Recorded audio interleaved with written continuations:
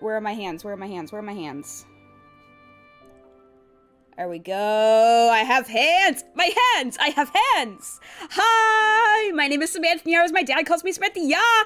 Oh my God. So many people. I say this every single time. I say this every single time. Always so many more people than I expect. You guys are amazing. Wow. Hello, hello, hello, Chelsea. Hello, Corey. Hello, Alex. It's great to see you all. So I don't know how many. Whoa, okay, I am bad at controlling my hands. It's okay, guys. I figured out how my hands work. Ooh. All right, so I don't know how many of you guys were around back in the day when I streamed. Whoa, did I just flip you guys off? Oh, this.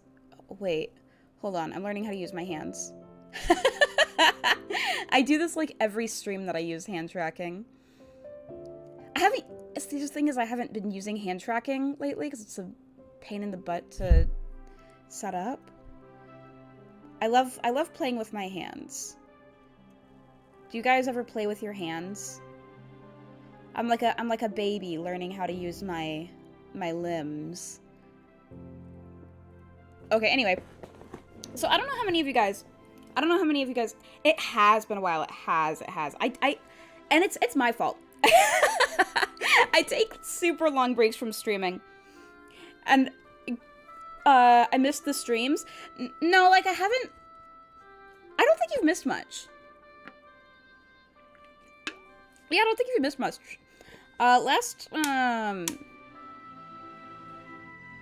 Yeah, no, you haven't missed much. I just haven't been streaming.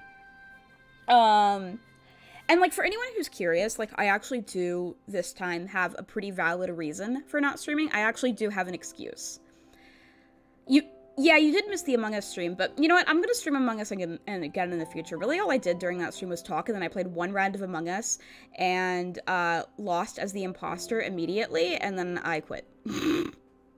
No, like, I'm totally gonna, stream Among Us again. Like, that was kind of like a, I didn't do much during that one, so I'm definitely gonna do Among Us very soon again. But I actually see these past few times that I've disappeared from the face of the earth, I've had no excuse for it. This time I actually do have a pretty good excuse. I have a fairly good excuse. I got a job.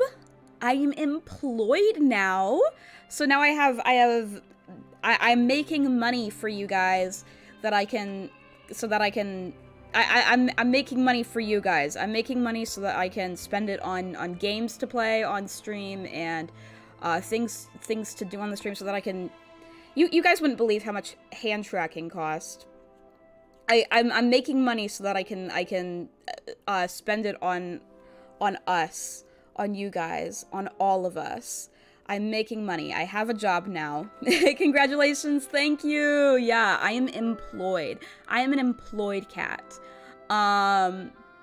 So moving up in the world, indeed. I'm very proud of myself, honestly. Not to toot my own horn, not to suck my own wiener, but no, I am proud of myself because getting a job is something that has been very daunting for me, and it was yeah, scary. So that's what I've been doing. That's what I've been up to. And that I think that's a pretty good reason for not streaming, honestly, but I'm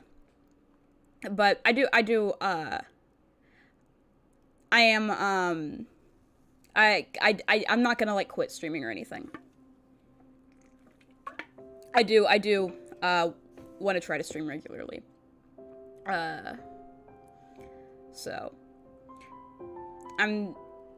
I just am trying to give myself some more responsibility and make some money. I gotta get that money, guys.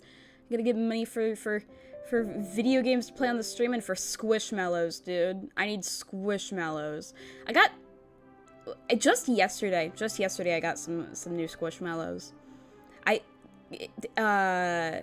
Yeah, they arrived in the mail. I was like, heck yeah, exactly, make the mines. Yeah, I'm gonna be a rich cat girl. So anyway, yeah, that's what I've been doing. And and today, actually the game I'm playing today is free because it's not even a full game, it's a demo. I don't know how many of you guys were around when I streamed Our Life Beginnings and Always. Yeah, that's what it's called. So I can never remember the full title. Our Life Beginnings and Always. I don't know how many of you guys were around for that, but months ago, I played this game called Our Life Beginnings and Always. That was a visual novel, and the premise was just that you dated this very cute boy named, given the insane number of streams it took surely most of us. Yeah, yeah, Cove is from the, yeah, like, but it was a while ago, though, is the thing. It was a while ago, and I know that, like, some of the people that that are here, like, might have, I don't know, they might have come here after I completed that game. I don't remember. But, like, yeah, so the premise is just that it's a visual novel where you date this cute boy named Cove. Cove with the beautiful, wonderful boy that Alex actually drew me with he's got green hair and curvy eyebrows, and I love him very much. And so the premise of the game is just that you grow up with him, your neighbors, and like you date and stuff. And it's very pog, he's very cute, and the people who made that game have made, or they are in the process of making a sequel called Our Life Now and Forever. You can see it right here. We've got it open. And the difference here now is that instead of dating a green-haired boy, we have a choice between two girls. Our life, but with girls? Oh my god, girls! I've never talked to a girl before. So yeah, we've got these two girls. So we're gonna meet these girls, see if they can if they can even compare to Cove. Will they even be close to Cove? Will they stand a chance against Cove? That is the question that we are going to ask ourselves this stream. Will these girls stand a chance against Cove? I genuinely don't know. I have a feeling that I'm not gonna like this as much as the first one. But you know what? When I started the first one, I was like, a dating sim where you only can date this one guy? That sounds lame. I probably won't even like him. So I don't know. This might be great. It's just a demo, so I literally don't know how long it is. It's probably like 30 minutes. I don't know when the full game is coming out. I have no clue. But yeah, this is probably really short, like 30 minutes. I don't know. But yeah, I'm definitely looking forward to it because I love the writing, the characters, and everything in the first Our Life. So it's been months since I talked to a girl IRL. Yeah, what am I gonna say to these Our Life girls? What are girls into? Maybe I should just talk to them the way that I talked to Cove in the first game. Okay, all right. Hello, ladies. Are you perhaps into anklets? Would it be cool if I wore an anklet? Did I tell you guys? I don't know if I can't remember if I talked about this on stream. If I talked about this on stream, it was not recent. But like, so probably a lot of you guys don't know this, but I need to point this out. There were multiple scenes actually where it was like made like a big deal in the first Our Life that Cove thinks anklets are sexy. Cove thinks anklets are sexy, and so in real life, I kid you not, I bought an anklet. I saw an anklet and I bought it and I wore it for Cove. He's not a real boy. He won't see my anklet, but it's the thought that Sam never wore anklets ever. I mean, I never wore anklets before playing Our Life, and then Our Life made me be like, no, now I need an anklet for my husband. I need to wear an anklet for my husband. Dude, I need an anklet on... Yeah, that just made me think I need an anklet in my cat girl form. I don't have an anklet in my cat girl form. I think that'd be hard to make, actually, now that I'm thinking about it. Yeah, I think that'd be hard to do. It's a thought that counts. Exactly. Okay, and also, I know that I'm like blabbering on instead of starting the game, but before we start this game, can I just like bring up the music? Because like when I opened up this game, like I don't know why, but this wasn't the music that I expected. It sounds so sad. This music sounds so sad. By the way, if it's too loud or too quiet, let me know, but it sounds so sad. Like it sounds like something that'd be in a freaking To the Moon game or something like that. Like, is this game gonna be sad? I didn't think it was gonna be sad. Oh, also something that I want to point out is Our Life Forever and Always, it revolved around a theme of summer. Like, every time that you're hanging out with Cove, it's during the summer. Like, you get the summer during when you were both kids, the summer when you're both teenagers, you know, so on. And you live on a beach and stuff, and so everything's summer themed. And so in this game, in this one, you can tell it's fall themed. So I guess this takes place during the fall, and so there's lots of autumn imagery. You have a drawing pad now from your birthday, and you'll redraw a lot of things that you drew last time. Yeah, you talked about that. I'm excited about that. Yeah, I want to do a Gartic phone stream very soon, so that you can use that. Yeah, I want to do a Gartic phone stream really soon for that. Because I wanna see what your drawings look like on the tablet. That's epic. All right.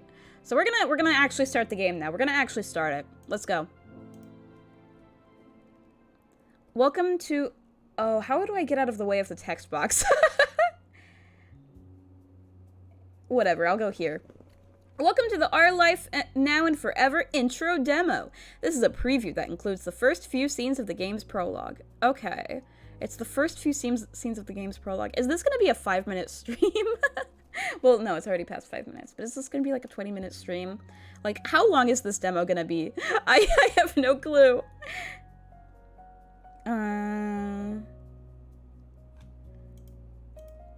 Expansions and improvements to the game will come out as time goes on. For example, the finished version will have partial voice acting. This initial demo doesn't have any voiced lines. Yeah, the first Our Life was like that too, where some lines are voiced, and also Cove can say your name. That's a thing. So I guess they're going to have that for this, but they haven't yet. Have they casted voice actors for this yet? Because I wanna be a voice actor for Our Life Now and Forever. GB Patch Games, if you're watching this, please cast me in Our Life Now and Forever. I'm 100% serious. I want to be the voice of one of these girls. Because I actually saw, like, when they were casting people for, I think it was... Yeah, so they came out with a DLC for the original game where you can date Derek. And, like, no offense, GB Patch Games, I love you, but, like, I'm not buying that DLC. I do not care about Derek. But, yeah, I saw that they had, like, a thing where they posted, like, oh, we're looking for voice actors to audition. Yo, if they do that for this, I'm auditioning. I want to audition. Hire me. When the game is complete, the entire story will be playable from start to end for free. Nice. However, optional paid DLCs will be available to add in even more scenes. Yeah, so this is exactly how the first game was. Like, that doesn't surprise me at all. That's exactly what I expected. I expected that it would be just like the first game.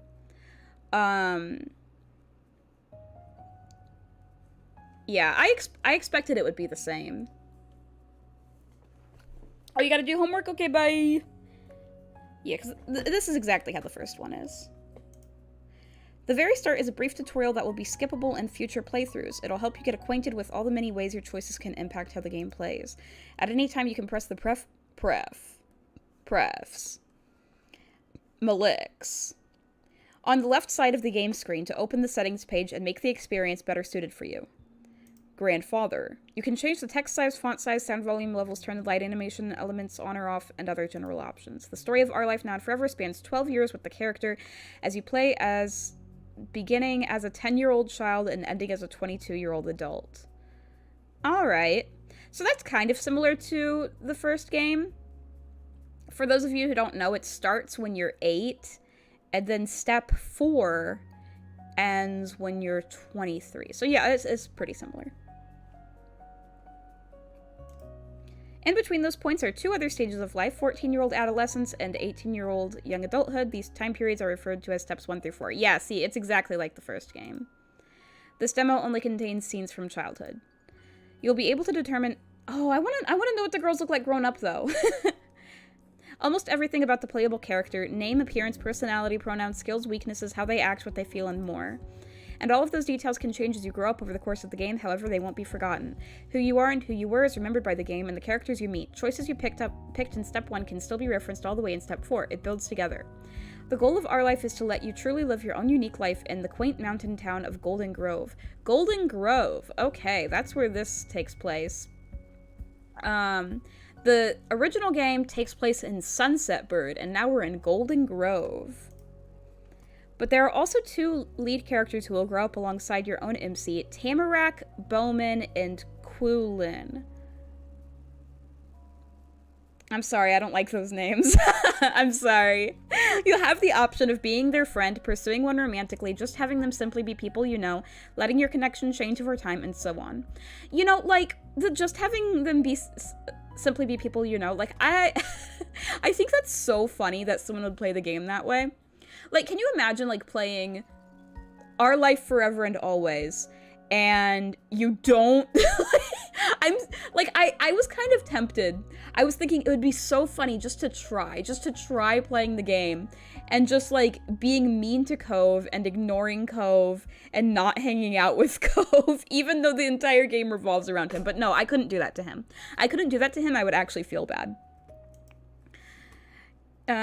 Your relationship is customizable and progresses at whatever rate you want it to if you want it to, though there are a couple limits to what you can do. So this is like if Undertale stuck to being a dating sim with your choices mattering and the game remembers.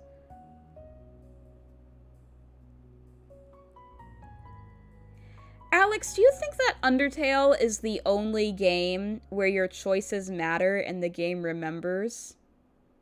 Do you think that's the only game that does that?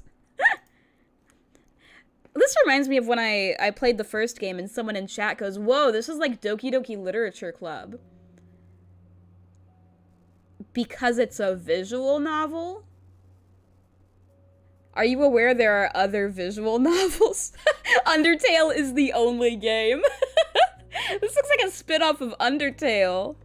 Hey guys, this looks like a spin-off of Our Life. Actually, wait, did they say spin-off or did they say knockoff? I don't remember what they said. No other games exist. So true.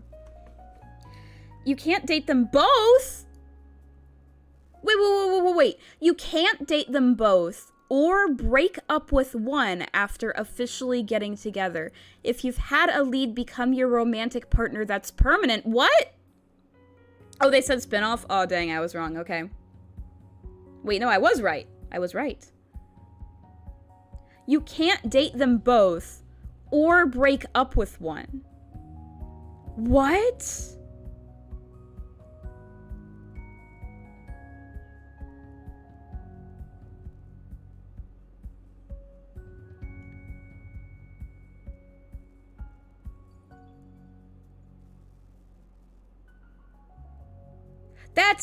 That's lame. Okay, I'm just gonna say it. That's lame.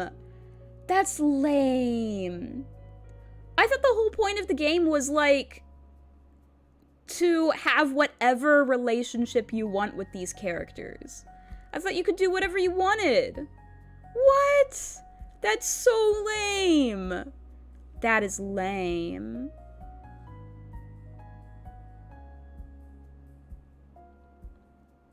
Are you able to break up with Cove? I think you're able to break up with Cove. So why can't you break up with either of the... I feel like you should be allowed to either date them both at the same time, or to, like, date one and then break up with them and then, like, date the other. Like, I feel like that limits your choices so much. That limits your choices a lot. That's very limiting. I'm gonna be honest, I didn't expect something this limiting from the game. Not gonna lie. That's disappointing. What if I end up liking both of them? To be fair, it's the demo, maybe it'll change. Yeah, maybe. Honestly, what might happen is they might get enough complaints about it. They might get enough people saying that they want to date both at the same time that they might change it. Tamarack is a little girl, she, her, when you meet her, and she always identifies as a woman. I don't want to be disrespectful. How do you pronounce this? Oh! Oh, I thought they were both girls!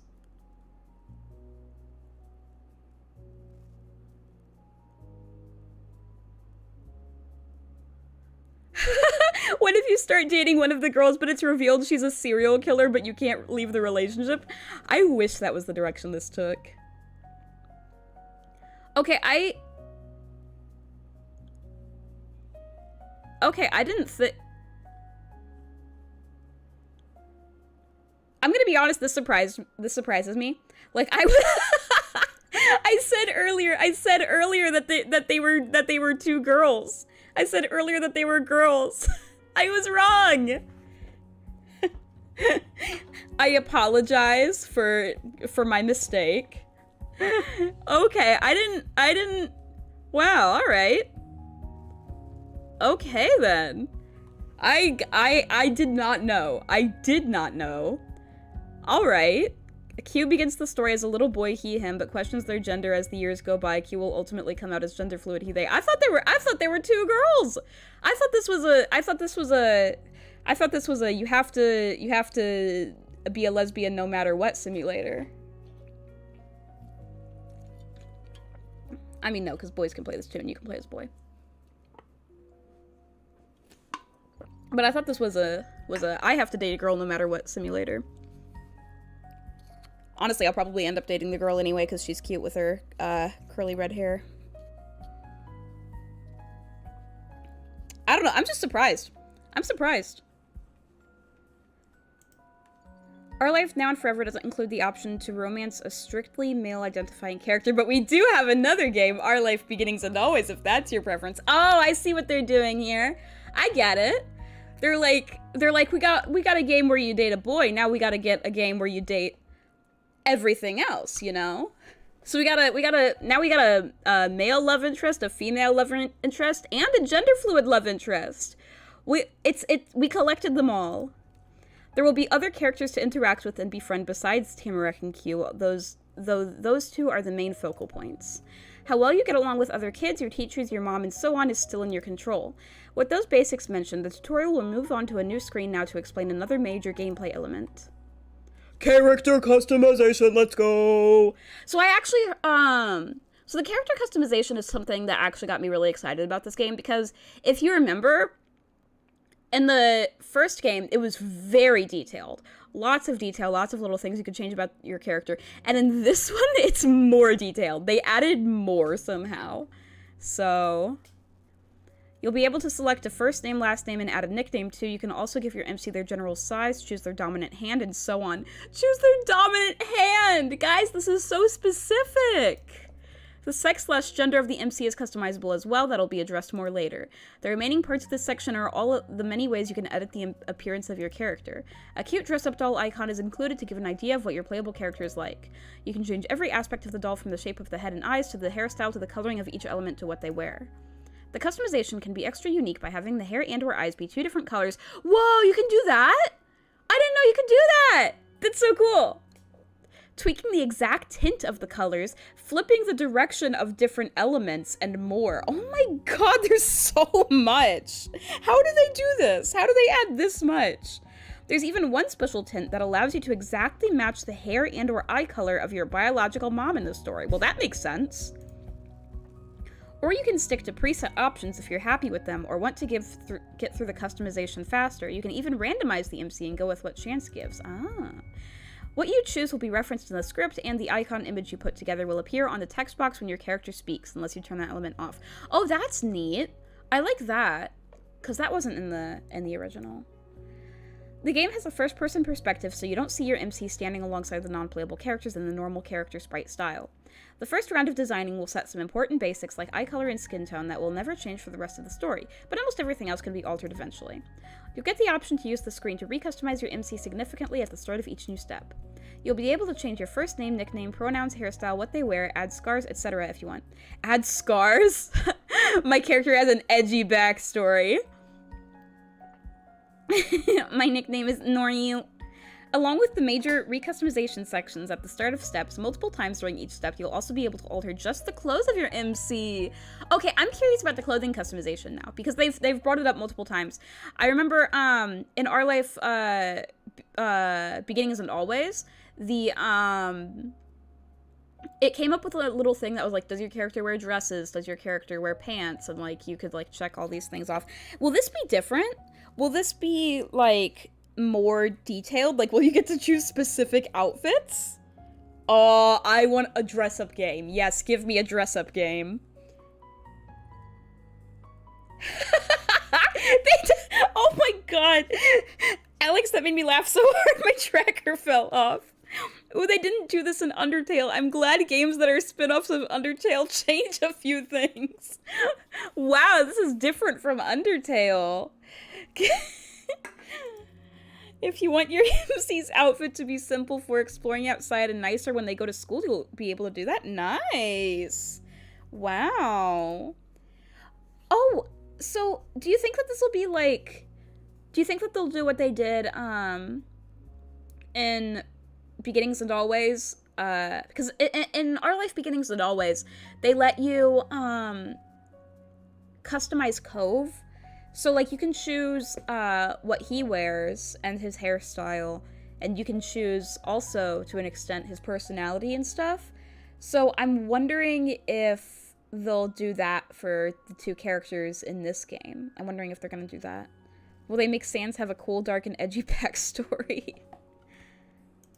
Oh, I didn't read that, but it was something about face piercings. I don't want face piercings. That's everything for this initial screen, so we'll let you begin. More tutorial sections will pop up as you reach new gameplay features. Thank you so much for playing. We hope you have fun. I'm already having fun. I'm excited. Face shape. There's a lot of options. Let's do this one. I like how round it is. I'm a round boy. Oh, I click on the... Oh! And then the tint? Whoa. Okay, I'm moving out of the way for this. Look at this, guys. It's like The Sims. This is like Sims level customization. Hue, lightness, saturation. What? Whoa, check that out. Check this out. Make Weenus? I'm not playing as Weenus. I want to play as myself. At least for my first... I don't know. I'm playing as myself. Let's see. They do look like Animal Crossing characters. They do. Hits both of the love interests with a car. Exactly. That's why I'm not playing as Weenus, because that's what Weenus would do. Alright. Let's go with the really light one. They both backflip over the car and stab her. Yeah. Yeah, this is like an Animal Crossing art style. You're right about that. It also kind of looks like a pit crew. I feel like I'm doing a pit crew right now. Okay, I'm going with the default light skin tone. And eyes. Oh, look at those eyelashes. Well, they're covered by my bangs, but they're still cute. I like the cute eyelashes. I want cute eyelashes. And oh, heterochromia. I want, oh, I can save the colors. This is crazy, man. This is crazy. Yo, Orange Crewmate, welcome. It's so great to see you, Orange Crewmate. Hue. Hue is the name of the butterfly in Barbie Fairytopia. Lightness. Okay, yeah, we need a dark blue. Saturation.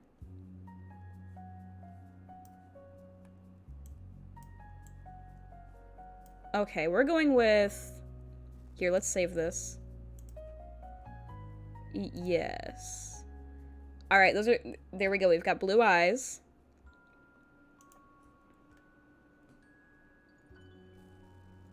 You're going to school soon? Alright, have a great day at school. Hair... Oh, there's gonna be so many options. I'm overwhelmed. I'm overwhelmed. Oh, that's... Oh, these are so pretty. These hairstyles are so pretty. Look at these braids. Look at the cute little braids. Oh my god, so cute. Look how, like, cute and messy it is. Oh my god. It's so cute. Okay, this is cute. This, I like this. But I want to, like, match my, like, bangs. Noryu! What if I just made Noryu?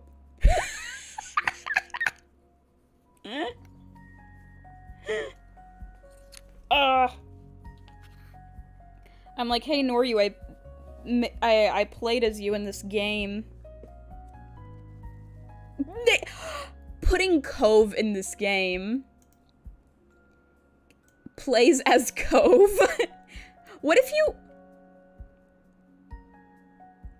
played the original Our Life as Cove? Like, what if you, in that game, named yourself Cove and made yourself look like Cove and all that?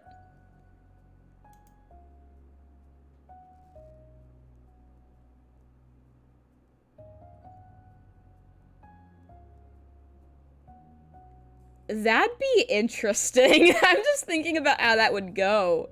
Like, I don't think that any of the characters would say anything, like, about it. Like, I think that if you named yourself Cove, I don't think that Cove would go, oh wow, you have the same name as me. Like, they probably didn't program that in. I was just thinking that, Delaney, but I didn't want to say that out loud. I was gonna be like, well, that would be, and then I was like, no, I'm not gonna say that.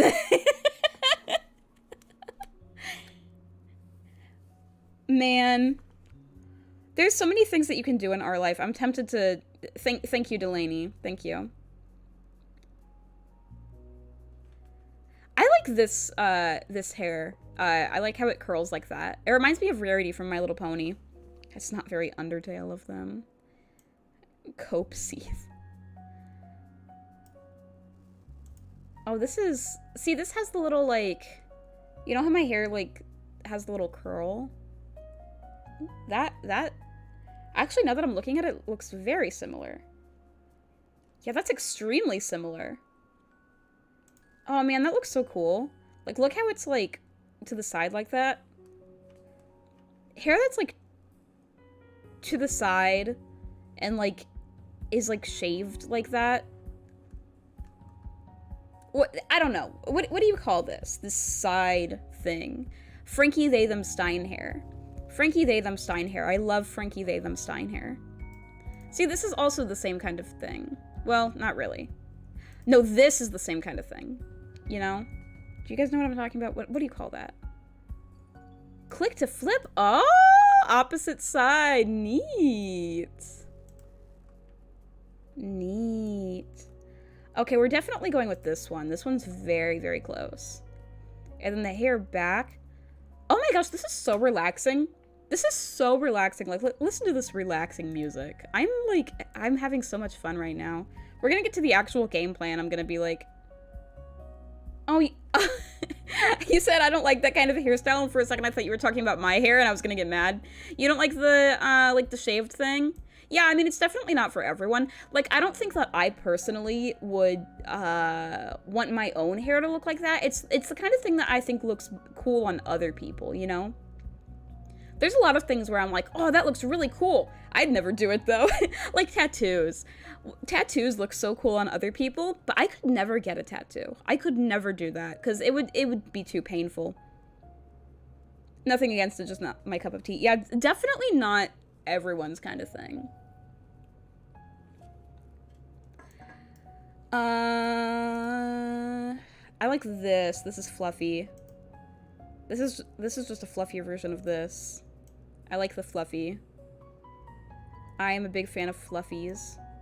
Oh, that's cute. Little. Oh, that's also fluffy. Oh. Oh no, definitely this one. This one's fluffier. This one's so, oh my god, look how cute she is already. Look how cute. Oh, look at those curls. Look at those little pigtails. Oh, look at that ponytail. Oh man, I'm enjoying this game. This is a good game, 10 out of 10. Even though you can't be polyamorous. Even though you can't be polyamorous, I forgive them for that. Oh, that's pretty.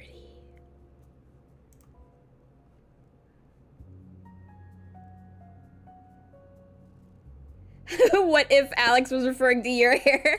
I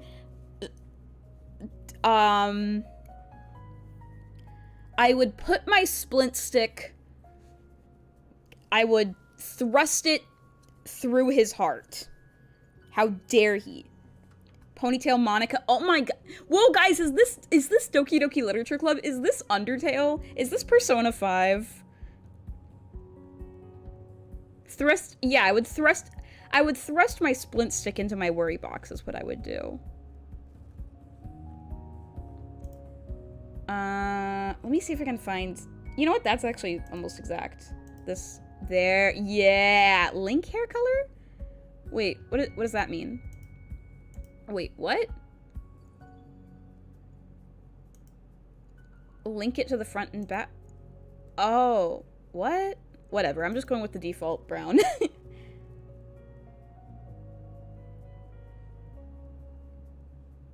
I actually love Sam's V-model hairstyle. It's very fun to draw it. It's really fun to draw, TBH. Oh, I'm glad you think so. Hi, Cadence! Welcome, Cadence! Yo!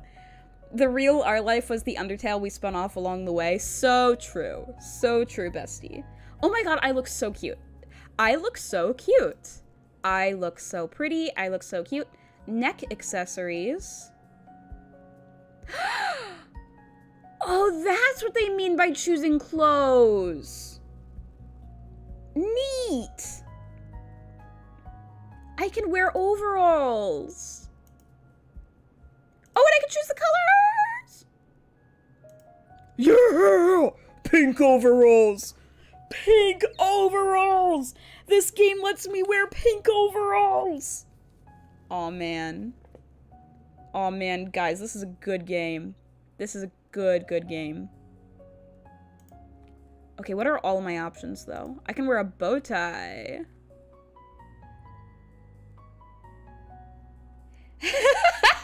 You're right, Delaney. I'm gonna date myself. Yeah, I'm playing a spin-off of Undertale and Doki Doki Literature Club. And it's inspired by Persona 5. Neck accessories. Oh, okay, so I can wear a hoodie. I can wear a scarf. Keep myself warm. Head accessories. Where are cat ears? I need cat ears. Oh, the bow is cute. The bow is cute. Oh, neat. The bow is cute. The bow is cute. Glasses, bandages. Alright. Oh, I was bitten by a vampire. Oh, hold on. You can't see it because I put on the... Here, I'm taking this off too. Look, I was bitten by a vampire. Alright, now we're going with... So I don't like any of the accessories except the bow. I like the bow. But Wait, where did all these come from? I didn't see... I didn't scroll up. I didn't scroll up. I didn't see these. Okay, so... There's this shirt. There's these flowers. Okay, well, we're definitely going with the overalls. We could make them blue instead of pink. No, we're doing pink. We're going with that pink. And... yeah, all the neck accessories are kind of uggo. Do I want a bow, though? Do I... whoa, what did I just do? What did I just do? Oh, please. Please tell me I didn't undo all that. Wait, what did I just do?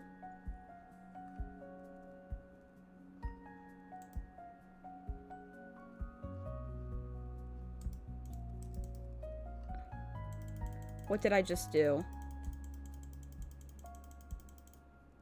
Oh no. Oh no, oh nor! Oh nor! It's fine, I can redo it really quickly. This never happened. It's fine. I'm fine. No, what did I just... okay, it's fine. I'm gonna save. I didn't do anything, but I'm gonna save. Oh, no. Oh, okay, actually, it saved this, so that's fine. Oh, man. Okay, it's fine. I can find what I did. I don't know how I went back like that. I think I, like, scrolled backwards or something. How did I do that?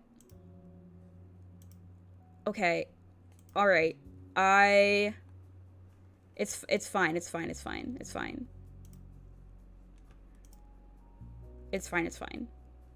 We're fine. Do I want the bow? That's an important question. Are we going with the bow? Do we want the bow? The bow is cute. We're wearing the bow. Everyone.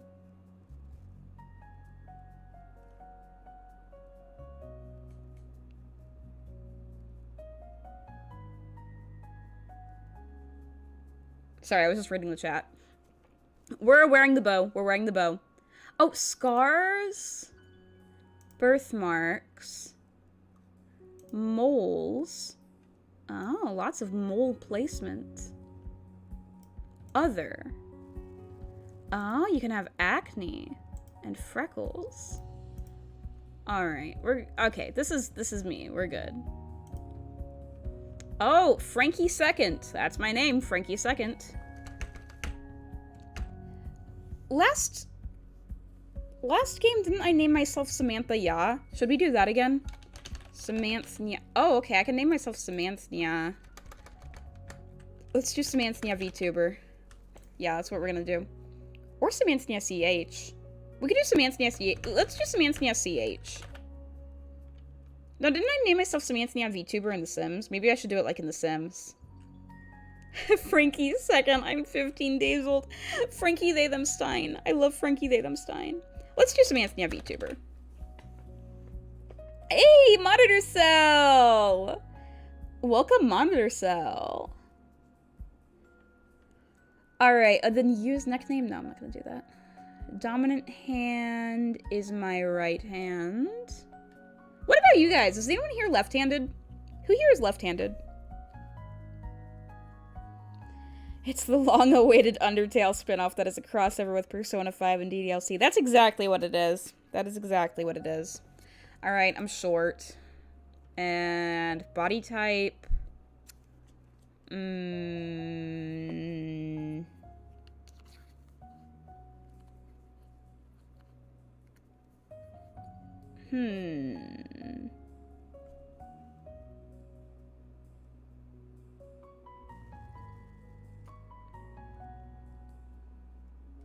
Medium. Akechi is left-handed. Whoa! Oh, wow. Okay, this is a lot. Whoa. Wow. I'm immediately overwhelmed looking at all of this. Okay, wow. Hello from the tutorial again. Now you'll get to customize the identity of your MC. Like the MC's appearance, you can make this aspect of your character as personalized as you want or not make use of the more specific elements. Determining the gender the MC was assigned at birth, what pronouns they use if they use multiple pronouns, adding in your own custom pronouns, selecting which gendered terms they're comfortable with, and such can all be up to you. There's so many pronoun options, like, I mean, like, in the sense that you can change, which pronouns are used over time, and, like, you can have them use multiple pronouns, and, like, you can see, like, I like saw previews of this, like I read about this and stuff. They made it so that you can change the frequency of which pronouns are used for them. So many things, wow.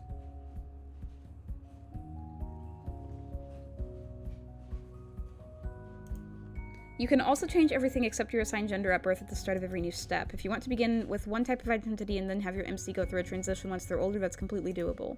Feel free to select whatever feels the most comfortable at this stage of the story. Alright. Okay, I kind of just want to take a look at... Whoa. Neat. That's so cool. Look at this. Look at the custom pronouns, guys. You can put in whatever you want. Pog! You can put anything in here. Nice! That's awesome. That's awesome. Okay, yeah, she, her, female, Mr. Madame. Madame Samantha. What are the kitty cats doing in there? What are they getting into? What are you doing?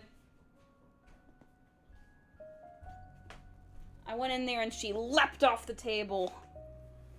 She knew I caught her. Every 60 seconds, someone is in Africa. Press F to pay respects. F.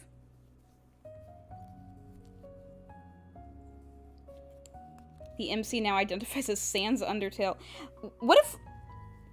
I mean, hypothetically, if you wanted to, you could change your pronouns to be Sans. That is a thing that you could do in this game, I suppose.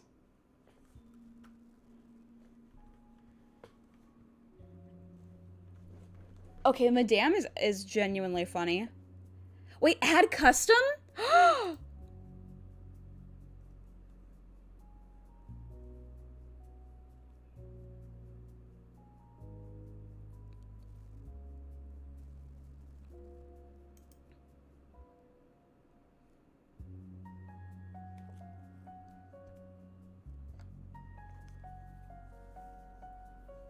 What are we putting in here, boys?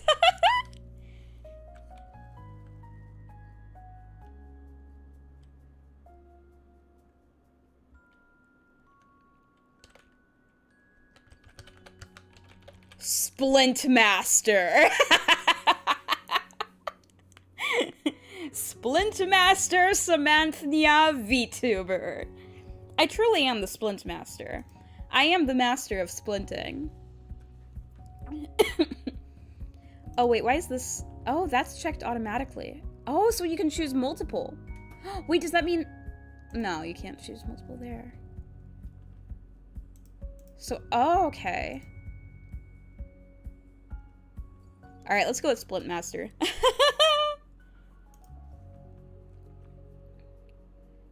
Feminine leaning. How would you like people to refer to you? Masculine leaning, son, boy. Feminine leaning, daughter, girl. Neutral leaning, child, person. Advanced. What does advanced do? Family terms, son, daughter, child. Identity terms, boy, girl, kid, person. Interesting! Look how cool this is, guys! That's so interesting. Okay, let's go with the feminine leaning. Oh! I can choose what my mom looks like. Okay. That... Sure. That's not what I expected. Like... Because, I mean... I was like, can I do what I did in the first game and choose what my love interest wears and stuff? And they're like, no, you're gonna make your mommy. You're going to create your mommy.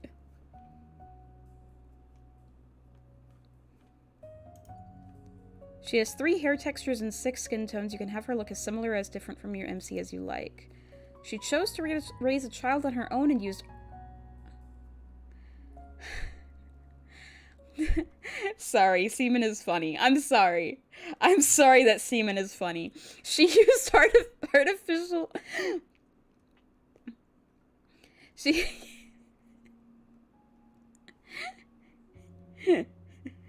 used artificial insemination to give birth to your character.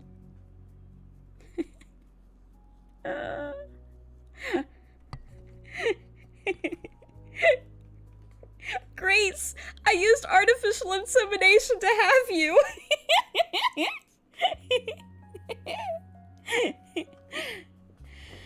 Okay, so if your character happens to look nothing like their mom, it can be assumed that they take after their off-screen father instead.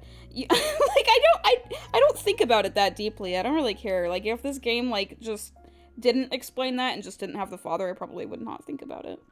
But thank you for the clarification, game. You'll also get to choose what term your character refers to her by. Currently, it must be a title in order to make sense in the script. If you enter in her first name, the phrasing won't make sense. Oh, okay, that makes sense. Later builds of the game may be suited for calling her by her name instead of a title. You'll also be able to change the title you used for her at the start of every new step. Her skin tone and hair texture will remain consistent for the rest of the game. Alright, we'll do... Oh, there's not a lot of options.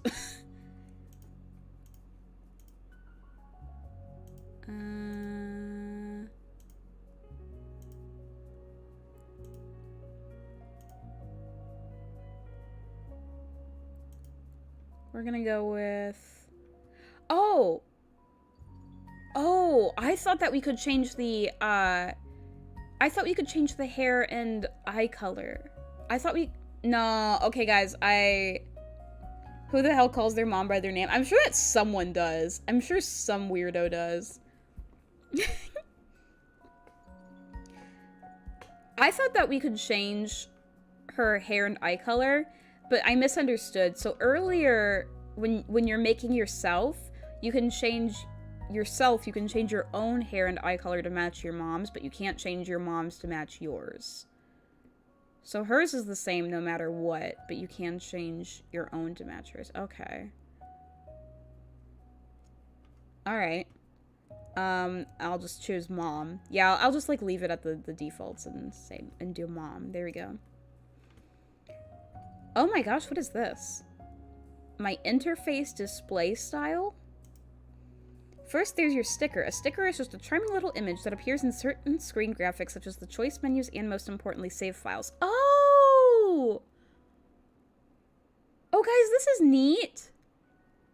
I get it. So you have a little image that shows up in your save files so that you know what save you're on. Like, so if you do, like, 2 different playthroughs, you have one playthrough be the Beetle playthrough, one be the Jam playthrough, and then you can mark it with that, and you'll know which save is which playthrough is which. That's helpful. That's really good for a game like this. That's awesome. Your mom is default. Did Turd go to get milk?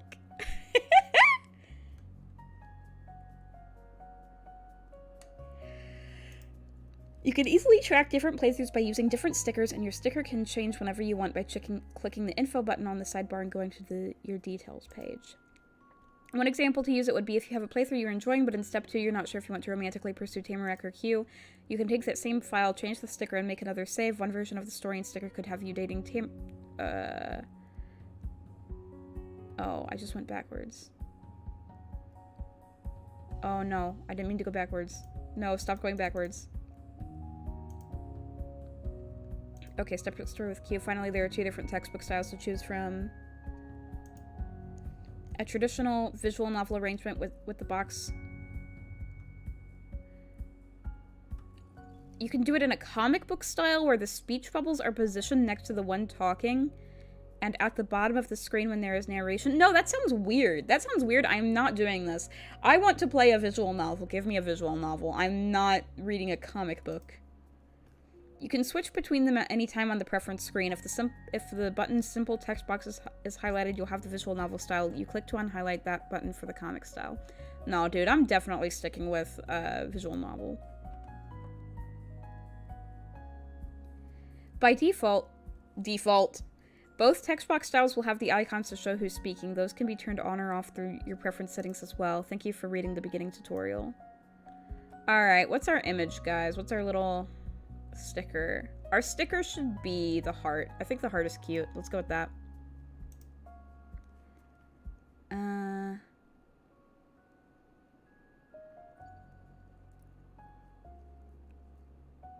With icons, visual novel. There we go. Alright, here we go. The actual game. We're getting into the actual game, the actual story. We're playing the game after an hour.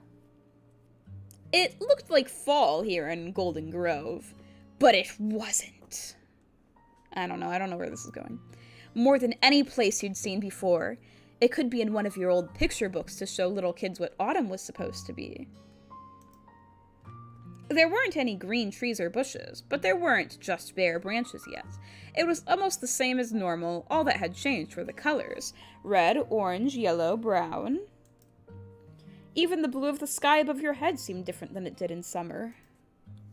It wasn't as bright either, as though it had gotten tired of sparkling by this late in the year, or like it was even farther away from you now that you were in this place.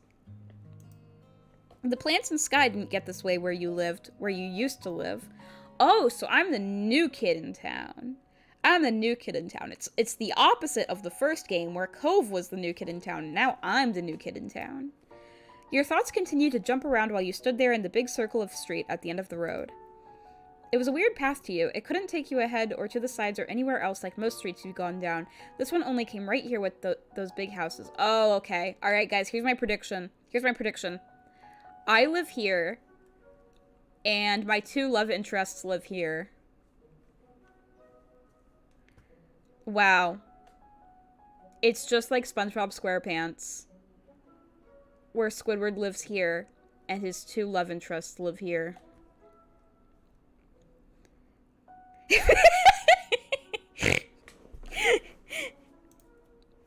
The view in front of you was something you'd only ever seen in photos before from stapled together papers that advertised the middle house being for sale.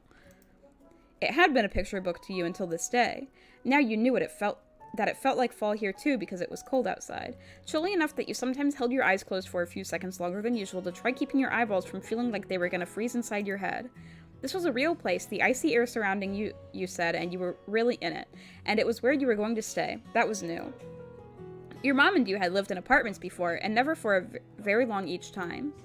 That was until she'd gotten a big job in this not that big town and bought a big house. You wouldn't be going anywhere else for a long time. What's my mom's job? That'd be really funny if they talked about...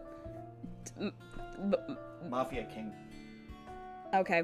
I just think it'd be really funny if the game was like... If the game told me about my mom getting artificially inseminated but didn't tell me what her job was. Now in that moment, you couldn't imagine being there forever. But that's just the way it was. The old tan house at the very end of the long round road was now your house, standing tall with two others by its sides. Those buildings were homes too, with their own people living inside, and those people in those ancient houses were going to be your neighbors. I wonder who they are! I wonder who they are! Okay, I'm gonna guess that... I just want to say, like... I'm gonna guess that Tamarac's gonna be in this one. And that Q is gonna be in this one. I'm guessing that because of the colors. The colors remind me of them. The Tamarack one is like more of an orangish, and then the Q one's more, is like dark. It's like black. So it reminds me of their hair colors is what I'm saying. The colors match them. Oh, okay, I guess I'm saving. Because I clicked on that on accident. Oh, a choice. Okay. Alright, so this... Yeah, so this is definitely going to be like the first Our Life. This is one of the few times Sam didn't spend a lot in the character select screen. Well, to be fair, it didn't have as much as, like, The Sims. for instance, so it seemed okay to you. You felt kind of mixed up inside. You were super excited about everything happening. You were mad. There wasn't much you felt about that. It all made you so sad. You felt scared. This would really be something, you thought. It seemed okay to me. Nothing was going to be the same, but you were alright with that. And it was even better because you'd be doing this with your mom. And it was good that that part was nice since your mom was no fun. I haven't met my mom. I haven't met her. How am I supposed to know if she's... How am I supposed to know if she's no fun or not? Is she no fun? Am I just... Okay. All that I know about my mom is that she was artificially inseminated. That is all I know about her. Does that mean she's no fun? I'm gonna be nice to my mom. It was even better because you'd be doing this with your mom. You'd have so much fun together. Samantha, come on over. I don't know how to voice my mom. Samantha, come on over and take a look. Oh, that was your mom's voice. Maybe they lied about artificial insemination so that you would not ask about who your true father is. Okay. Oh, that was your mom's voice. You hadn't noticed she'd gotten so far. You wasted no time catching up in order to reunite with her. Off the cul-de-sac road and cutting across lines of grass and sidewalk, you reached the picket fence your mom had called from. The gate was unlocked. They seem to be emphasizing the mom a lot. Is she gonna die or something? I don't think so. I don't think so. I don't think you should be worried about that. I highly doubt that the mom is gonna die. Cause like that doesn't seem like something that would happen in an Our Life game. Like that I think that seems too dark for one of these games. Unlike the other houses, in front of yours was the tiny gray-stoned walkway that led up to a couple little steps, and those steps led to the door. You walked along the private path, making sure each foot landed squarely on a rock and not on one of the dirt cracks in between until you arrived at the end of the line. Then you hopped up the tiny stairs to stand beside your mom. And there you're- oh, okay, nice. My mom has a sprite. Oh, is that why we couldn't, like, change the colors and stuff? Because she already has a sprite? I don't know. And there your mom was, standing at the edge of the porch, arms folded and waiting. If it ain't dark, it's not a true Undertale spin-off. Well, maybe it isn't a true Undertale spin-off. She must have been... Oh my god. Guys, my eyes skipped, and I read this as, she must have been twerking. I saw the word twisting, and I misread it for a split second, as twerking. She must have been moving around before because the shiny opal earrings she had on were twisting from side to side a little bit. They were twerking from side to side a little bit. Her earrings are twerking.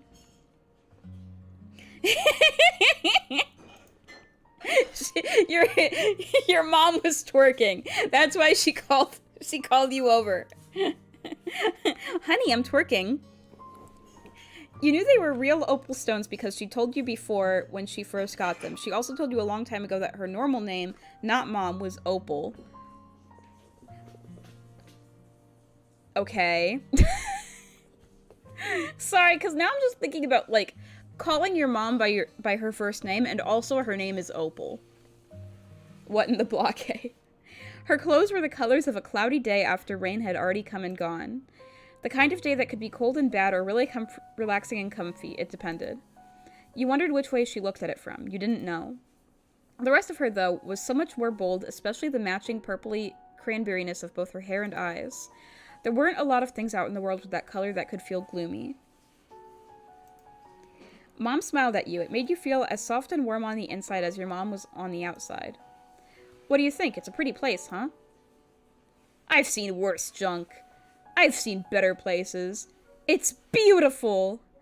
I'm gonna have my own room, right? It stinks, you said bluntly. It stinks, you said jokingly. It's okay, I guess. You stared at her blankly. You nodded eagerly. You shook your head furiously. I want to do all of these. I want to do all of these in that order.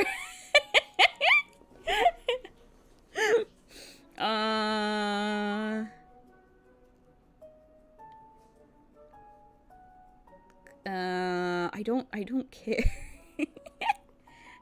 Sure, why not?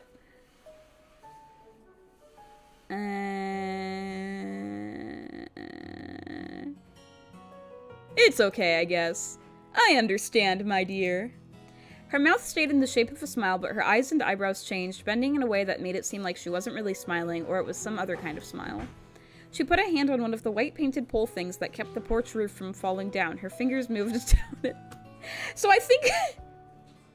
One of the white painted pole things that kept the porch roof from falling down.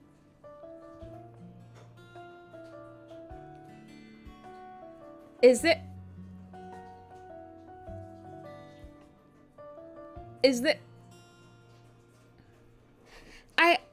I feel like the reason that they worded it like that is because I'm supposed to be a child.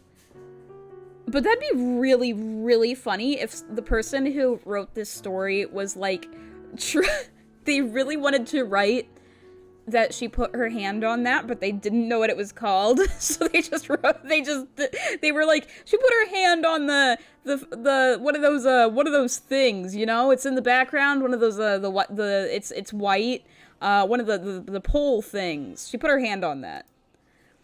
Won't be too much longer. The real estate agent should be here to hand over the keys in a couple hours or so. Then it'll be official. We'll be the newest residents of Golden Grove. Oh, we don't have the keys? We can't go inside. Exact opposite of Zero Escape writing, but same spectrum. Exactly.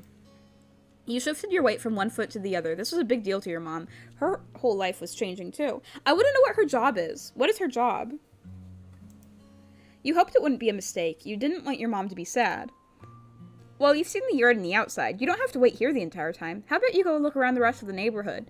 Yes, dude, I want to meet my love interests. I need to meet my love interests so that I can simp for them. I need to simp. Mother, I must simp. Let me go so I can simp. She bent down, placing her hands on her knees in order to speak directly to you on the same level. It's a safe town, especially in this area. You'll be able to play freely out here. You perked right up at the suggestion. You jumped up happily. Your eyes went wide in fear. You huffed unhappily. You merely shrugged. You covered your face with your hands, not wanting to go. You turned your face away from her in defiance. I'm gonna shrug. Mom went back to her normal way of standing with her head up high and arms folded. It's okay to be nervous. That doesn't have to change, but sometimes doing something even when you're unsure is for the best. This is one of those times. You might find you're braver than you think you are. Just don't stray into any other streets today. Yes, Mom, that's not fair. I won't, promise. You didn't care about rules, but you kept that to yourself. You gave a thumbs up. You grumbled about the restriction. Yes, Mom. Thank you, I trust you. With that, you let your gaze fall down the steps across the path into the gated fence. You took a half step in that direction. Mom pushed the air in front of her in a gesture to encourage you to go forward. You kept moving, putting one foot in front of the other. Alright, where are my love interests? Hey, yo, look at the houses. Your shoes are really squished into the dirt part when you... The dirt part? When you crossed from where you were down to the solid road. The dirt part of what?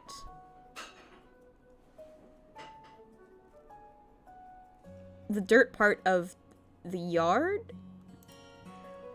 The smell of the grass and rain-softened ground, crisp though somehow also kind of musty, hung in the air, bringing a whole new year of school with it. You are going to be a 5th grader! It would be completely different from being just a 4th grader, and not just because you'd be attending a new school. You'd be in the highest grade of the place. Maybe that was why your mom was so sure you could do this by yourself. You were growing up. But she was wrong. You weren't ready, no matter how many adults said so. Then, before you took one more step, there was a faint tap against your shoulder. It was barely stronger than the wind, but it was definitely something, and it was completely out of nowhere. And it was this guy who said, "Here, I'll give you $20 if you be friends with my son." Huh, you wondered what that was. You jumped straight in the air out of shock. Both your fists went up defensively. You screamed. You rubbed your shoulder, feeling annoyed at whatever it was. It was a ghost, you deduced. It's a ghost. Okay, you wondered what it was. It was kind of weird. You slowly glanced down to the right and the left, trying to get any idea of where the poke could have come from. No one was there. The neighborhood was empty except for you. Okay, it was a ghost. I'm convinced now. It was a ghost. You would have settled on it being a mystery forever if you hadn't noticed there was a thing left behind from the encounter. Sitting there in between the muddy brown blades of grass was something new. Okay, I'm really silly, guys. I'm very silly. I didn't... For a second, I genuinely thought that the thing was a piece of paper with a drawing of a paper airplane on it. For some reason, for a minute, it didn't occur to me that the game would be showing me items with this outline around it, this border. I assumed this was part of it, of what I was seeing. So I thought... I thought that it was like a piece of paper with this on it. But no, it's just a paper airplane, okay. Who would throw this at a stranger, and why would they disappear after doing it? As you considered those questions, your gaze shifted back towards the right, the side of the street where the tap came from. Whoever sent this to you had to have gone that way. You crouched down to grab it, wanting to get some kind of answer to what had happened. The paper didn't feel the same crinkly, crackly way most normal paper did. It was thicker somehow, almost like a piece of cloth. It was cottony. That wasn't the only part that stood out. The page was a tan color with dark brown lines, not white and blue or black, not white and blue or white and black or something regular. More questions to add to the confusion. Where would paper like that have come from? You turned the paper airplane around in your hands and squinted your eyes keenly. There were pencil markings on the underside. The paper had scribbles or maybe even words on it. That was enough of a sign to undo the shape someone had put together. You pulled out the flaps of the plane and flattened it out between your palms as best you could. It was true! The paper airplane had a message on it. Well, maybe, you thought. There were some words on it, but not a lot, and they were on different lines from each other. Well, what are the words? You read over each tiny part from top to bottom. Hello. Go out. Hide out. And then in the bottom corner was Samantha VTuber. They know my name. Your name! It had been addressed to you personally. There was no mistake that you were the one meant to get that plane. You scrunched up your face. A person wrote stuff on a piece of paper, turned it into a paper airplane, threw it at another person, and the message they sent was that. That was too weird for you. This was so cool. This was a mystery worth solving. This was stupid. This scared you. This was something. It's a mystery worth solving. I want to know who this was and what they meant. Maybe the words were a code you had to break. You had to tell your mom right now. You were going to get to the bottom of this. You were done exploring. It was time to go back to that house. You just wanted to get back to looking around. No, I want to get to the bottom of this. Someone or something had to have sent this to you. You weren't going to stop until you find out who and why. Past the parts where the light shone through the clouds and the parts where it got darker, you began your investigation by heading in the same direction the paper had hit you from. The half circle of houses was out of sight by the time the normal sidewalk ended, and it really ended. Instead of connecting to another street with homes or stores, there was a car road behind you and a bunch of trees and plain ground in the front. I'd be legit scared if that happened. Yeah, like I was thinking both, that I'd want to know who it was and also that I'd be scared. But I just chose the I want to know who it is thing. But yeah, I'd be scared too, of course. Going down the road would have to bring you to the rest of the town eventually, but you were sure that would be straying too far, like your mom warned against. That was okay, you had other options. Bending in... Whoa, look at this screen. Whoa, check that out. Bending in between the dark trunks and bright leaves were two lines stamped out through the grass. They went in opposite directions. Whoa, it's a metaphor. It was a crossroads. No, it's a metaphor. One led more towards where the neighborhood was, but back further, right on the edge of where the forest started. You exploded a truck by accident in Subnautica? Oh no.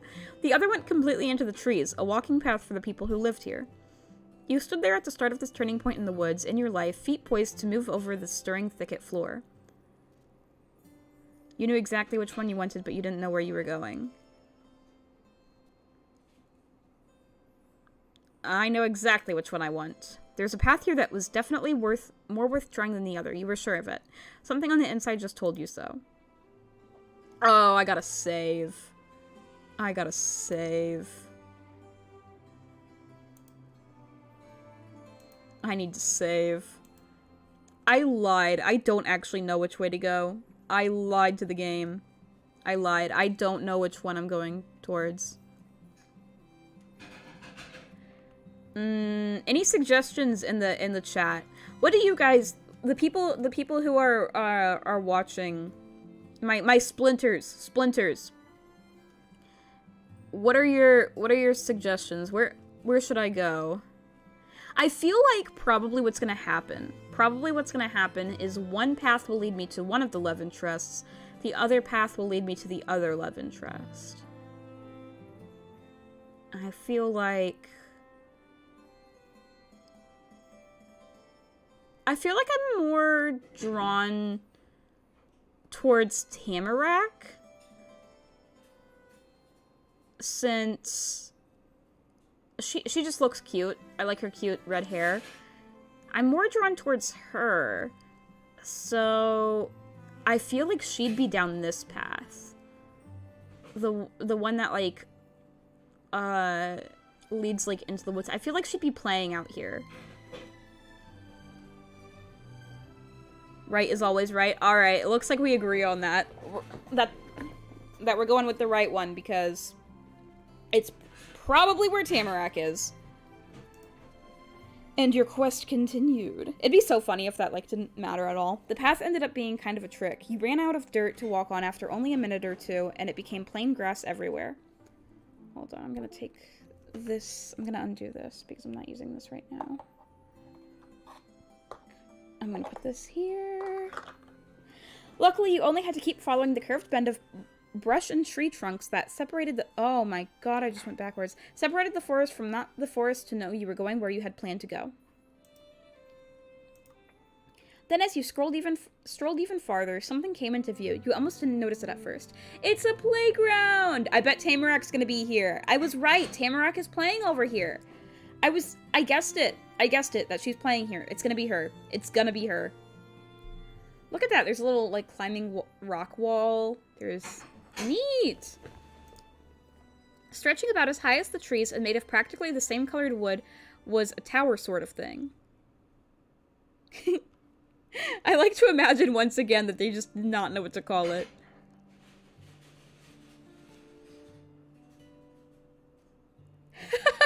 Now kids, under normal circumstances, you don't choose which road to go. You go ask your parents for help because some random stranger sent you a note that contained your name, yeah. The bottom of it was mostly empty space with thin stick poles at the corners and only one full wall. There were little fake rocks stuck to the boards of the wall side, probably for people to climb on. Above was an actual floor with a slanty roof and railings around. Some ropes dangled off it in multiple places. The thought came to you that it had the same feeling as a tree house, except not in a tree. It definitely wasn't a real house. You might have found a local playground. Curiously, you— oh, okay, I'm gonna save again, because I did that on accident. You moved closer until you were right in front, and that's when you came to the shocking realization that there was something up there at the top. It's gonna be Tamarack. I squinted to try seeing more clearly, and your neck bent back so far your head might fall off. You could make out a lumpy pile. You just stood there looking, you shouted out, you gave the base of the tower a swift kick. You gave the base of the tower a good shake with both hands. You grabbed onto the parts sticking out to try climbing up there. I'm gonna climb up there. Yeah, I'm gonna climb up there. Reaching one hand higher and the other closer to anchor yourself, you grabbed hold of different fake rocks attached to the wall. You then situated one of your feet onto the lowest climbing point. You huffed and strained your arms to pull. The foot on the rock then carried all your weight as you lifted the other into the air. It was tricky, but you got the second foot against the rock of its own that was higher up than the first. You'd made it fully off the ground. The sudden sound of a clattering ruckus from inside the fort made you flinch in place. It was a scrambling, thudding noise that you knew came from movement. That lump stopped being just a lump. It shot right up, bent right over the railing, peered down, and saw you. It's Tamarack. No! I was wrong! I was wrong! It's the other one! It's the other one! I was wrong! I was wrong! It was a kid! Who were they? That's all you could wonder. It's cute. You couldn't look away from their eyes. They were really deep brown. Yeah, they're like Delaney's eyes. They had a pointy hairline, you noticed. You liked the fluffy hooded coat they had on. That was the prettiest person you'd ever seen.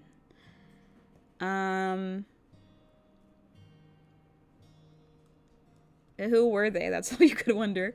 Your hands started to shake as you held yourself up against the wall. You had to step back onto the grass. The person stayed put.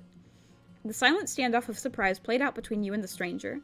Then, altogether, one half of their mouth, one of their eyebrows, and one of their hands shifted upwards. That lopsided pose they had and the fact that they were at the top of a tower... Can you pause that and get your sister? I have a mild emergency. Oh my goodness. I'm sorry, guys. Hold on.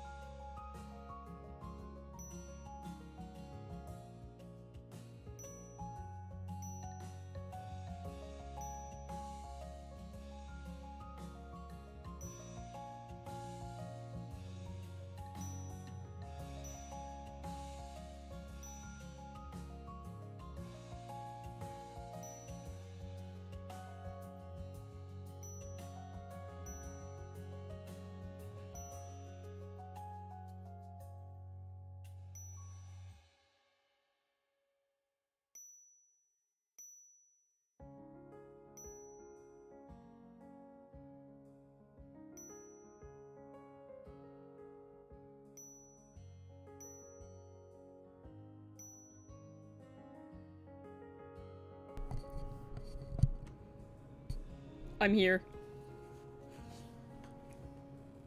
I'm here.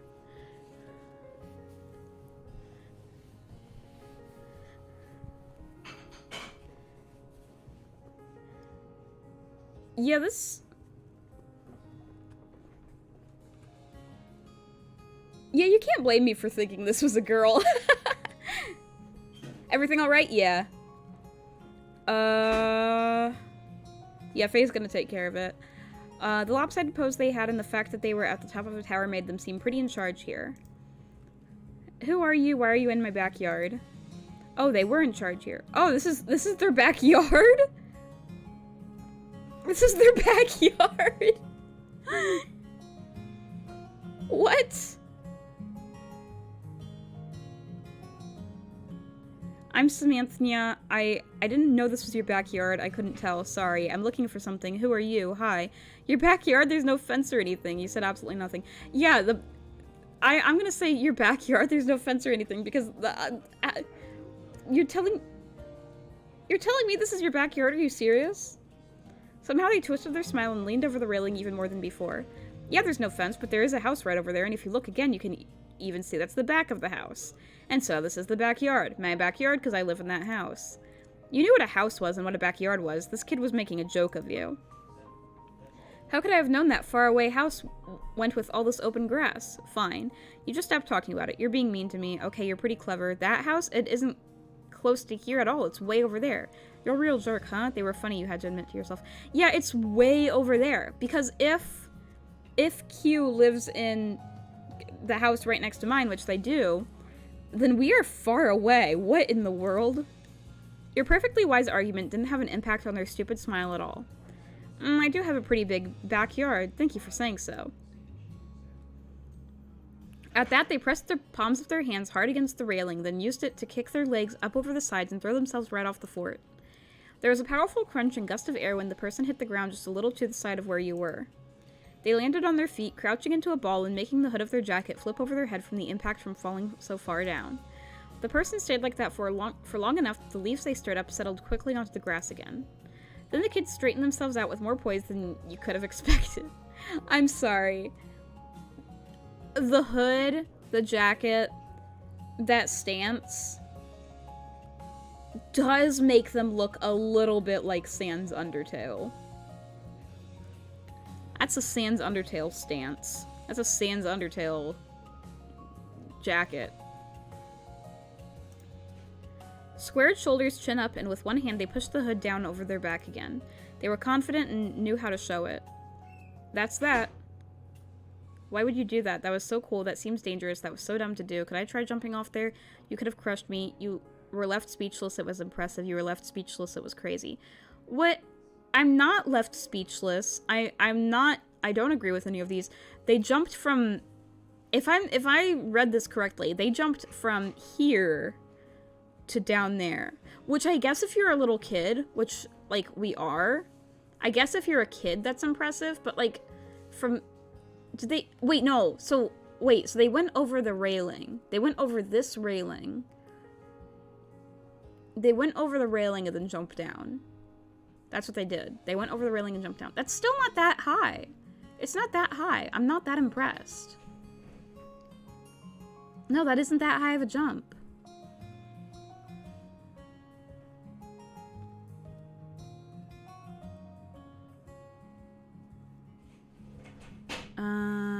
Why would you do that? Because it works. They took hold of their open sides of their jacket and flapped them out, shaking off bits of sticks and whatever other stuff that got on it when they collided with the dirt.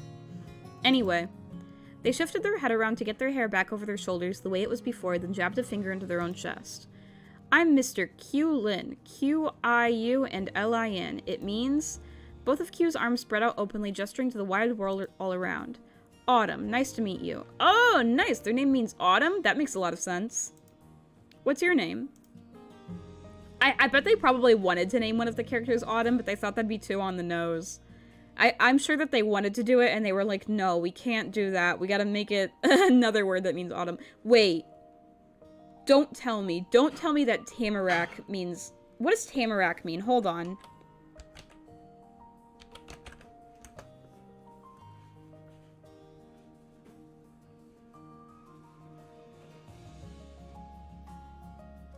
Tamarack meaning... A larch? What is a larch? Type of tree. Oh, it's a... Is it a tree associated with autumn?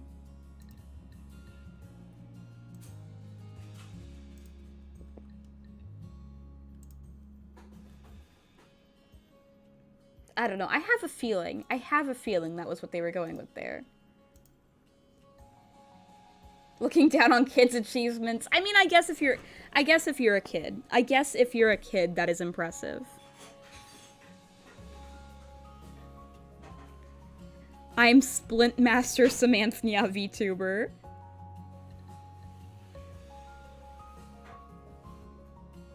I'm Splintmaster Samantha VTuber. Yes, I am. Splintmaster?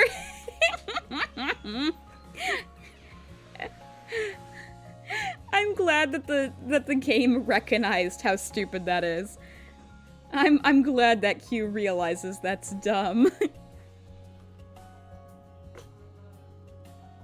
He said the same thing that you just did, but while it made sense to you, Q was confused. It was like you had been talking backwards to him. Yeah, Q, have you never heard of a Splintmaster? My goodness. Sans! Hi, Sans! How did your doctor figure that out? Did they have extra degrees? What?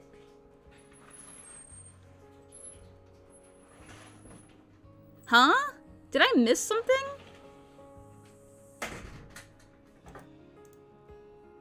How did your doctor figure that out? Did they have extra what?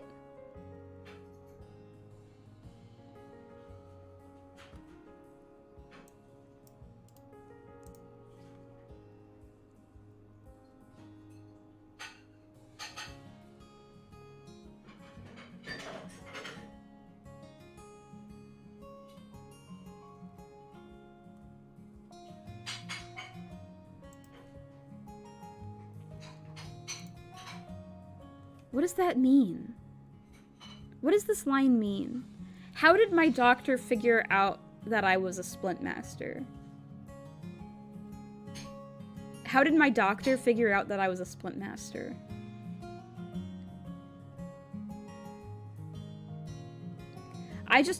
I entered a splinting contest and I won. That's how I became the Splintmaster.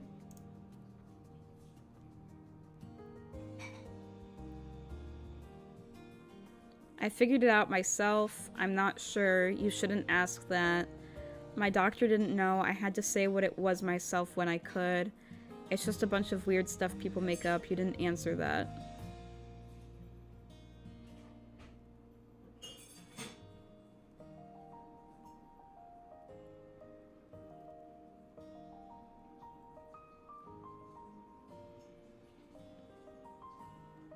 I'm not gonna answer that. Q caught on quick that you weren't going to say anything. Oh, alright. Splintmaster Samantha VTuber, I got it. Wait, and also, how old are you? We seem pretty similar to me. We seem pretty similar to me? Okay.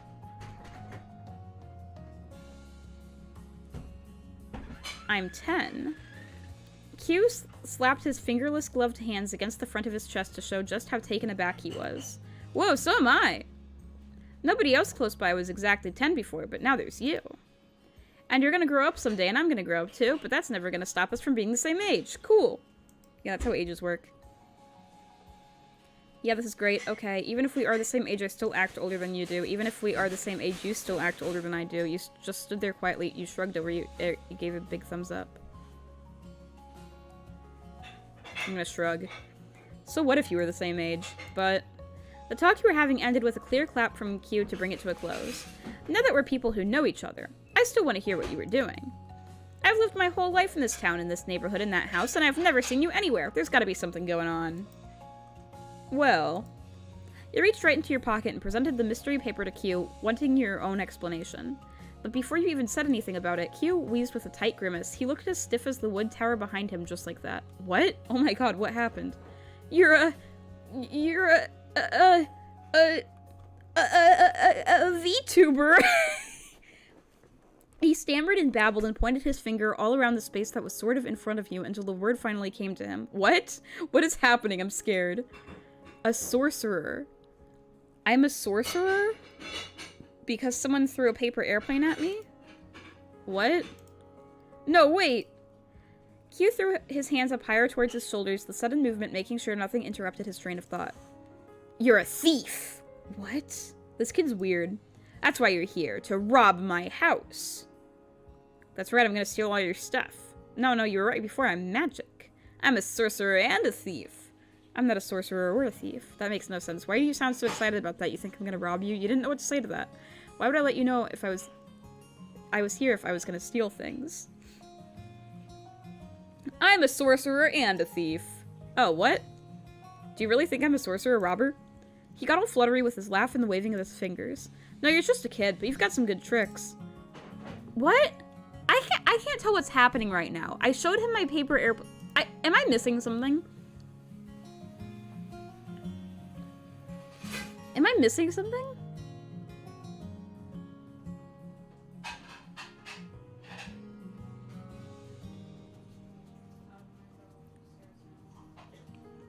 He just, for no reason, he assumed I was a sorcerer. What? Hello, random person I met. You are a sorcerer. Yeah, what a freak. This guy's a freak.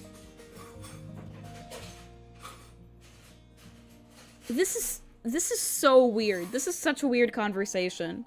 What? Why is this person so weird? This kid is weird. This is a weird kid. Q tucked one of his hands inside his jacket. He moved it around in there, humming the whole time. There was some kind of secret pocket or compartment in that coat. Aha! Just as he thought, when he removed his hand, he was grabbing onto something. It was a little notebook. The edges were bent up and crumbly, probably from being squished a lot of ways and a lot of times. And there were papers sticking out in weird ways that made you think they weren't even attached to the book anymore. They were just smashed between other pages to keep them in place. But the thing you noticed the most were the colors, tan with dark brown lines. So they did send the paper airplane. No, not a gun! It was the paper from the airplane. Q flipped open the book, tapped in a slow, considering rhythm at the front page with the back of his knuckles, and said what you wanted to know without you having to do anything. That's my special paper with my notes on it, but it's not in my notebook. It was in your pocket. Oh, that's why he said I'm a sorcerer thief. I'm a sorcerer thief because I took his paper. No, you folded it into a paper airplane and threw it at me. Freak. You must have done the thing that's sleight of hand. Sleight of hand. That's what you did to snatch my stuff in the blink of an eye while I was standing right here. So you're a magician, or a pickpocket. That's all it could be. He shifted on his feet, putting one hand to his hip and using the other to make a waggling gesture with the notebook. Q was really confident in his accusation against you. Can you show me how you do it? But that wavy motion Q did was too much for the old notebook. It bent in half, upwards and downwards, with the momentum of its owner's arm. Some of the papers slid out. They drifted to the ground lightly, the same way leaves fell from trees. Alright, I'm gonna pick up a piece of paper from the ground, and I'm gonna say, look, I stole another one. I'm magical. You stared right at them, sitting on the ground freely like that. Q didn't. You lost it, Q. You're right. I don't know how that paper disappeared from you. You were being sarcastic. Maybe you just dropped a paper and someone picked it up? Yep, it was definitely because I'm magic. You silently stood there. It's because I'm magic. I know, because I never lose things. He said it proudly, still not paying attention to the papers cluttered around his feet. They were pretty much just waiting to blow away in the wind at that point. There are papers on the ground right now, you know. I think you might want to look down. You never lose things? You've already lost more papers. You decided to let Q figure it out on his own if he ever did. You wanted to tell Q about the papers, but were too shy. You hoped Q never noticed what happened, it'd be funny. You hoped Q never noticed what happened, it'd be what he deserved. You hoped Q never noticed what happened, it'd be funny. Because that sounds like something that Delaney would say. That sounds like something Delaney would do. Q's fun with your reaction came out as a set of snickers. His cheeky mood drifted away once those were done. Q twisted to the side to better rummage inside the hidden pocket of his jacket. He made sure that the notebook made it back to its normal spot. When he tilted his face back towards you, he was quiet and thoughtful. This is very mysterious. My paper vanished, and a brand new kid appeared in my backyard, all out of nowhere. I don't get it. Q, I'm your neighbor now. I moved into the middle house on the street. Oh, the new neighbors. That's right. That's you. It makes so much sense. He leaned his weight from one foot over to the other. The side of his red sneaker bumped against some of the papers. It made him freeze. Then Q's eyes widened. He twisted his feet outwards more to fully clear his view of the grass below. Finally, he'd spotted the missing pages. I stole those, Q. I stole them from you and threw them on the ground. He stopped talking and dropped to his knees to scoop up the loose papers. It only took a second for each one to be gathered. He leaned off his knees onto his butt and made a little oof sound. Oof! From there, he got his feet against the ground while pushing up his hands, still clutching the papers so he could stand again. With that successful rescue mission done, Q retrieved the notebook from his pocket and delicately flipped through it, inserting the loose papers along the way between different pages. He went all the way to the end. Then Q's complete book was pressed shut once more. Dude, I think you need like a folder or a binder or a new notebook. You need some organization. After that, Q twisted to the side to better rummage inside the hidden pocket of his jacket. He made super sure that the entire stack of papers made it back safely this time. You heard a sigh of relief. In an even swooping move, Q tilted his head back over his shoulder to reveal his face again. The shocked expression from before was completely gone. He had that smirk again. So, did you see that? I don't lose anything. Darn, it had been so close. You had thought that, but you must have accidentally made a face or something too, since Q had to talk about it. Did you think I wasn't gonna see it? Wait. Smiling, Q leaned a lot more forward, all the way onto his tippy toes. He stayed up and put his hands against his chest like it was nothing. You didn't know how he stood on them so well. Did you hope I wasn't gonna see it? Yes. Now I wonder how the other girl's gonna be. She's gonna actually be the secret serial killer that you can't leave the relationship from her? Is this guy actually the serial killer? I don't know. Judging by how this person acts, I'm very scared to see how the girl's gonna act. Or maybe he'd read your mind. You shrugged, not really feeling sorry about it. You gave one triumphantly loud laugh, letting the rest of his feet lie firmly on the ground again. Sorry for you. I only disappoint when someone wants it to be bad. He got you with double finger guns. Put that down in your own notebook. Well, that's great for you. You're a real idiot, you said frustratedly. You're an idiot, you said jokingly. Your cheeks got hot from embarrassment. I'm not gonna do that. You broke into laughter. Wow, Q was cool, you thought. Dang, Q was cool, you annoyingly had to admit yourself. No, he's not cool! What? This game's acting like it's giving me all these choices. He's not cool. I feel the same way about Q that I do about Baxter. Like, the game wants me to like him so bad, but I don't.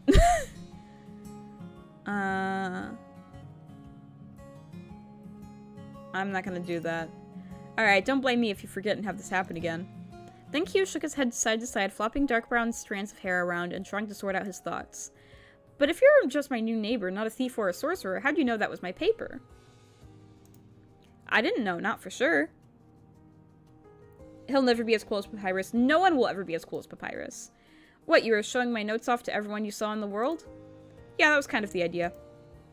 Huh? You breathed in, let it out, and then tried to explain the weird situation that didn't even make sense to you. I got here today with my mom. She's waiting for the real estate agent, so I had to go spend time doing something. I went down to the road and a paper airplane hit me in the shoulder and nobody was there. Q nodded along, probably not getting everything you were talking about, but curious enough to just keep listening.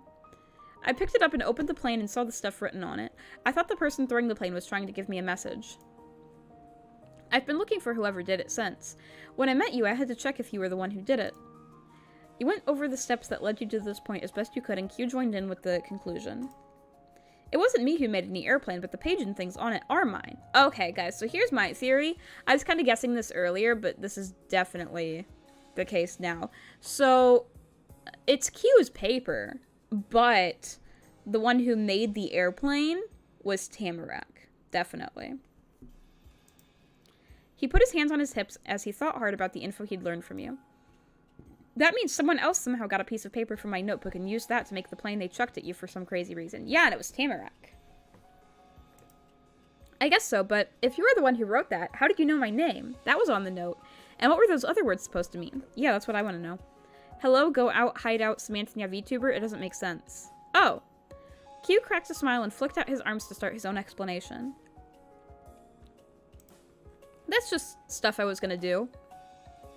Stuff you were gonna do? You're gonna do me? Q's gonna do me. Counting 1, 2, 3 on his fingers, Q listed off each part of the letter simply. Hello, say hi to the people around, go out, visit the town or another neighborhood or whatever. Hideout means go to my hideout. Q stepped the countdown to pat the sturdy wooden wall behind him with pride. Right here. Well, I want to ask why I was on the list, but that's not one of my options here.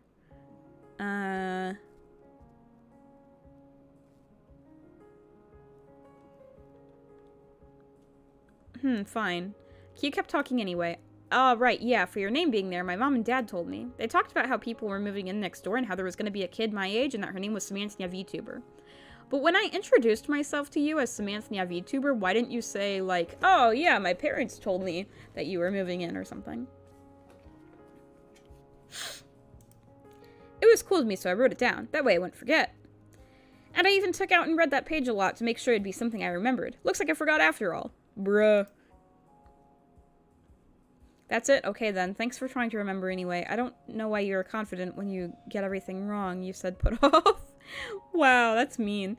You're such a scatterbrain, you said put off. Wow, you're such a scatterbrain, you said fondly. I can't believe you forgot who I was after your parents told you everything. You forgot because you lost the paper. You quietly accepted his answer. Okay, I'm gonna accept his answer quietly. I'll remember this time, definitely. But I'm gonna stick with you now. Whoever took my paper is still out there, and you were their target. Maybe you're not a sorcerer or thief, but what if the paper airplane person is? We'll figure it all out, and you won't have to worry about anything. Okay, you can come. I was gonna ask that. Well, alright if you really want to. Yeah, I could use more eyes for looking. Thanks, I would have been scared to go alone. This is something I need to do on my own. Sorry, I'm going by myself. No way, you have to stay here. You nodded in agreement. You shook your head no. No, I'm gonna say okay. He can come with us. Super, do we have a plan? You stood up tall, accepting your now partner on this trip, and laid out the next part. Hey, hello, new person. Welcome. Good to see you. We are playing Our Life. God, what's it? No, Now and Forever. That's what it's called. That's what it's called. And we met this kid who thinks that I'm a sorcerer thief, and we are looking for Tamarack, who made a paper airplane. Yeah, I know which way we should go now. We have to go back to the spot in the forest with two dirt paths. I know that place. It's right nearby. Let's do this. And so you started to walk along the autumn tree line, now with your new partner in the adventure. Q came alongside you with bold, certain steps. You were going to find that paper airplane person. Soon you reached the head of the path. You were at the crossroad once more, but you brought back knowledge and this new boy with you. That's where we just were. You drew a thumb over your shoulder while walking ahead to show what you meant. And down there is just the road, but I haven't looked at the other way on that side. You switched the arm you'd bent back to point straight across the forked passage, directing Q's gaze to the second dirt imprint. With a tilt of his head, Q grinned in agreement. That makes sense to me. The decision easily made, your and his crunching footsteps started up again in unison, and still your quest continued. Once you went through the foresty path, you had truly entered the wild woods. Nothing else surrounded you any longer. Nature spread across the land with the narrow dirt line and fence being the only sign anyone had walked in this spot before you. People were only visitors here. Golden and red leaves gently rustled against each other in thick clumps, with each tree's branches flowing into the others nearby. It was enough to keep the sky and sun out almost completely, but the leaves burned bright with the light basking over them from above. The foot-made passage continued to twist around up higher into the mountainside, farther than you could see. You were amazed. It was sort of nice. You felt uneasy. You preferred the neighborhood over the woods. It was dirty and icky. This was your kind of place. Your curiosity was piqued. It was so boring. You regretted coming out here. The forest was frightening. It's sort of nice. With your wide, wondrous gaze thrown every which way, you let yourself flow deeper into the thicket. Hey, side profile. Q watched your face. Your good mood was enough to rub off on him. I hang out in the neighborhood or the other parts of town most of the time, but woods can be cool too. Really? Why don't you visit more often? It's right by your house. I've lived here forever, every day of my whole life. Stuff's always going on with people in the neighborhood and in town. The forest is the same whenever you come back. Trees, bushes, some birds. It's kind of weird when you think about it. Besides the plants looking different when the seasons change, it's like time doesn't exist here. Casually, Q lifted up his hands from his sides, only to gesture them downwards to the forest floor. And hey, you know, this path we're walking on has always been here, even before I was born. He strolled along, kicking at a little piece of rock on the road and looking straight ahead. It's probably been around for as long as this place has been Golden Grove, or longer. For a second he was thinking so hard the smile he almost always had went away. Then something made him chuckle and he pointed over to the side. But that fence is kind of new. I remember there just being the dirt when I was little. That's the only thing that's ever gotten different around here. Wow. The quiet bubble that existed here in the forest, away from the town, popped from a sudden, unnatural clatter. You stopped. It was a whooshing, thumping, and stirring up of the leaves like something had crashed into them. You and Q shared a look, both checking that the other heard it too. That wasn't me, and that wasn't you either. Yeah, then who was flickering the lights? You knew for sure that it wasn't the wind. It had to have been... Come on, Purple. Purple. Guys, Purple is in my way. Purple, you're gonna have to lay down. Lay down, Purple. It had to have been an animal or a person. And it came from right over there. That thrilled Q. His voice shrunk into an eager whisper. It could be them, the mystery paper airplane sender. Let's go before they get away. You decided to just take a peek. You wandered through the bushes to find the source of the sound. You picked up a stick to throw that way just to see if something happened. Yeah, let's go wander through the bushes.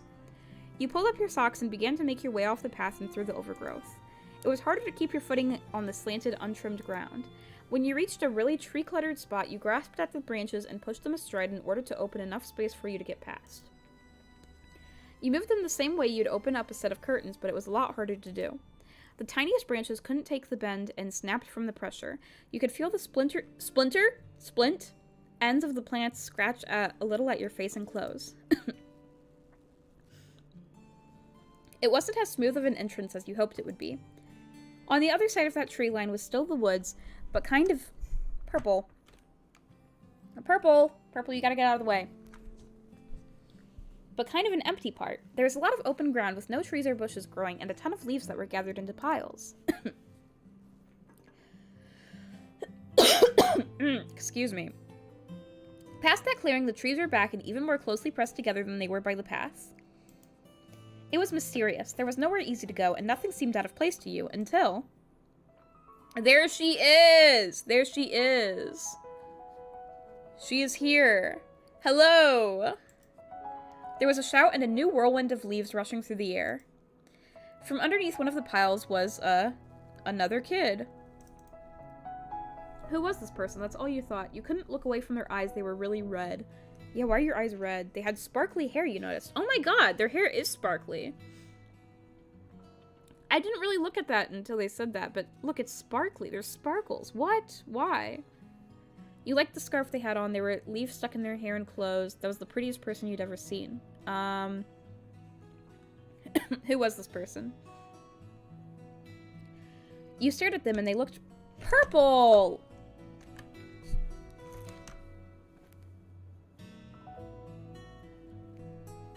Purple, I didn't get to read that.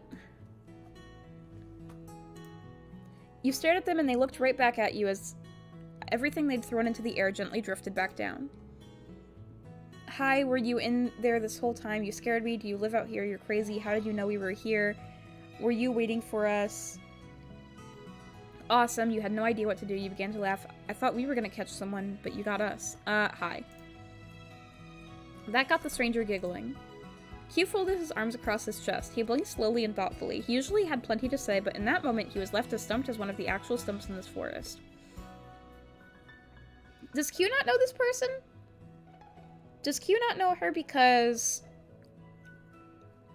Q has been here for a long time. Does this mean that Tamarack is also new? Wait here. The jumping jack kid hopped again, but this time it was to get up off the ground. They dashed to the opposite edge of the open space, leaves scattering behind them, dropping out of their clothes and being kicked up by their steps. You were already wondering what was going to happen next. Watching them go, Q finally found some words. It's another person I've never seen before today? He twisted around so the top of him was angled more toward you. He brought one of his hands to the side of his mouth and held the other close to his chest, pointing subtly in the direction the stranger went. Samantha, do you know this Leaf kid? No, Q, you're the only person I've met here. I don't know anyone in this town, not even you. You shook your head strongly, you simply stared back at him. Yeah, I don't know anyone, not even you. Yeah, I guess that's fair. Wow, he really is like Delaney. That's fair. Q's arms fell back down like limp noodles, but he never took his eyes off the other person. He was definitely curious. From behind one of the tall, crooked trees, the kid began throwing sticks and other plant pieces around. They were uncovering a hidden treasure, a big brown bag. They had to use both hands to lift the pouch and get it over their head. The thick strap pulled tight under the strain of the weight attached to it. The line of their mouth looked just as strained. The stranger huffed when they released the bag from their fingers, letting it rest completely across their shoulder. You heard stuff bumping around inside from your position way over here. It was a really full pack. But it didn't slow that kid down. They ran back at full speed to meet you where they were. When they were in front of your face, they gave a wave and asked a question. Who the frick is this kid? Hi, are you girls too?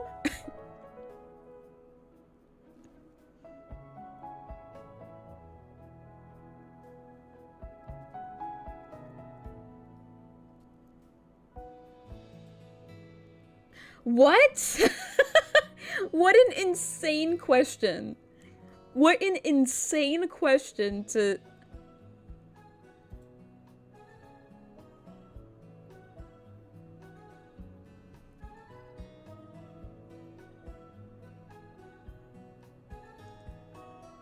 What an insane question to ask.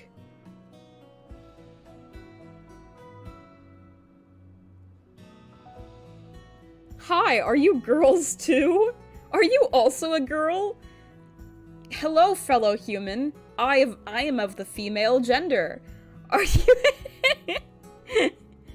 Are you a gamer too? How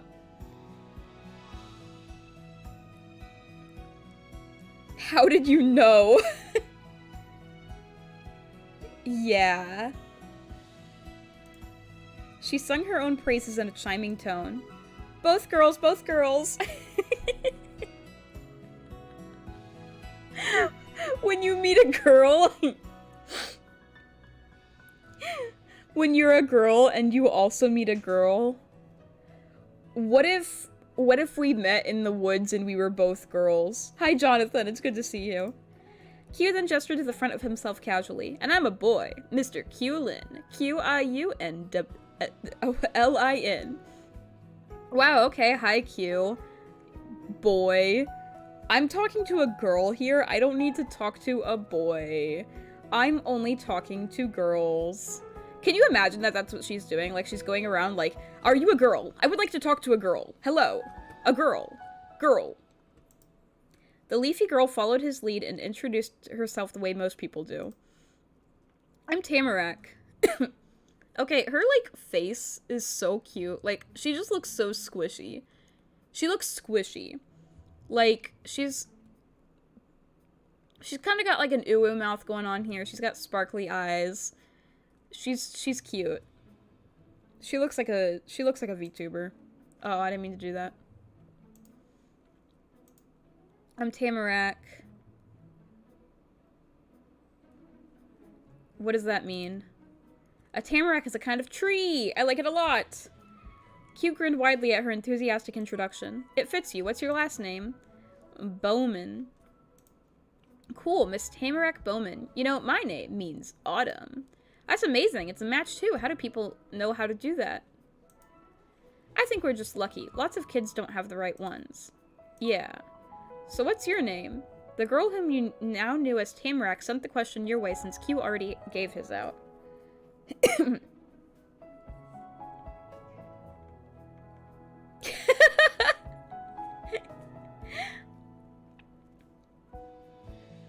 Q is gender fluid because Because Tamarack hates men.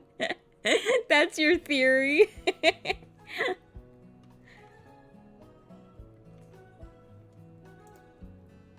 I'm Samantha. My name is Samantha VTuber. It's Samantha VTuber. Nice to meet you. I'm Splintmaster Samantha VTuber. Yeah, I'm gonna say that. Q lightly, politely applauded your way of saying it with an appreciative smile. Wow, hi Samantha. She greeted you with a finger spread wave of her hand, as sweetly as if you'd always known each other and she'd done it 100 times. Do you think yours fits too, your name? She also has overalls. She has good taste, because we both have overalls. Yeah, no, I don't know, sometimes a little. It's alright, I guess. You nodded in agreement, you shook your head against that, you shrugged vaguely. Yeah. Ooh, alright. Your ribbon is nice. Oh my god! I didn't... She Guys, she likes my bow. She likes my bow, guys. Oh my god, guys. I completely forgot somehow that, I completely forgot that, we could choose, that the game would pay attention to what we chose to wear and would bring that up later. So I, for some reason I did not expect her to say that. I did not expect her to, say anything about what my character was wearing. I just got home from work, so how's the game? I'm enjoying it. I want to learn more about Tamarack, because I think she's pretty cute so far, but I want to learn more about her. I don't like Q. I'm not a Q fan, but I could be a Tamarack fan. I may be a Tamarack fan, so we're gonna have to see. I need more hangout time with Tamarack.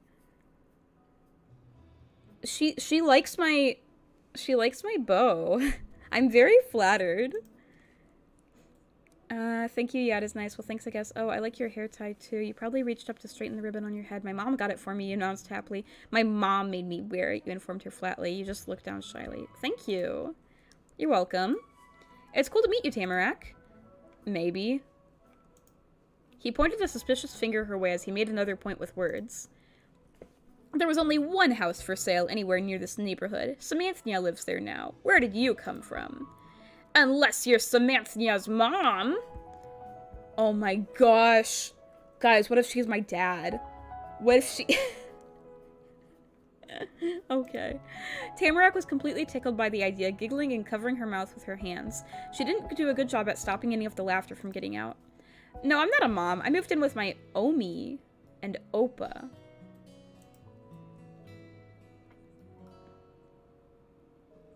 It's grandma and grandpa. What language is that?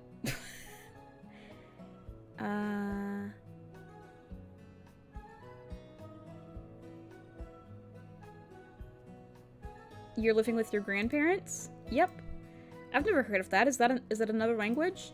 Uh-huh, it's German! Oh, it's German. Okay. German GF. Cool, you two know a lot. There's a granny who lives there and a guy that's her husband. That's your Omi and Opa? I think so, probably. Omi has really long hair. Opa has short hair and some of it is on his face. Some of it is on his face. Yeah. Q bobbed his head up and down with great understanding. Granny and him have a kid now? Huh, wow. Oh, alright, that's nice, nifty. I have no idea what it'd be like to not live with my mom. Are your parents dead?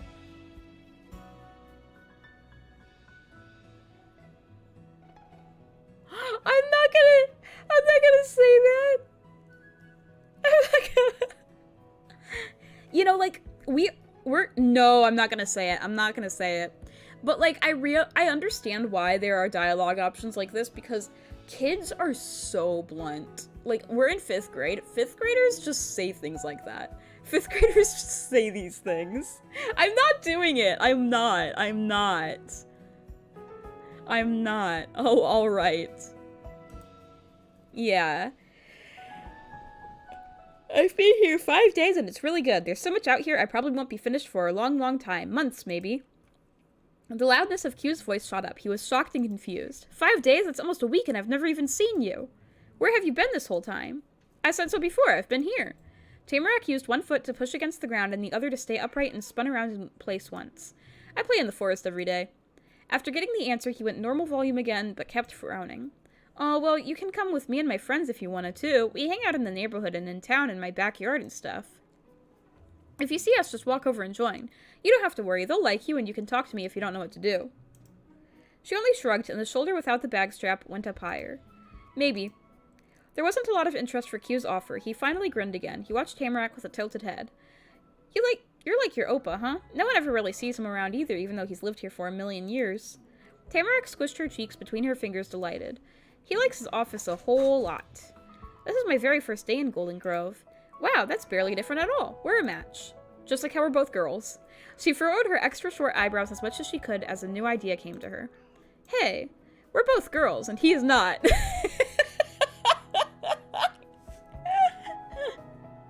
This is really important to her. Us both being girls. I brought it up, like, as a joke. Like, well, that was a funny thing that happened before. And then she says it again. She says it again. We're both girls, and he's not. But are any of us the same age? I'm 10.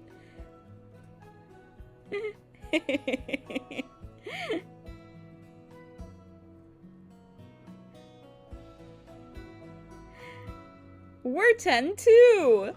Hooray! Same age forever! Happily, Tamarack held onto the worn strap of her big bag and bounced up and down in place. You decided that this was the perfect time to talk to her about everything that had happened. The paper might have been Q's, but it was possible she was the one who sent it to you. Hey, I get hit with a paper airplane a little while ago. Was that you? Did you throw a paper airplane at me? Do you maybe know anything about a paper airplane? Tell me the truth. Are you the paper airplane person? Do you know what this is? You're asked about pulling out the page. Without a word, you took out the piece of paper. Okay. Hey, I got hit with a paper airplane a little while ago. Was that you? Oh, yeah, you got it? Why did hearts... Why are there hearts everywhere? Why is the screen covered in hearts? Does she love me now? Did I win? I won the game?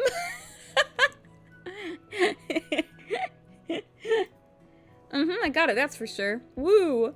She flung her arms up over her head in celebration, knocking her bag out to the side. It made a thump noise when it swung back against her. My aim is good. You blinked at her in disbelief. You'd truly done it. You found the mystery person who owned the paper in the first place and the person who actually sent it to you as a paper airplane. She was entertaining, you thought. You rubbed at your eyes exhaustedly. She was loud. It made you nervous. You couldn't believe the trouble she set off. She smiled. You smiled to yourself shyly. She was so cute, you thought. You didn't know how to feel about that. She's cute. But you weren't the only one who had a reaction to the results. Alright, nice, Samantha. Your wide eyes and Q's cheers had Tamarack excitedly looking between you and him, not knowing what the celebration was about, but wanting to join. Thanks for sending it. That plane was really cool. Why would you do that? Yeah, it is. Your throw was perfect. You smiled quietly with satisfaction. No, I want to know why she did that. I wanted the trash to do something nice. You know what? That's fair. So true, bestie. Yeah. I agree. Trash? He brought both his hands up to his face and pressed his fingertips into his cheeks with great drama. Even if it was trash to you, it's still important to me. Even if it was trash to you, it's still important to him. It's not trash. You've got that right, it's garbage, you joked. You've got that right, it's garbage, you stated. You snickered, you glared at her. What was that about never losing things, Q? Even if it was trash to you, it's still important to him. Yeah. If it was important, how did it get on the ground in the forest? That's where I found it. Yeah, if Q didn't go over here, then why was it over here? With wrinkled brows, Q shifted his hands more to the side so he could instead tug at the front strands of his hair, pulling them out fully straight. I don't know how it's possible. You wouldn't maybe be a sorcerer or a thief, would you, Tamarack? I bet that he starts every time he meets someone. Every single time he meets someone, he calls them a sorcerer or a thief. No. Too bad. You thought about how he was so funny. You covered his eyes at the ridiculousness. You sighed, you smirked widely. You thought about how he was so adorable. You felt tired. You just ignored it. I'm gonna ignore him. I don't like you, Q. Tamarack had it in her to laugh over the situation, but you could only stand there and shake your head. Q finished his point, straightening up and putting his hands solidly on his hips. He was back to being in control. You know, there's nobody out there who's perfect. I accept my mistake, and I'm sorry to you, Forrest, for messing up the place. That's really nice of you to say, Q. Thanks. I think it forgives you. Cool. Watching the two kids interacting, you started thinking about this more and more, going over the whole experience in your head. Your turning thoughts were put on pause when Tamarack suddenly changed the subject. What are you two gonna do now? I've gotta go back. My mom is waiting for me. And I'll walk Samantha there. I gotta make sure she doesn't get lost out here. I should probably see how my Omi and Oppa are, too. They're pretty old and need help sometimes. She took a big hop closer to you and Q, a smile growing across her face as she landed. We could go back together. Yeah.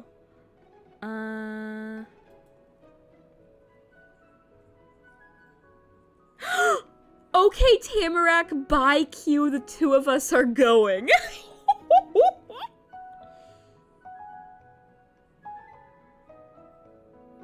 I can abandon Q. I can abandon Q. No way. No way. I have to do that. I have to. But I'm gonna save first. I have to. That's too funny. That is too funny. I love that. That's hilarious. Okay, bye, Q.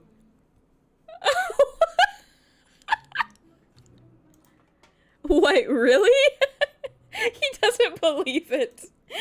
Tamarack took it contentedly while Q was totally stunned, but the small snickers that came out made you think the shock he felt was a tickle rather than a sting. Really. Well, bye. I'll go back home a different way. He turned halfway around, pointing at a section of trees off to the side with his thumb. Okay, bye.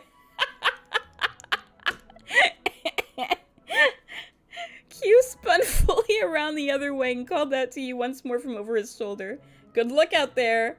You drifted closer to the tree clump you had come through while keeping an eye out to see if Tamarack would do the same. She did. Following that was a shout from Tamarack. She had cupped her hands around her mouth to make it extra loud. Bye, Q. And so you started— oh my god! Are you kidding me? You started to walk through the brown fall brush to get to the neighborhood again, but you weren't going to be alone there. Oh my god, I can't believe it let me do that. I can't believe it let me do that.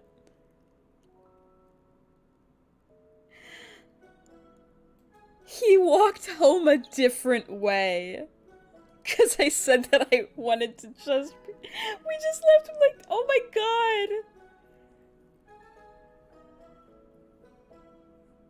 Part of me wants to load that save because that was so mean, but the other part of me is like, no, I need alone time with Tamarack, so I'm not loading my save. I want my alone time with Tamarack.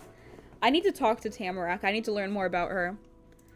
Tamarack bounded ahead, bouncing her arm up and down with the stick like she was the conductor of a marching band. You were returning to that house. Your new neighborhood had become even more orange-toned by the time you finally returned to it. The far-off sun slowly sank away behind the tallest mountains and forests to sleep for the night. Your shadows grew larger, pulling away from your bodies to reach out into the street ahead. The dark shapes morphed and combined with one another as you walked in your own mismatched rhythm. All while the eyeball chillingness of the outside world got more powerful bit by bit. Tamarack still stayed about 2 steps ahead. Sometimes she was closer and sometimes she got away from you again. She used her stick to knock at the bushes and lamps along the sidewalk. The sounds of your steps continued to echo through the cul-de-sac until you came to a stop right in the center of the path. You'd arrived.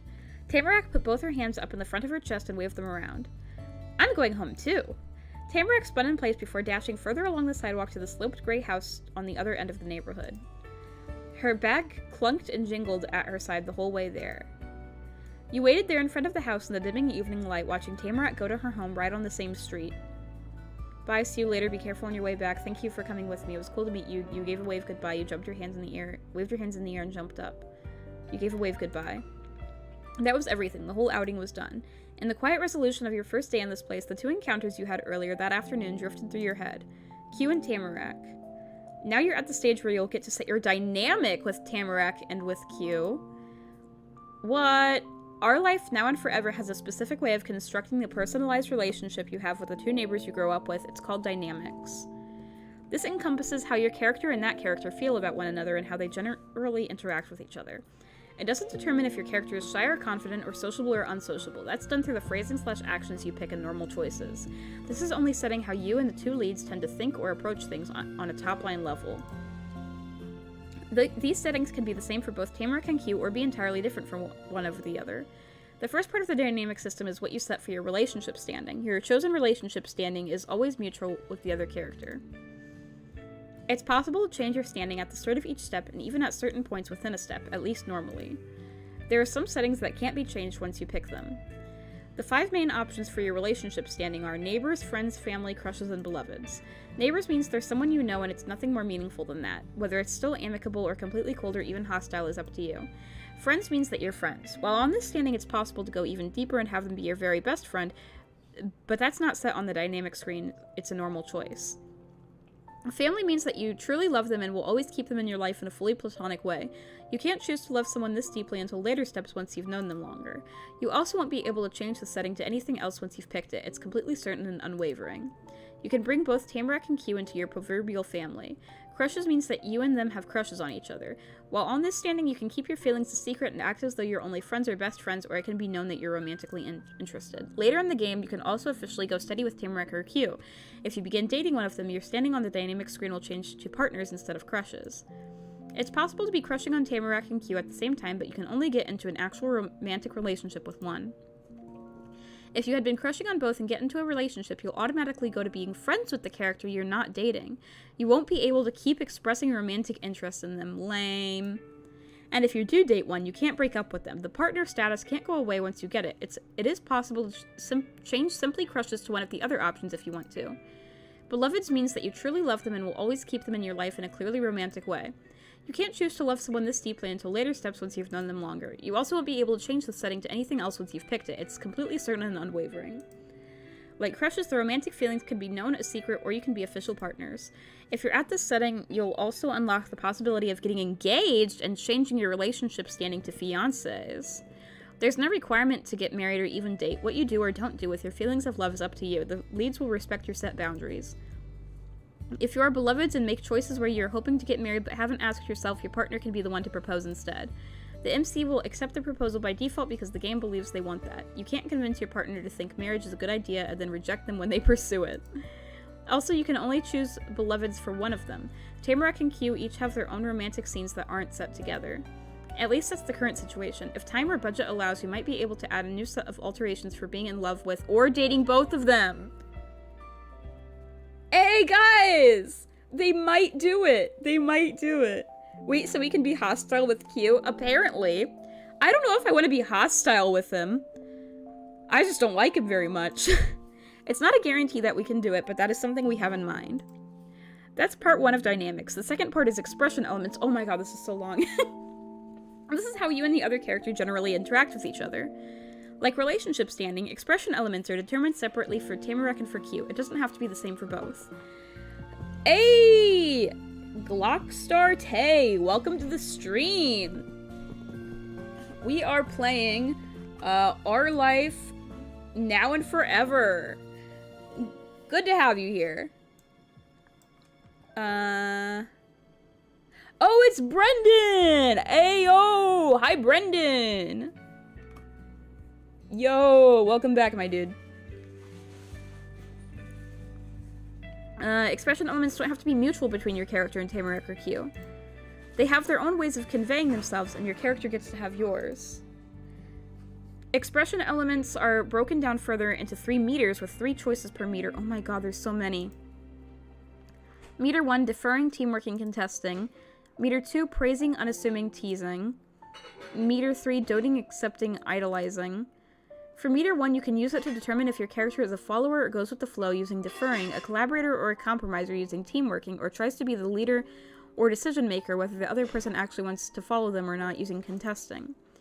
For meter 2, it determines if your character is the type of person to go out of their way to make comments on the other person and what they do. If not, they're unassuming.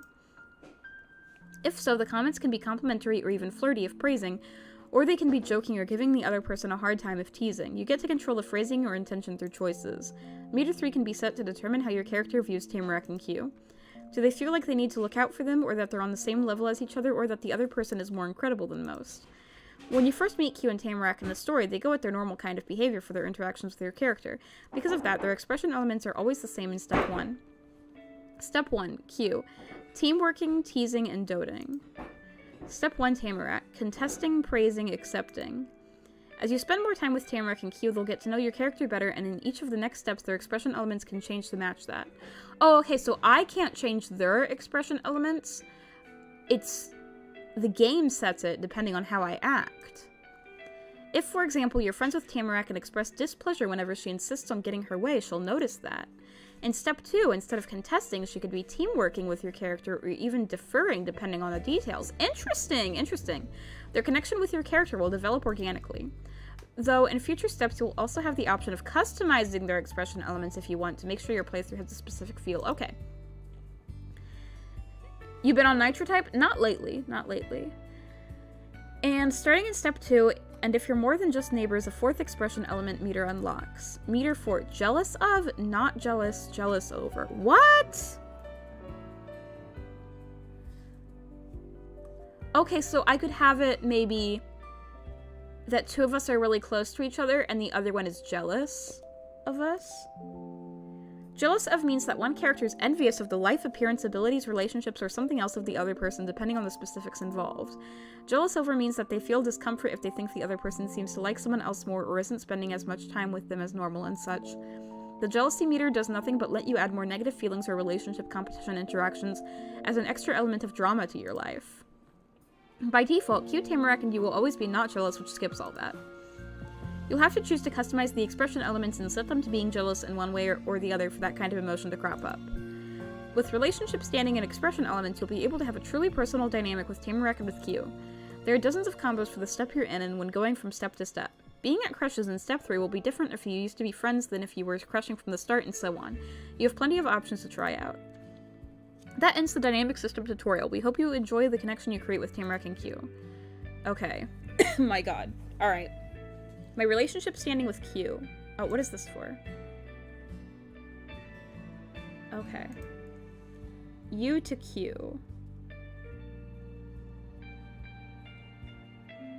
Am I deferring, teamworking, or contesting? Okay, so Q is teamworking, teasing, and doting. Okay. Deferring, you are a follower or prefer to go with the flow. Teamworking, you are a collaborator or compromiser. Contesting, you prefer to be a leader or decision maker. Okay, so I don't like Q, so I'm going to contest him. I'm going to contest everything he says. And you go out of your way to casually or potentially flirtatiously compliment the other person. You generally keep your thoughts on others to yourself. You like to make jokes or give the other person a hard time. Okay, teasing. And then idolizing, you see the other person as more incredible than most. Accepting, you tend to see the other person on the same level as yourself. Doting, you like to take care of or look out for the other person. Accepting. I am contesting, teasing, and accepting of Q.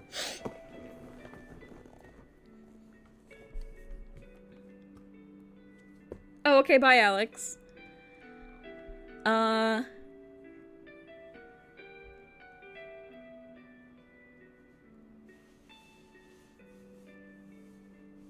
We are neighbors.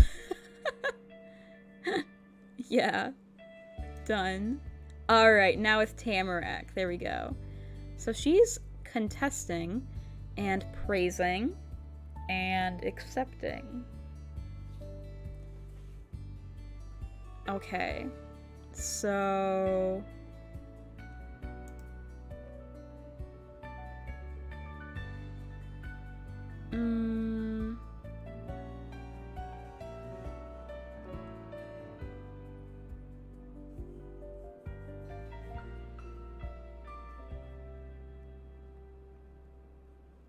let's do teamworking and praising and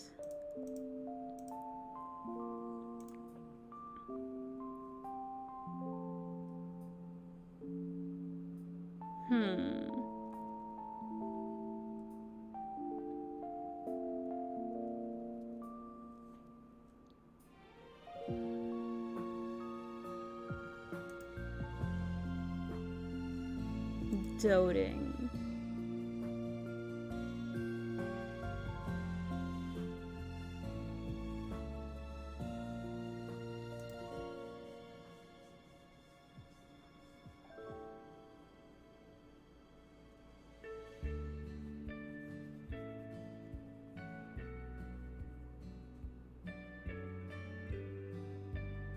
Yeah, alright, we're going with deferring, praising, doting. Deferring, praising, doting, that's what we're doing. And...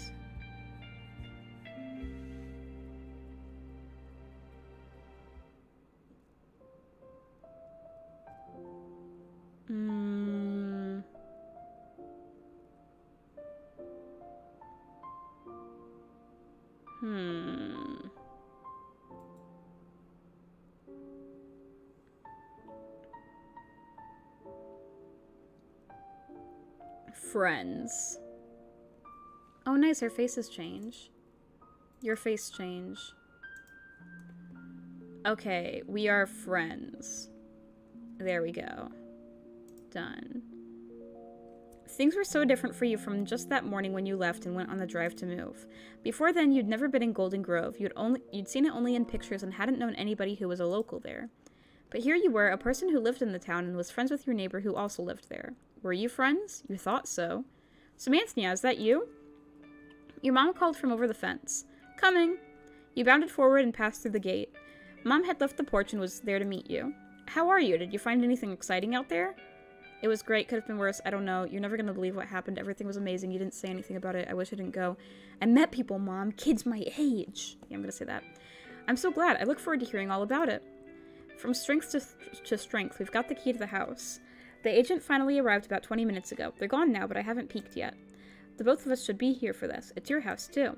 Yeah, this is our house now. Absolutely. Come on. Mom turned to go and slipped the key out from her sweater pocket. She gestured with the other hand for you to follow. Your mom led the way as you went back up the stairs. The key fit perfectly into the hole on the door, and Mom smiled at the sound of an unlocking click. Carefully, she leaned forward with her shoulder, giving it a nudge, unsure if the best option for the ancient door was extra force or extra restraint. The house opened with a creak. Air came out through the front like it was exhaling. Mom let out a breath at the same time. Whoa, I did not expect her to drop down from that corner. Over here, Samantha. Yeah, there's space for you to get a little closer. You can see inside here. You scooched towards your mom's side in the door frame. It was then that you noticed there was a mat at the front. It had a light color and a kind of hard but fluffy texture. The sort of mat that'd get dirty looking right away when it was used, but it was still clean and nice. It hadn't been worn down at all like the rest of the building. This part of the house wasn't just an old thing left behind by other people who didn't need it or want it anymore. Someone must have put it there for this happening, for your mom and you moving in. Written across the top, it said, "Welcome home." Oh, that's going to be the end of the demo, isn't it? I can sense it. Oh, no. Mom softly tapped the top of your shoulder, bringing you back into the moment. She kept the hand there, leading you ahead with her. The two of you walked through the door. Everything in the air was still. The wind was blocked, but it was practically as cold inside as it was out of the house. Mom shifted forward cautiously, feeling around for a light switch. Got it. A dim light from the ceiling sparked on in an instant, and there in front of you was an old-fashioned living room.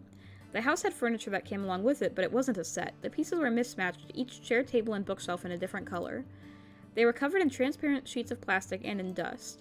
The room had a real fireplace made out of brick. In the back, you could see a staircase going up to another floor. Beautiful. It's even better than the photos. So much potential inside these walls. Wait, so you guys bought the house before going inside it?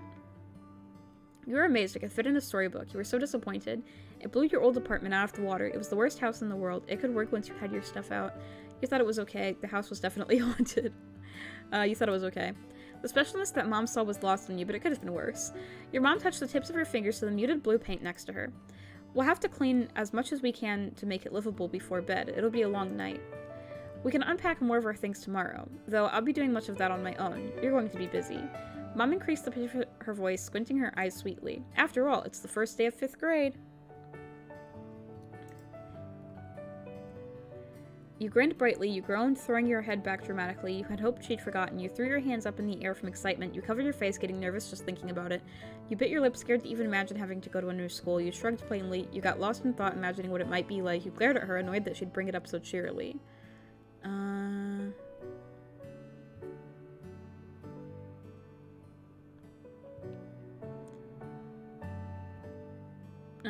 You groaned. She let out a breath gently while watching you. We got here just in time, clearly. Her eyes drifted close, and there was a crease in her brows. She seemed further away without having gone anywhere. Even if I am here early for the job, I was not going to make you be a full week late to class. Being new to a town like this is already going to make you a point of attention. You couldn't tell if she thought that was a good thing or a bad thing by her tone, but Mom didn't say anything more about that. She lifted her circle scarf over her head, careful to not have it catch on her earrings, and left it on top of her suitcase. So went to see the upstairs? Yeah. The second floor was more of the same. Lonely sealed away rooms with furniture nobody had been using for ages that were covered up by plastic sheets, and lots of dust. You could see the footprints your mom left behind in the grime as she wandered the halls with wide, amazed eyes.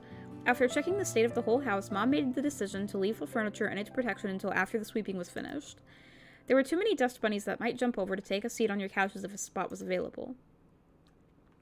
I hope I can remember where I put that dustpan. The broom itself shouldn't be hard to find. You returned to the living room after Mom got her trusty pair of crafting scissors out of her suitcase. She put her scarf inside it when taking the scissors out. Mom then went through some of the taped-up boxes like it was her birthday, and each one was a shiny, unopened present with a ribbon on top, but her gift was just stuff she already owned. One by one, she took out the supplies that had been brought for this very moment, setting them around her legs on the floor wherever there was space. Then she divided them out into separate piles. A pair of yellow gloves, a fluffy fresh duster, a bottle of cleaning spray, and a full roll of paper towels. Mom had a set of her own, the other was for you. You were going to need them. There was only one broom and dustpan that she did successfully find. You were going to take turns using that. The first move in the make the house a place people can actually live in plan was yanking open the streaky windows to get some airflow going.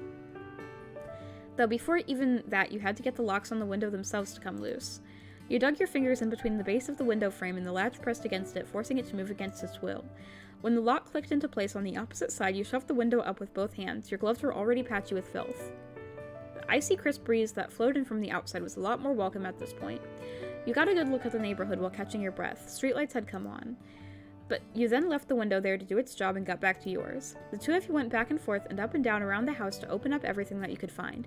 Some windows were jammed in place so tight you had to leave it alone for your mom to get to later. The next point on the list was to somehow scrub down all the floors, walls, counters, and every other inch of space where desks could settle, which was every inch of the entire house. You picked a spot and gave it a sweep with the fuzzy head of the duster. A nice line of clear wood followed behind your motion. That pattern continued for a while, and whenever the dust layer was gone from a spot, you'd go back over it again with the cleaning spray to really make it shine. Your mom was able to track down and turn on the heater, not that you could tell the difference with all the windows wide open. Eventually, you had a short dinner break with your mom, standing around in the kitchen together with the two of you as dusty as the rest of the house. It was packed meals from the car. Simple sandwiches, fruits with thick peels that wouldn't get smashed on the drive, little bags of granola and pretzels, and juice boxes. There were no groceries. The rickety fridge was off and totally empty when you checked. It was a relief that nothing gross was in there. It was disappointing that there was nothing gross in there. Why would I want something gross in there? Why? You had prepared for the worst for such an old, practically abandoned house, but there wasn't a single bottle of nasty ketchup or box of unknown leftovers or anything. The trash from your food was dumped into the same giant black garbage bag that you'd been throwing piles of gray-stained paper towels and wads of squished-together tape in for the whole night. Somehow the bag was getting full even though it was big enough to fit your whole body inside. It was a mark of how much work you'd really done. Looking at just the house made you think you hadn't even gotten started. The only way to change that was to keep going, as your mom talked about when encouraging herself to clean again after dinner. You and your mom polished up the house as best you could for even more hours. Come on, Purple. Sit on my lap, Purple. Come on, Purple. Come on, Purple. Purple. Come on, Purple. Lay down. Lay down, Purple. Okay. Hello. I'm screaming right now. They can hear you. Hello. Mom Cougar in the house. Mom Cougar is here.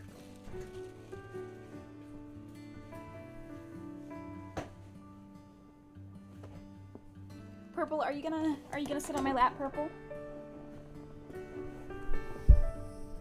Purple.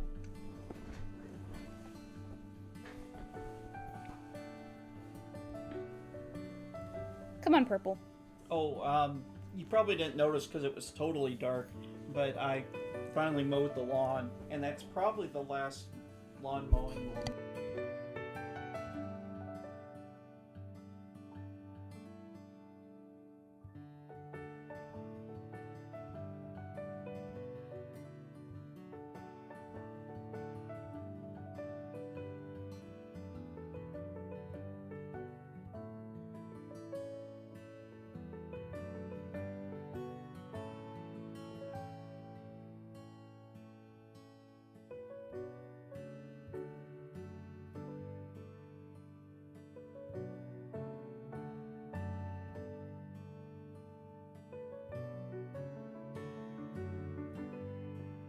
So Purple wanted to visit? Yeah, he was, like, getting in my way. He was in the way of the, like, keyboard and the screen and stuff, and I'm like, Purple, if you want to come over here, then just lay on my lap, out of my way, come on. But no, he just wants to stand in my way. He ran away. Oh. He won't lay on my lap. But when your usual bedtime arrived, Mom put the duster and the scissors down. She wasn't going to have you stay up late, no matter how excited she was to unpack. She guided you to the first floor bathroom. The ones on the second floor were too dirty to use, plucking her overnight bag off the counter along the way. Your mom explained how she'd do a round throughout the whole house to close the windows to keep busy until the bathroom was free and left you to get ready to sleep. Inside the bag was little baby-sized versions of normal toothpaste and mouthwash containers and simple toothbrushes. All you had for pajamas that night was a green long-sleeved shirt with matching pants. You got as clean as you possibly could with only a sink to use. You did a good job washing up. You were pretty lazy about it. You finished washing as fast as possible. You just pretended to be busy for a little while. You got as clean as you possibly could with only a sink to use. Trying to get the grimy feeling off your skin wasn't easy and took way longer than usual, but it was crucial.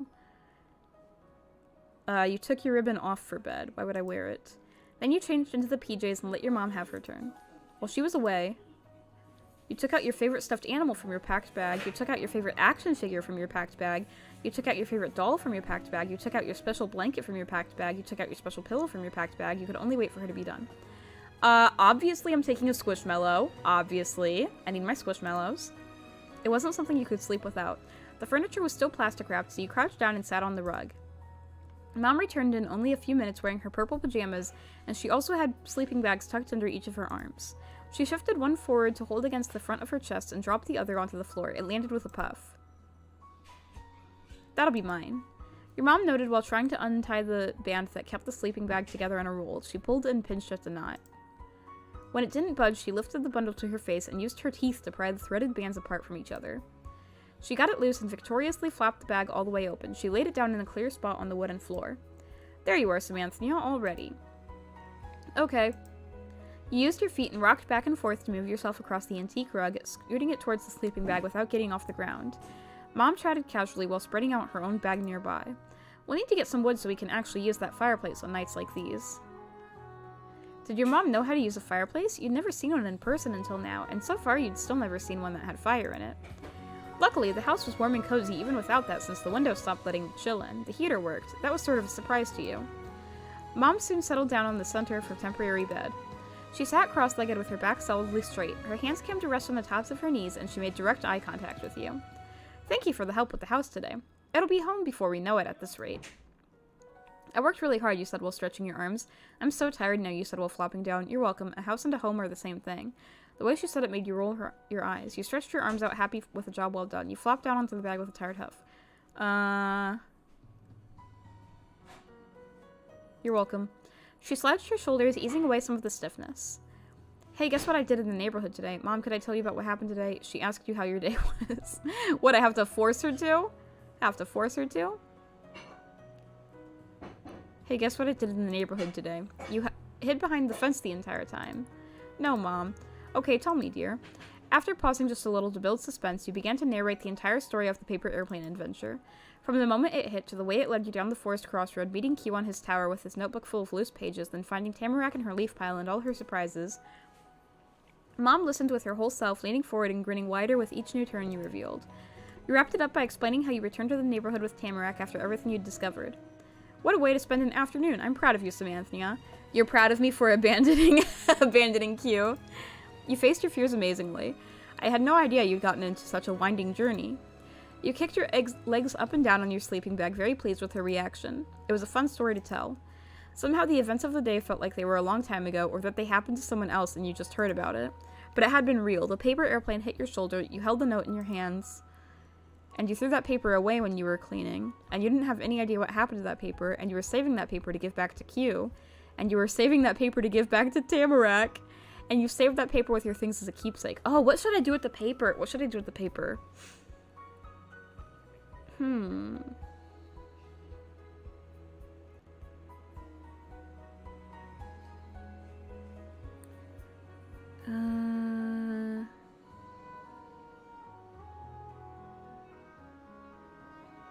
What should I do with it?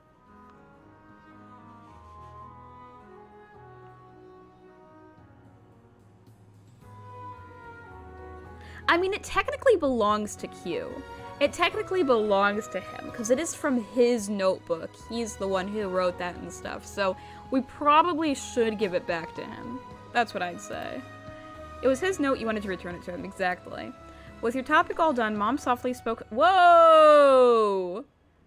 Dude, did I just get a follower on Twitch?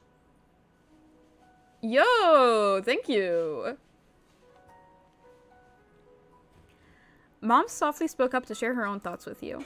It's odd imagining, sorry for the surprise, haha. Yo, welcome.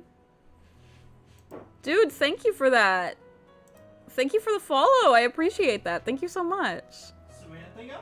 Yes. May I speak to you privately? Okay, hold on, guys. I'm gonna mute. Precisely.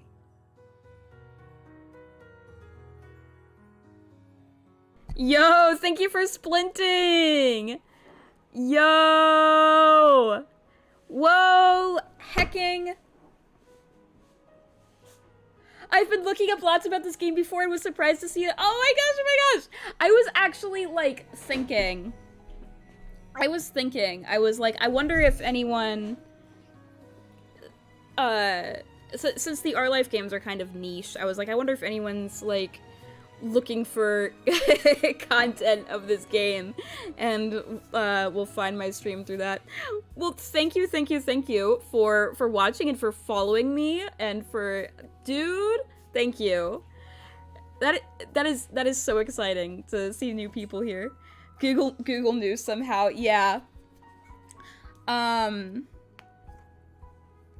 Yeah, see, I'm a really big fan of the first game, but like I'm going into this one completely blind. Like I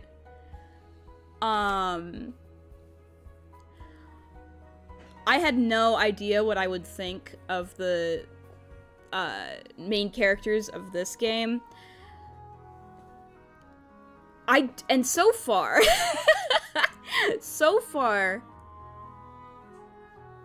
okay, I don't know how to pronounce his name, honestly, so I'm gonna say Q, because I do not know.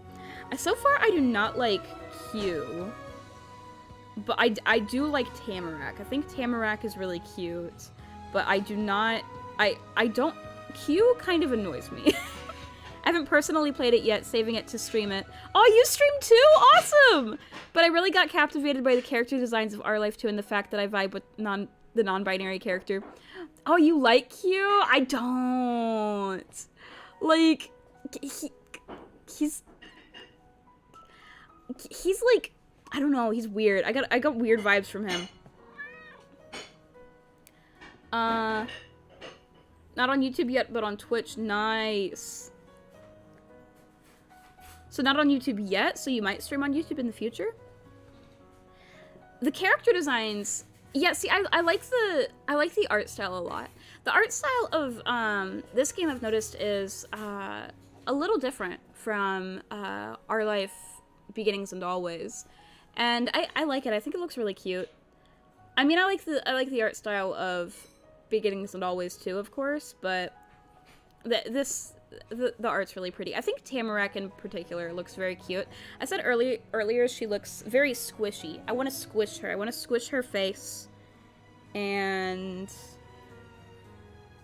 pinch her little cheeks. You don't know their personality yet? Yeah, see, like, they seem—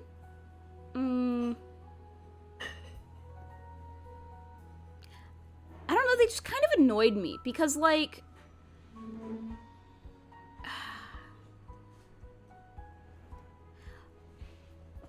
is it just me, or do they feel like really— I don't know. I want to see if the people who were here earlier agree with me on this. Do they seem like really full of themselves? Because that's what it— because Q's all like, I never lose anything, and I can jump off of this little fort, and I can freaking— I'm so cool. And like they they annoy me because they seem like they seem to think they're really cool.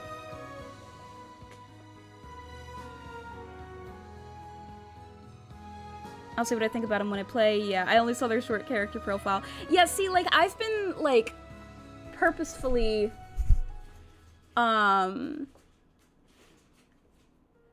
ignoring stuff like that. Like, I wanted to go into this, blind and, like, not know about the characters until I played. And,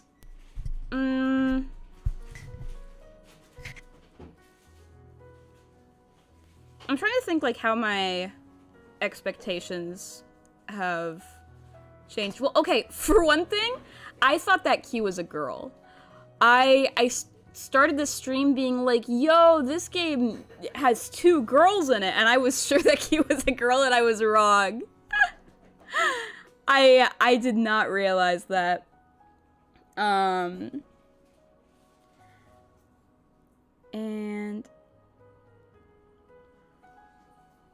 Oh, I didn't even, like, read the, like, descriptions on the Steam page or anything.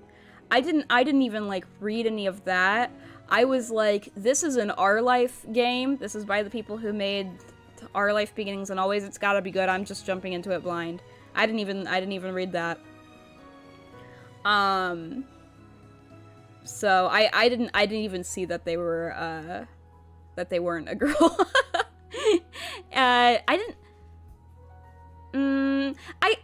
I got the vibe immediately, though, that I think that I would be more, I think, I kind of immediately was like, okay, Tamarac's the cuter one, because I like her, like, red hair, and she's, like I said, she's got a cute, squishy face. And so I'm definitely, so far, I'm definitely Team Tamarack. And, like, from the beginning, I was a little bit more drawn towards her, because she's really cute, and I don't like Q personality-wise that much, but I do want to see more of Tamarack, because, like, I want to learn more about Tamarack, because I like her so far, but, like, I want to learn more about her. I want to have more scenes with her and stuff, because I've had more scenes with Q so far, because he's the one that I met first. I mean, it's a choice game. Your preferences are hella valid. Yeah, see, like I'm like just saying this stuff because, like, I'm curious. Like, I'm like interested. I want to, like, when I play games like these, I'm always like wondering that. Sorry, I need to organize my thoughts. I'm always wondering how my opinions on these things differ from other people's, because, like, sometimes I'll play a game or, like, even consume a different type of media. And I'll be like, oh, well, clearly this character is the best. Clearly this is that. And then I talk to other people, and they're like, what? No, definitely not. So I just like, I just like talking about this kind of stuff and asking other people, like, oh, which character do you think is the best or whatever? Because I'm surprised a lot of the times by what I find. My assumption is probably, yeah, I would assume that most people who played this game, now I would assume that the fans of this game, I would assume that the people who played this game, it's a pretty even 50-50 split between Tamarack fans and Q fans. My guess is that it's a 50-50 split. I don't know if I'm right about that or not.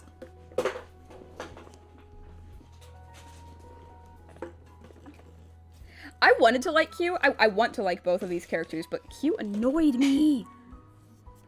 Q is, like, the kind of person who, like, looks down on you, you know? Like, you're cringe. For Q, they are gender fluid. On their younger profile, they go by he, but starting from their step 2, they realize it can go by they. Yeah, I saw that. I mean, I didn't see that on the Steam, like, profile or whatever. I saw that in, like, or earlier in the game, it said that, like, in the tutorial of the game. So, yeah. See, I'm currently at step 1, and I think that this demo ends at step 1. I don't think this demo goes into step 2. Or at least it wouldn't make sense if it went into step 2. So, right now, he goes by he.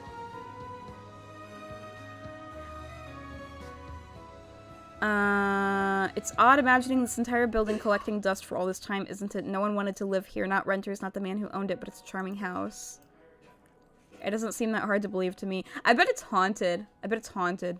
If you ever, like, move into a place and it's like, no one wanted to live here, I wonder why. It's probably because it's haunted.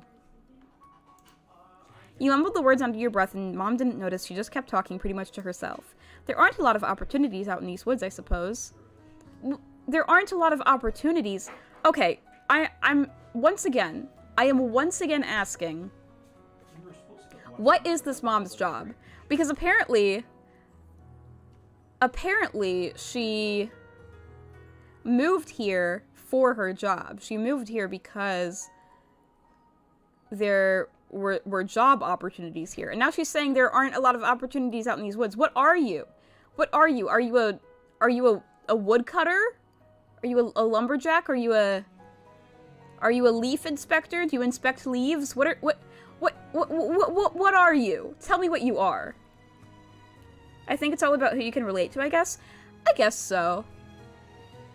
I think the thing is, though, I think for me, something that I've noticed about myself a lot is that I'm very drawn towards characters who are, like, cheerful and bubbly and, like, you know, fun characters, like, Yui from K-On! Or, like, what? You know, like, manic pixie dream girl types. Like, yeah, like Pinkie Pie. Exactly, like Pinkie Pie. I like those types of characters. And so I'm definitely more drawn to those types of characters than, like, characters like Q, who are like, I'm a cool bad boy. I'm edgy and chill and laid back. Like, I don't know, like, Tamarack seems more fun, is the thing. Tamarack seems more fun. Hey Sam, in the Discord I mentioned a type of cat treat my cat loves. Not sure if any of your cats would be into them. Oh, I saw that briefly. Is that what kind of cat treat is that? Is that like I couldn't see it very well. The picture was like a little like blurry and stuff. Is that like is it like wet food or like little hard treats or what? From what I saw, I think I can dig both. As a musician, I can relate to Tamarack's passion, but Q's confusion and identity journey from the step that I saw is more relatable to my teenage years. Okay, I haven't even gotten to Tamarack's Tamarack being a musician. I haven't gotten to that at all. Like, I don't see, this is why I want to learn more about Tamarack, because I don't know anything about her, dude.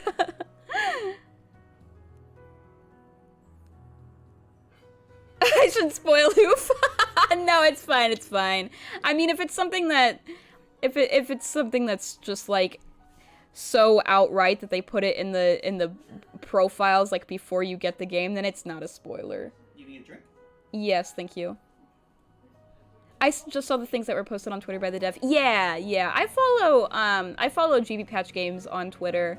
But I haven't really been like yeah, I follow them on Twitter, but I haven't been reading those posts. I kind of just see the posts and I go, "Oh yeah, I need to play that demo," and then I scroll past it. That's what I've been doing.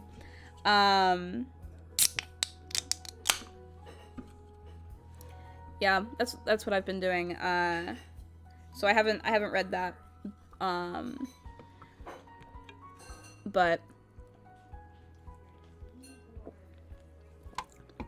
But yeah, so I didn't know about that, but I'm interested to see more of that side of Tamarack.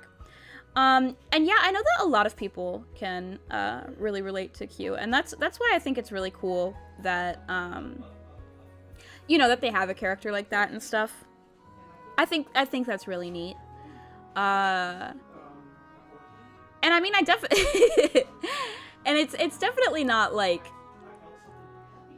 it's definitely expected of GB Patch games. They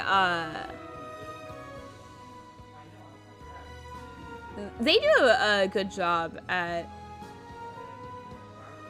how do I word this? They do a good job at representing that kind of confusion about your identity in their games. You know, they do a good job of putting that in their games. Like in both the first Our Life game and this one, your character can be trans or be non-binary or whatever. And like I think that GB Patch Games is just really good at how do I word this? I never know how to word anything. I don't know how to talk. Why do I stream? I think that they're really good at adding that kind of representation and portraying characters like that. So I think that Q is a cool character in that sense.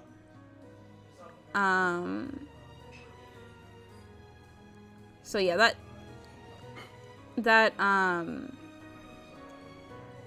is a big deal.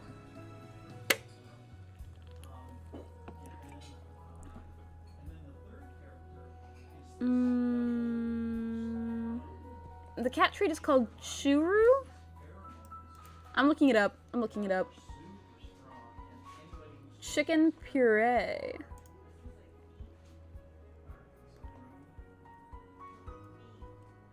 Oh, it's the, okay, it is the little squeezy tubes.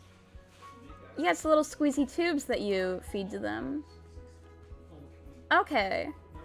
Yeah, I fed, Orange one of those little squeezy tube treats before, but I don't think I've fed him that brand.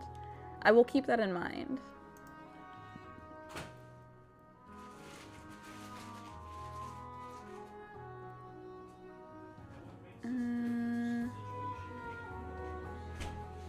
Their way of writing coming of age stories is really nice to go alongside that. Yeah, that's kind of what I meant. Like that I think that, I mean, the whole point of Our Life, I guess both of the Our Life games is like growing up and finding yourself and learning about yourself and stuff like that. And so I think that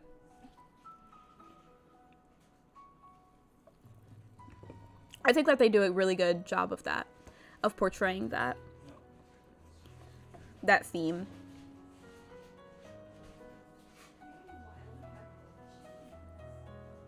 Often my cat Rose grabs my hands or the tube while trying to get more of those treats. Yeah, see, when I fed my cats with one of those squeezy tubes, yeah, they did stuff like that. They were like licking my hands and biting my hands and stuff. But yeah, GB Patch Games is really good at making coming-of-age stories. That's a good way of saying what I was trying to say. They're good at writing characters who are, you know, finding themselves and stuff. At my company, the retiring of the former HR manager was the first big position I've ever heard of for this area. Okay. She's an HR manager? What is her... What company? What company is this? What company do you work for? And even that didn't open up for people already living in the town. I was asked to relocate to take the position. It didn't open up for people already living in the town. What? Creases grew around her eyes the more she thought about it. She caught herself before a frown could follow. Oh, but it's not an issue. I'm grateful. We'll find our place in the slow pace of Golden Grove. At least we'll have each other regardless. Yep, you and me are a team. It's great we have each other to talk about stuff with. We'll always be together. You can count on me, Mom. You nodded strongly. You yawned, not paying too much attention. Okay, I'm gonna nod. Thank you, Samantha. Then your mom stretched her legs out fully across her sleeping bag, wiggling her toes inside the black socks she had on. Seeing Mom right there on the floor with you was cool. You didn't hang out together during bedtime like this most nights. It was special. As you thought about that, your eyelids were trying to tape themselves up with the sticky, gritty stuff your eyes made when it was extra late. Gross.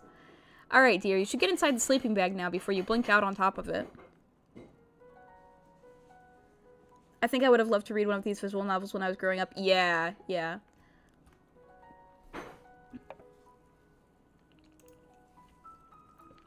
That sounded like a pretty good idea. Scooping your stuffed animal into both of your arms, you shimmied into the opened end of the bag. It was made out of fabric that was so smooth it wasn't difficult to do. You moved farther down until the edge was to your chin. You were wrapped up like a loaf of bread in a grocery bag. Loaf of bread in a grocery bag moment. Wow, I'm so cozy, I feel like bread. Mom got to her feet, taking a short jog over to the far wall of the room. She lifted a finger to the light switch, but kept her gaze down on you. The expression on her face was gentle. Good night, Samantha. Good night, Mom. The room went pitch black with a click. While your eyes were trying to adjust, you heard the shuffling sounds of Mom. She joined you on the floor again. Those noises soon stopped. Mom didn't talk anymore. There weren't sounds of cars passing outside. There was a thumping in your ears, and you thought you might have heard a creak somewhere. The night noises were a lot different than what you had experience with. They were so quiet and distant, it made you notice them more if they were clearer. You'd have to get to know the sounds better. It was another part of the house's personality. Maybe one day you and the house would be friends once you were familiar with each other. You pressed your eyes shut. In your head was thoughts of... moving to a new town, Mom, Q and Tamarack, the first day of school.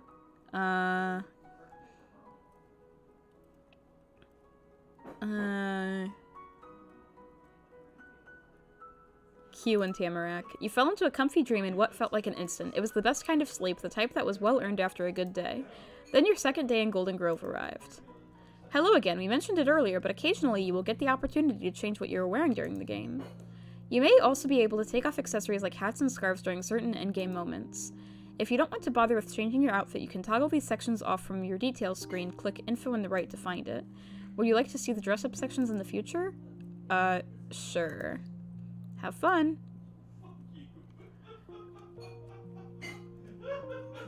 Man, this is...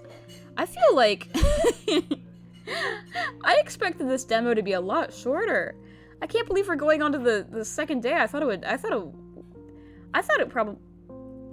have ended after we met, Q and Tamarack. Cat ears? That was the first thing that I checked. I checked, are there cat ears? And there weren't. What do I wear to school?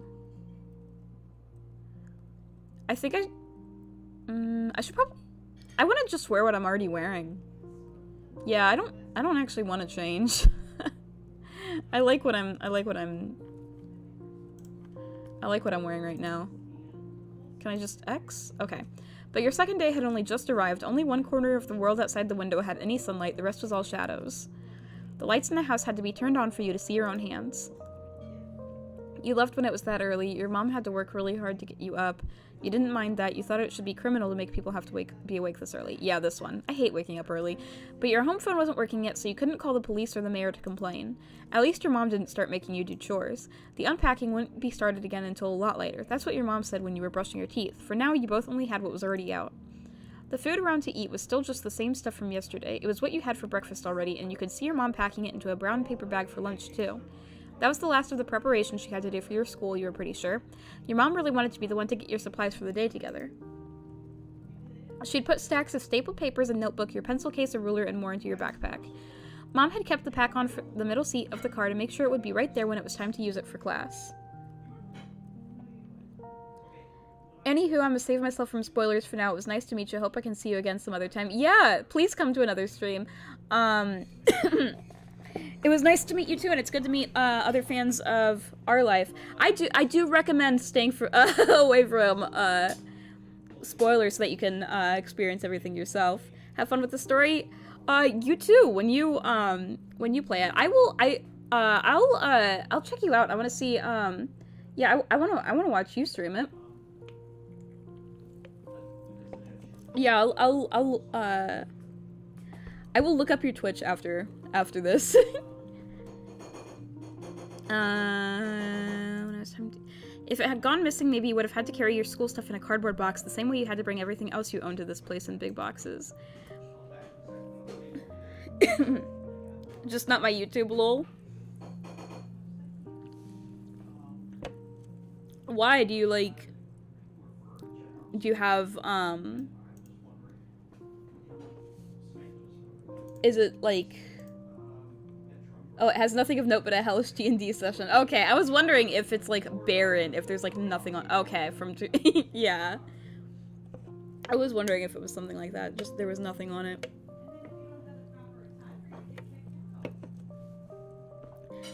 Alright. This is gonna be different, having scenes where we go to school, because this obviously was not in Our Life Beginnings and, Always. You watched her from your comfy spot on your sleeping bag. You'd already gotten dressed for the day, but that didn't mean you couldn't sit in bed again. There wasn't anywhere else to sit. Soon you'd be leaving the new old house and the neighborhood and all the parts of Golden Grove you'd gotten to see so far. The next stop into the unknown was North Acres Elementary School. You kind of wondered why your mom was bothering with making you bring so many things. None of the stuff in a backpack would make you prepared for that. But school thoughts were shaken out of your head when a muffled thumping sound filled up the air. Mom slowly lowered her full hands down to the counter, and at the same time her head and eyebrows went up. Guests? Already? At this hour? Your mom left your lunch bag incomplete on the tabletop and went to investigate the knocking. You got up to go see two, you ran to stick by your mom's side, you dashed forward to beat your mom to opening the door, you stayed sitting on your sleeping bag, you got to your feet while calling your mom, "Mom, can I answer it?" I'm gonna go see two. You pressed your hands into the shiny stuffed bedding underneath you as you leaned onto your feet to get off the floor. You were able to join Mom before she opened the door. She pushed the long handle down with a click and tugged the door forward. It squeaked open. You glanced ahead, squinting your eyes to adjust from the complete brightness inside to the pale dawn outside. Oh my gosh, it's Q! I'm surprised that he came over willingly after I abandoned him yesterday. Yesterday I went, "Hey Q, F off." And then today he comes over. Standing tall on the welcome mat, seeming totally at home at your home, was the new neighbor you had met the day before, Mr. Q Lin. Q's fluffy hood was tucked snugly around his head. He didn't usually do that, at least based on how much you knew was usual for him. Maybe it was because the air was somehow even more skin-prickling cold in the morning than it was during the day or evening. You shuddered just from the wind coming in through the opening. When he caught sight of you there, a plucky grin took over his face. He popped onto the balls of his feet, getting even taller, and cheered a greeting. "Good morning." Seeing who it was, you scooted past your mom to stand by Q on the porch, enthusiastically shoved past your mom to stand by Q on the porch, nervously shifted behind your mom, started in place, then dove to hide behind your mom's legs, stayed there to greet the guest, stood in place wondering if it was too late to go back to the living room. Stayed there to greet the guest. Q's smile was as bold as ever as he took a full step to the side, so he was directly in front of you instead of Mom. "Hi, hello, good morning to you. You're visiting me," you said, confused. "Thanks for coming to my house. What are you doing here?" you asked accusingly. "What are you doing here?" you asked curiously. You waved excitedly, you waved shyly, you quietly waited there for an explanation. Hi. Q stayed put in the new place he took, but angled his head up and over to give his focus to your mom. "I'm Mr. Q Lin. I'm your neighbor, and the same age as Splintmaster Samantha VTuber. The two of us met yesterday." "Ah, yes, I've heard. I've been anticipating getting to meet you, and those feelings were well placed. You're so polite." Q straightened out the line of his bandana with both hands, giggling cheekily as he made direct eye contact with you. "Well, if somebody has been talking about me, I hope it was the good stuff." You like to play Power Wash Simulator because you find it relaxing to gradually clean things? Yeah. See, that, from what I've heard, people who play it find it, satisfying and relaxing, but I tried to explain that to Dad, and he did not get it. Now I should introduce myself as well. I'm Miss VTuber, Samantha's mother. It's nice to meet you. May I speak with Samantha, Miss VTuber? There's something I wanted to talk to her about. Thoughtfully, your mom's glance drifted down to you. Without looking back at him, your mom replied, "That would be fine. I'll finish getting your bag ready, Samantha. You two can chat." Q clasped his hands together primly. "Thank you very much." Oh no, what's he gonna do? Mom let a content smile rest on her face as she walked back inside the house, leaving you alone with Q. You stopped watching your mom go to look back at Q. You were willing to at least hear what was going on. What did you want to say? Q didn't beat around the bush with you. He probably didn't with anyone. He came right out with what he had in mind. Want to walk to school together? It's the first day. He squared his shoulders and held out a hand, counting off points on his fingers. We're going to the same place in the same grade. There's a good chance we'll even be in the same class. Going together would make everything so easy. Yeah, okay, thank you, you're so nice. Only if you're sure. You gave a nod of agreement. No, no thanks. I'm sorry, you shook your head in disagreement. But that's just easier for me. What's in it for you? I don't need your help. You don't have to help me. You stared at him with wide eyes.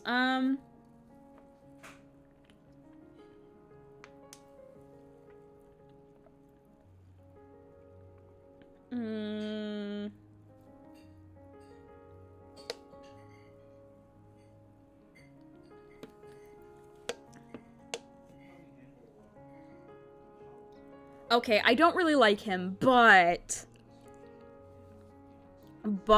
I'll still walk with him. Like, I don't want to be mean to him. He's not a bad person. There's no reason for us not to walk together is the thing. There's no reason for us not to, because we're going... I mean, before when I abandoned him, it was because it was funny. It was because it was funny. But, dude, can you imagine if I had the chance to do it again? Can you imagine if Tamarack comes over and she's like, why don't all three of us walk to school together? And I'm like, you're right, Tamarack. You and I should walk to school together. Bye, Q. It'd be so funny if I did that again. That'd be so funny. But I'm gonna say okay. Alright. He popped an enthusiastic double thumbs up. I think it makes a lot of sense that we'd go together. With his hands in his pockets, Q shifted the whole top half of his body diagonally over to one side. The tilt of his head really showed off the bend in his self-pleased smile. I can't believe it's been over 3 hours. How long is this demo? One of the reasons I like to clean is because my stepdad happened to be a hoarder. Ah, interesting. There's lore. What if this is all of step 1? What if... Oh, it's the prologue, isn't it? Yeah, so before the moments. Okay, well that's still a lot. Oh. He flung an arm back out and arched the fingers across the air in front of both your faces. It might have been to stop you before you could say anything or to keep himself from forgetting whatever else he wanted to talk about. And it wouldn't be just us. Nice! I'm gonna keep going down the cul-de-sac to Granny's house so I can ask Tamarack next. So that's it. What do you think about all three of us walking together? It's a good plan, right? I should say just me and Tamarack. Yeah, I was gonna ask you to go with me myself. It works. I'll come. It's a shock you have smart ideas sometimes, he said teasingly. I guess I can do it that way. Though you would have wanted to go with just Tamarack. No, you had changed your mind. You simply nodded. You shook your head. You had changed your mind. Though you would have wanted to go with just Tamarack. Yes, I'm choosing that one. You tossed a glance over your shoulder and spoke out again. I'm gonna tell my mom I'm going. She has my backpack. You parted with Q for a second, but didn't bother closing the door. The sound of your feet against the floor was the only noise in the huge house. You couldn't have snuck up on Mom if you tried. Each step you took brought you closer, and it made the smile on her face grow larger, but she didn't get distracted from the job. Her gaze stayed stuck to the counter. Mom placed one more paper into your backpack and snapped the plastic clasp on the top flap closed. With that secured, she promptly picked the bag up by the loop handle. She lowered herself down to her height by bending her knees low. Then she offered the backpack over to you. Exceptional timing, dear. Here, you're set to go. It was nice and light when you took the pack from her. That wouldn't last. Soon you'd have actual school books to bring around with you. What happened with our guest? Did he leave? You answered the question while looping one arm after the other into the wide openings of your backpack straps. He's out there still. Q wants me to walk to school with him. Can I go? You shifted your grip to the dangly ends of the armbands, then gave them a swift tug to tighten the straps, fully securing the bag against you. He came over to ask you that? Talk about convenient. The young Mr. Lin must know the way far better than I do. That was exactly what you thought she'd say. You could count on her to understand. As she smiled, her face lit up softly like the early morning sunshine outside. Mom pinched the top of your chin between her thumb and her pointer finger. Enjoy your first day. There's only one of them per year. Maybe she was right. You would look at what was nice instead of what wasn't. You still weren't cheery about going to school, and that was a fact. You didn't feel any better, but you didn't want anyone to notice. You still weren't cheery about going to school, and that was a fact. You couldn't even pretend it wasn't. She let you go in order to place her hands on her thighs, needing to balance herself as she stiffly straightened up to her full height.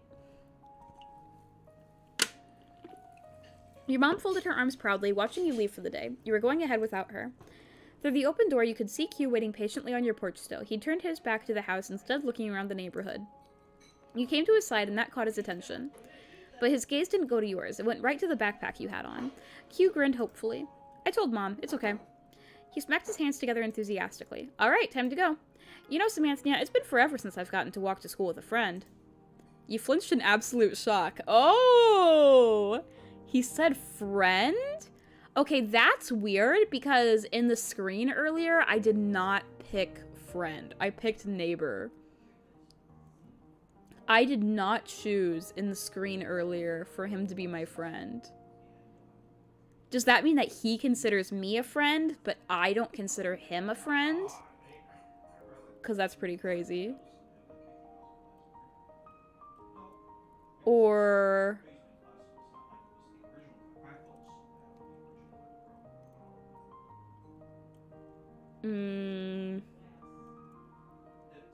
Or when... It would be really funny. It would be really funny if he said, it's been a while since I got to walk to school with a friend. And I don't think it's ever gonna happen. He said you were friends? We're not friends. Oh my god, I'm not gonna say that. I'm not... Oh my god, all of... Oh no, these are mean. These are mean.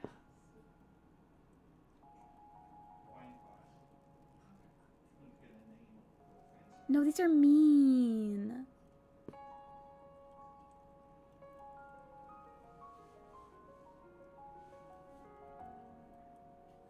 These are mean. Okay, I'm gonna stare at him. He began to tilt his head as he processed your reaction. It made a smile fall off. No, I hurt his feelings. No, I didn't want to hurt his feelings. I wasn't trying to hurt his feelings. No, I want to go back. I want to be friends with him. I want to be friends with him. I don't want to hurt his feelings. But it was replaced right away with a smirk coming over his turned cheek. With his hands behind his back, he poked his toes up in the air by leaning on his heels. Oh, okay, that's no problem. You can just let me know when we are. This is why I don't like him. This is why I don't like him. You can let me know when we are. He's so, like... He's like full of himself. He's like, we will be friends because I say so. And he's annoying. He's annoying. He annoys me. You nodded. If you were ever friends, you wouldn't mind telling him. You just shrugged. You stuck your tongue out at him. You rolled your eyes. You wished he'd stop being so smug. Yes! He's smug!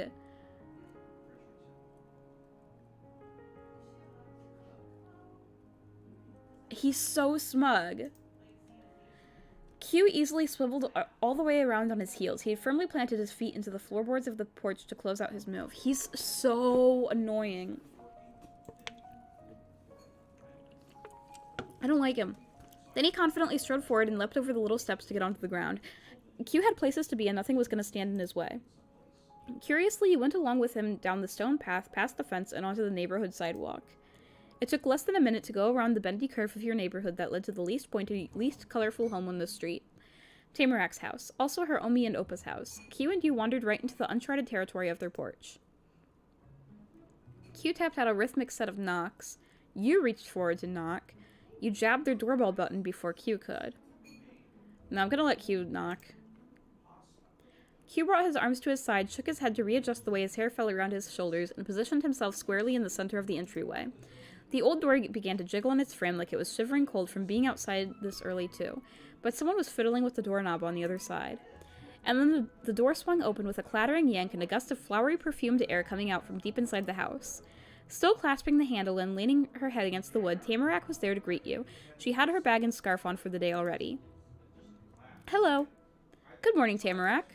Her eyes popped open. She hadn't looked to see who was at her door before saying hello, but she could tell who it was from that answer. Tamarak's tone of voice lightened even more.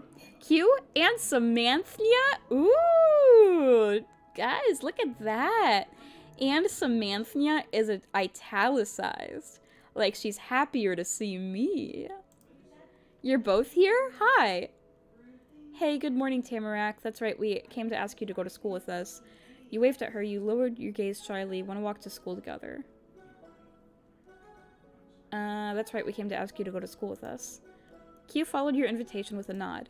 We're all going that way. It'd be cool to walk as a group. Please, I don't want you to go all by yourself. She blinked rapidly, many times and all in a row. In the soft pink light, her eyelashes looked almost like shimmering dragonfly wings. Wow, okay, I'm gonna come.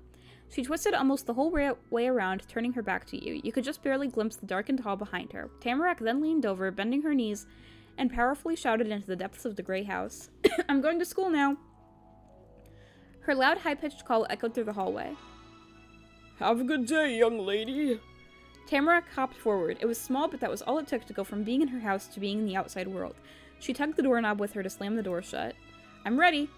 The quickness of all that was too much, and Q needed a second to catch up with it, but when he did, he chuckled. Perfect. Q lazily settled his hands on his hips, and his eyes moved way off to the side, even though there was nothing special to see that way. Guess we've actually got to go to class. Yeah.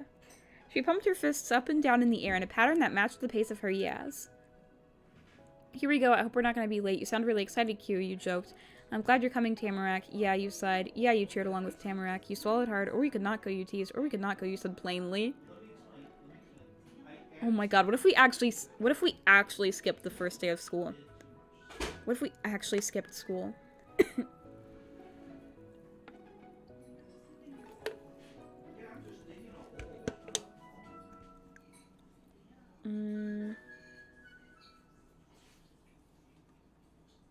Yeah, you sighed. Yeah. Her last yeah was only a whisper. All clustered together, you, Q, and Tamarack tramped off the white wooden porch. The full set of cul-de-sac kids hit the road together. The first part of the school trip wasn't hard. There was only one way out of your neighborhood unless someone hiked out into wherever the woods went. That'd be cool. Maybe you'd be able to do that someday. The actual path forward had you brushed past the forest fork that originally led you to meeting Q and Tamarack. But you weren't stuck with the same limits as before. This morning you moved right on by without even stopping to check what might be hidden away back there. Now you traveled even further. The woods crowded in closer and closer around the one road that led out, until suddenly structures began to appear in between the bushes. The thick overhang of leaves pulled apart to show the sky. The world unfolded ahead of you. Sunshine climbed mountains to just barely tickle your cheeks while the stars still clustered against your back. You were right in the center of a windy mountain path. It flowed over the uneven ground, blanketing every small bump and bend like a black river. Along the street, huge wooden poles rose into the sky in a row that rivaled the trees. Stretching phone lines and reaching branches wove the whole town together. Even though Golden Grove was a lived-in place with man-made things, the vast wilderness was just as much a neighbor to the residents as their real people neighbors. Tamarack tramped over the grass, swooshing her arms in full-length swings in front of her. She didn't get anywhere near the tarmac. Q's stride was a lot breezier. He took the spot in the line closest to the road and didn't even check for cars. His eyes were aimed at the now viewable sky. You ended up somewhere in between them. If Tamarack was a swoosh and Q was a breeze, you were a storm. Each step was heavy and crushing. The dirt had to deal with your bad mood if you had to deal with a new school. All that air went out the window when Q started moving his hands around even more than Tamarack. He frantically stuck his fingers in and out of each one of his pockets while poking his tongue out at the corner of his mouth. You and Tamarack just watched as he tugged at his jacket and pants while walking. The two of you probably shared the exact same thought. He was looking for his notebook or paper or something. Aha! And it was paper, but it wasn't his special tan pages. The thing Q grabbed was a thick folded packet of white printer paper that was covered all over in tiny ink words. You could instantly tell what it was. That many papers stapled together with that many little words on them only ever came from one place, school. Q held it close to his face. He had his nose completely in what was basically a book, but for some reason he started to talk to you and Tamarack. Which room did you get? For a second, Q peeked over the pages to look at the both of you. Who's your teacher? Tamarack thought hard, but she didn't find an answer in her head. She swished her hand under the flap of her bag without unbuckling it. She had to find her own papers. I remember my mom told me. I remember I read it earlier. I'm gonna check. Mom told me, but I forgot. Oh, I know that. You quietly moved to check your school stuff, too. You thought about it, and before long, you knew the answer. I remember my mom told me. I'm in room 24 with Miss Murray. The room is number 24. I think the teacher's name was Murray. It's, 24, the room. My teacher's name is Mrs. Murray, but you didn't tell them. You waited to see what they were going to say. I'm in room 24 with Miss Murray. Q used his thumbs to bend the papers down. They stopped hiding his face and you could see he was smiling. Wait, that's my room, too. Tamarack waved her packet in the air in a crinkly flurry. Me 3. We're all in the same class, you cheered. We're gonna be stuck together forever, you joked. We're gonna be stuck together forever, you groaned. You closed your eyes and smiled. You were happy you'd get to share a class with Q. You were happy you'd get to share a class with Tamarack. You were happy you'd get to share a class with Q and Tamarack. I'm happy I get to share a class with Tamarack. Your mom had given you the papers. Q probably got his from his mom and dad, and Tamarack got from her Omi and Opa. Despite being kind of different, the papers were all the same. A smirk settled in its regular spot on Q's face, all according to plan if he somehow could have planned it. We're roommates. And they were roommates. He didn't need the packet for anything else, so he stuffed it into his pant pocket with a shrug of one shoulder. There's only 3 5th grade classes we could have been in. When Q made sure it was deep enough to not just fall out, he brought both his arms into an even bigger shrug and chuckled too. But Miss Murray, I almost made it without her being my teacher. It was close. Tamarack peered into his face with wide eyes, leaning over so much that you almost walked into her.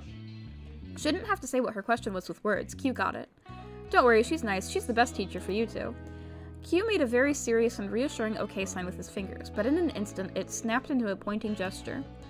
And you're probably going to be shocked, but Miss Murray isn't just a teacher, she's a mom. She has kids that are just her kids, not students. Wow.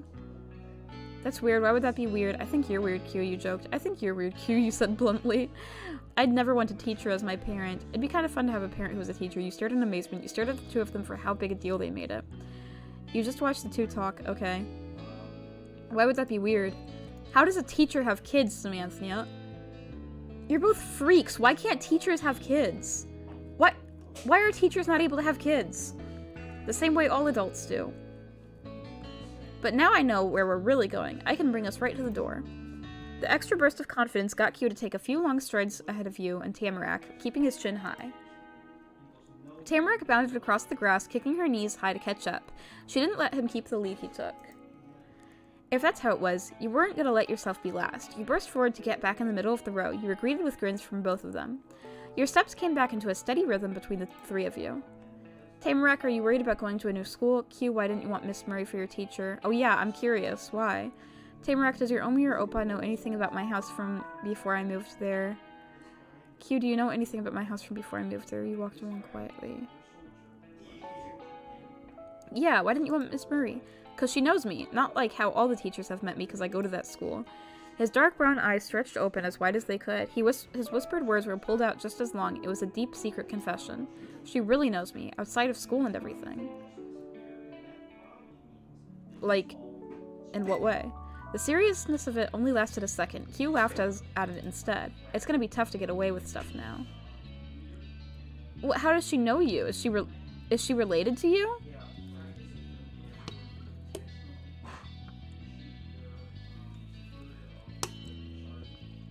Is she related to you? Is she... Instead, Tamarack put on the shocked expression Q had just put away. Well, I've never seen a teacher outside of a school. When do they leave?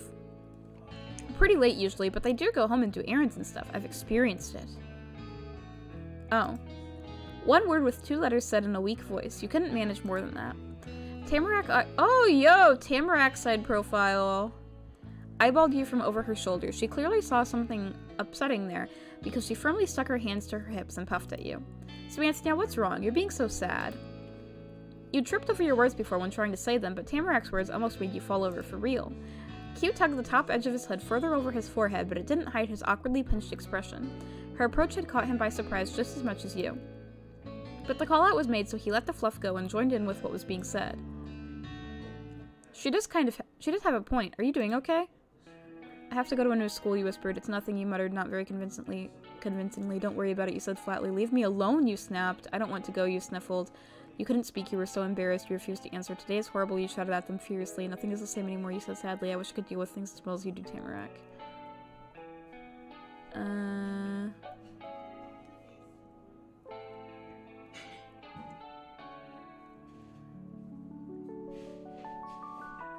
I don't want to go. Tamarack and Q frowned. Now no one was happy. I don't know what it's like to move someplace else or go to a school that's different than before, not even a tiny bit. But thinking about me doing it, I feel like it'd be rough. Since you're really doing it, I guess that means you're pretty tough. You too, Tamarack. She flipped her frown upside down. We're on an adventure. Things are getting good. You'll see. Her excitement for... You weren't even sure what about this made her excited. Maybe Tamarack thought change was fun and she didn't care what changed. But no matter what that spark was, it couldn't be put out by anything. Q bounced off her positivity. Yeah, great stuff is right around the corner, though maybe not having to go to class, after that part. He got Tamarack to laugh with that. Her hands squished into her cheeks in delight. You weren't as hopeful as them, but their happiness did help a little. You couldn't be as hopeful as them. It annoyed you how easy everything was for them. As bad as things were, you were glad you had Tamarack here. You were really starting to see that maybe this wasn't such a bad thing. Yeah, you couldn't be as hopeful as them. You silently pushed yourself to keep going while they giggled and grinned. You were just relieved that they stopped putting so much attention on you. The longer the walk went on, the more Tamarack's gaze was pulled to the forest edge along the road instead of what was right in front of her. Her steps drifted unevenly. You couldn't blame her. You had done the same during the trip a few times. But you weren't the only one who noticed her focus. Hey, so it's kind of funny how both of you like the woods that much. It's the only nice place I've seen here so far. She said it in the plainest way possible, and the words still made Q gasp hard enough to cough. Have you been places other than the forest? Yeah, lots. They're not good. I can't believe it. It's not that big a deal. I think Tamarack's probably right. The town's not going to be better. You shouldn't try to make Tamarack change her mind on what she likes, Q. It's mean to say the woods are the only good place, Tamarack. You didn't say anything about that.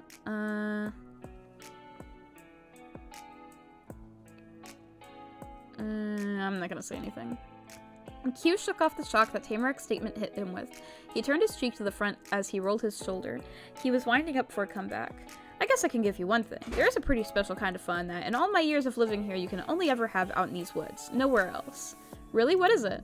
He'd cast a reel and Tamarack was hooked on it. She instantly became invested in whatever mystery Q had up his line. I'm not gonna tell you. What? Tamarack shrieked in a tone so high it scared away a bird who was minding its own business in the tree above. It was hook, line, and sinker.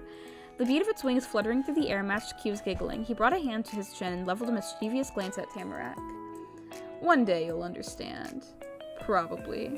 What? What is he talking about? Okay, I literally gotta read the log, because what the flip did he mean by that?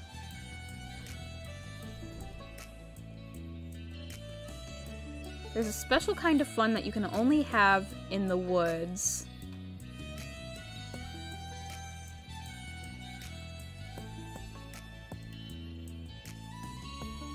Nah, he's just being a freak again. A sorcerer thief freak. And that was really it. He closed up his lips, folded his arms, and settled into not explaining for the rest of the walk. Tamarack couldn't accept that, or couldn't get the hint. She pestered him with the passion in her words getting stronger every time she repeated them. Tell me the thing, tell me the special thing, Q, tell me the special thing! It was too funny, that's not fair, Q. I'm gonna figure it out for sure. You stayed out of that, please tell us. Sorry, Tamarack, you'll have to wait and see. You silently fumed. Who wants to bet she never finds out, you teased? Come on, Q, you gotta say more than that. You stayed out of that. They could deal with it themselves. The conversation of Tamarack's attempts to squeeze Q for info and the snickers that escaped from Q continued while you headed towards your goal. Down that road some more, over a crosswalk, past the main street, taking a turn at the corner. That was when the widest building you've seen so far came into view. There had been taller ones, because that one only had 2 floors, but there was a lot of those floors. North Acres Elementary School. The name made sense. You wondered exactly how many acres it was. Dozens of other kids were pouring out from a few different paths and mixing together under the front arches above the giant door. You huffed out of breath, already knowing this was going to be annoying. Then you went through the door, sticking even closer by your group than on the walk there. Fall into 1st grade. Happy fall, y'all! Even when we're indoors, the game has to remind us it's fall. Hey guys, did you know that it's currently fall? It is fall. Inside was a long hall with different doors and a staircase on the side. It was shiny and dull, like it'd been cleaned so hard for so long it made everything even more worn down than normal. Poster boards with a bunch of paper sheets tacked on lined the walls. Nobody was even looking at them. The messages they had might never have been read. The floors had a checkered tile pattern. Some of the kids around made sure to only walk on one of the colors and avoid the other. And it was loud. There was too much sound from the crowds for the hall to hold. It echoed around, which made it even louder. This place was your school now. Q tapped your shoulder and pointed with his other hand. You figured that was his way to say that you had to keep going without having to yell so you could hear. The 3 of you pressed past the other students, making sure you didn't get separated. Step by step, you climbed upwards and forwards. Q waved a hand toward the right door when you'd reached the top. You'd arrived for the first day of class right on time. The little bit of cold you'd brought inside the school on the tip of your nose and over your cheeks had finally drifted off your face. It was nice and warm when you went into the room. Your brand new class, 5th grade room number 24, smelled like people hard at work, Cut, construction paper, crayons, glue, anything could be made with that. There were tons of leaves stuck to the different colored walls, climbing around the windows, hanging from the shelves, and sneaking out from behind boards where some of those things could be made. Kids sat together in close groups. The desks were pushed up to make bigger tables. There was just one chair by itself right at the front, or the back if the way was in the front door. Tamarack took in a loud breath of waxy air. Wow, I thought it was going to be ugly. Me too, but this is cool. It is ugly. Tamarack, why would you think that? If she liked it, so did you. It reminds me of you. Adorable. This looks like my old kindergarten class, you said, so confused. This looks like kindergarten, you said, excited. You were quietly amazed by how pretty all the decorations were. It was okay, just a classroom. You frowned it was worse than you had thought. Yeah, this looks like my old kindergarten class. See, I was thinking this. I was just thinking this, that, I was going, like, in my head, I was like, they're in 5th grade? Like, this classroom and stuff, like, does not look like a 5th grade classroom. 5th grade is old enough for them to be treated like... 5th grade is old enough for them to not have alphabet rugs or whatever this is down here. Like, 5th grade is when they stop doing arts and crafts projects. This is when you have to take tests all the time and there's no fun allowed. Like, why does this look like it's a kindergarten class? Yeah, that was a good thing to Tamarack, you guessed. It wasn't to you. Q shrugged his backpack off to the floor. When it hit the ground, a puff of air came out the not totally zipped top. Nothing in the place caught his eye in a good way or a bad one. It was like nothing around him existed. Q just watched you and Tamarack look. He chuckled at the faces you both made. The classes looked the same for every room in every grade every year. What? Why? Oh, it wasn't that he couldn't see what you did. It was that he had already seen it 110 times or more. Q knew school as well as he knew everything else in Golden Grove. He kicked his backpack behind him to be up against the wall, never glancing down. There was already a bunch of other bags there, sat one by one along the far side of the room. They were almost completely hidden under a row of hooks that had coats and jackets and stuff cluttered over them in stacked piles. There weren't enough holders for all the layers people brought. You're pretty lucky. This is your first time here, but you're only gonna have to do it once. We're gonna graduate and go to a different school next year. We'll all be new kids then. Oh, that scared me when his jacket came off. Like, what? He talked while he pulled his arms out of the jacket you'd always seen him wear so far. He tossed it on the top of a rounded lump of other coats with a hook somewhere below it all. Tamarack waited, watched, and then she tugged at the end of her scarf to undo the knot it was wrapped in. She talked too. I told you this place was weird and never changed. That made Q pff at her. The sound was almost exactly like the noise his backpack made a minute ago. School is different than the entire town, Tamarack. Tamarack didn't say more words than that. She just got on her tiptoes to sling her untied scarf over Q's jacket, building the mountain of stuff on the one little hook even higher. Q shoved his bandana deep into one of his pockets and lifted up his other shoulder. You're right, that class is always the same. Seeing Q without his fluffy jacket felt like seeing a lion without its mane. He folded his arms high across his chest and gazed upon what you were starting to get was his kingdom. He had all the pride of a lion even without the jacket. Though Q acted like that was it for getting ready, he hadn't taken his gloves off. Was he gonna wear those to class? I was thinking that too. Tamarack held tight to the strap of her bag. It for sure wasn't going with the rest of the packs. That meant she was definitely already done with the putting your stuff away part of getting to school. Tamarack's overalls were the most overclothes she had once the scarf was off. No coat or a cool poncho or anything. The overalls were kind of short too. They didn't cover her whole legs. Her ankles had long socks and yellow rubber rain boots to keep them warm, but you had to wonder if she didn't feel cold the same way most people did. Why would I take off my ribbon?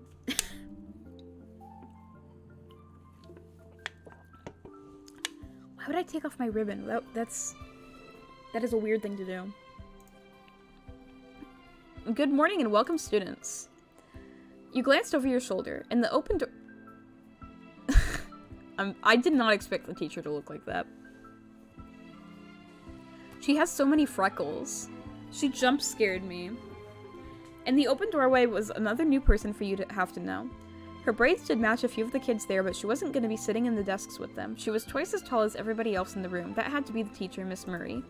Her soft brown eyes looked down over you and your neighbors while she tapped a finger against her freckle-speckled face. Freckle-speckled. That's fun to say. Everyone say freckle-speckled. The pattern on her skin was almost like stars if the sky was light at night and the stars were the darker part. Okay. Her rosy pink lips parted into a smile. She inclined her chin towards Q. Nice to see you here, Mr. Q Lin. This will be a good year. Yeah. Q stretched the word out as far as it could go, and at the same time he opened his arms wide. He turned his head away too. He had the kind of tone your mom would have when she had old work friends over and they'd ask if they could set her up on a blind date. Squiggly, cheerful, and not real. He was trying to be nice, but wasn't trying that hard. Miss Marie Small didn't get hurt by Q's attitude. It got bigger and she shared it with you and Tamarack next. Hello, I'm your teacher, Miss Marie. Am I right to say that you're Tamarack Bowman and Samantha VTuber? Yes, teacher, I'm Samantha. Nice to meet you, Miss Marie. I'm Samantha. I'm Tamarack Bowman. You joked. You nodded. She guessed right. You just stared at the grown-up talking to you. You looked at the ground without a word. I'm Samantha. Tamarack bopped her hands in the air and twisted in place to swing her bag so that it hung behind her back. And I'm Tamarack. That is so great. Miss Marie spoke sweetly in a way that was just nice. It wasn't surprised or relieved to find out the answer. She probably didn't need to ask to know who you were. Teachers knew a lot. If you'd be so kind, would you mind coming over to my desk over there in the far corner? I'd like to talk to you two before class begins. Okay. Tamarack finally lowered her hands back down to her sides. She still bumped her bag around by pushing it up and down with her butt. It clattered loudly, and Miss Murray pretended not to hear. Yes, teacher, what do you want to talk to us about? Well, don't take too long. Did I do something wrong already? I can go too. What about Q? You grabbed the side of Tamarack's overalls shyly. Is it important? You took a step closer, curious. You took a step away, nervous. Okay, you took a step closer, nervous. Curious. Thank you, both of you. She gestured lightly with her hand for you to come and left the doorway. Q turned his head to follow the teacher. More and more of his dark hair eclipsed your view of the rest of him as she walked away. When you lost sight of his face, there had been a frown on it. After she was really gone, he swung back towards you and Tamarack. Q was smirking then. Good luck out there. He tipped over on one foot and bent his body way down. His other leg kicked into the air. He could balance better than a flamingo. Q slipped a hand under his jacket on the hook and also under Tamarack's scarf, which was still on top of it, and dug around in the fabric. He didn't come out empty-handed. He'd gotten a hold of his favorite notebook and a pencil. Q slowly lifted his chest up and brought his one hovering foot down to earth again. The whole thing was graceful, but he followed it by wildly waving his notebook goodbye at you. And a paper fell out when he did it. Ah. Tamarack squealed, trying to talk, but too fast, so none of it was real words. She reached her arms to Q graspingly, like she could pick him up and plant him back where he dropped his thing. That didn't work either. He stepped away on light feet, carefree, and joined up with one of the groups at the desks. They all raised their heads and waved when he arrived. I'm gonna pick it up and take it, and then I'm gonna show it to him later and be like, so, you never lose anything? I'm a sorcerer thief. He was gone and the teacher was waiting. Tamarack squinted her dark red eyes tightly. She directed her gaze towards you because it wasn't like anyone else in the room could understand her. Oh, she's so cute. You gave her a look back. Q, you said with a smirk. Q, you said with a sky. Not again. Scatterbrain, you said with a grin. Scatterbrain, you said with a grimace. You stared at Tamarack in disbelief over that guy. You shook your head with a frown. You snickered.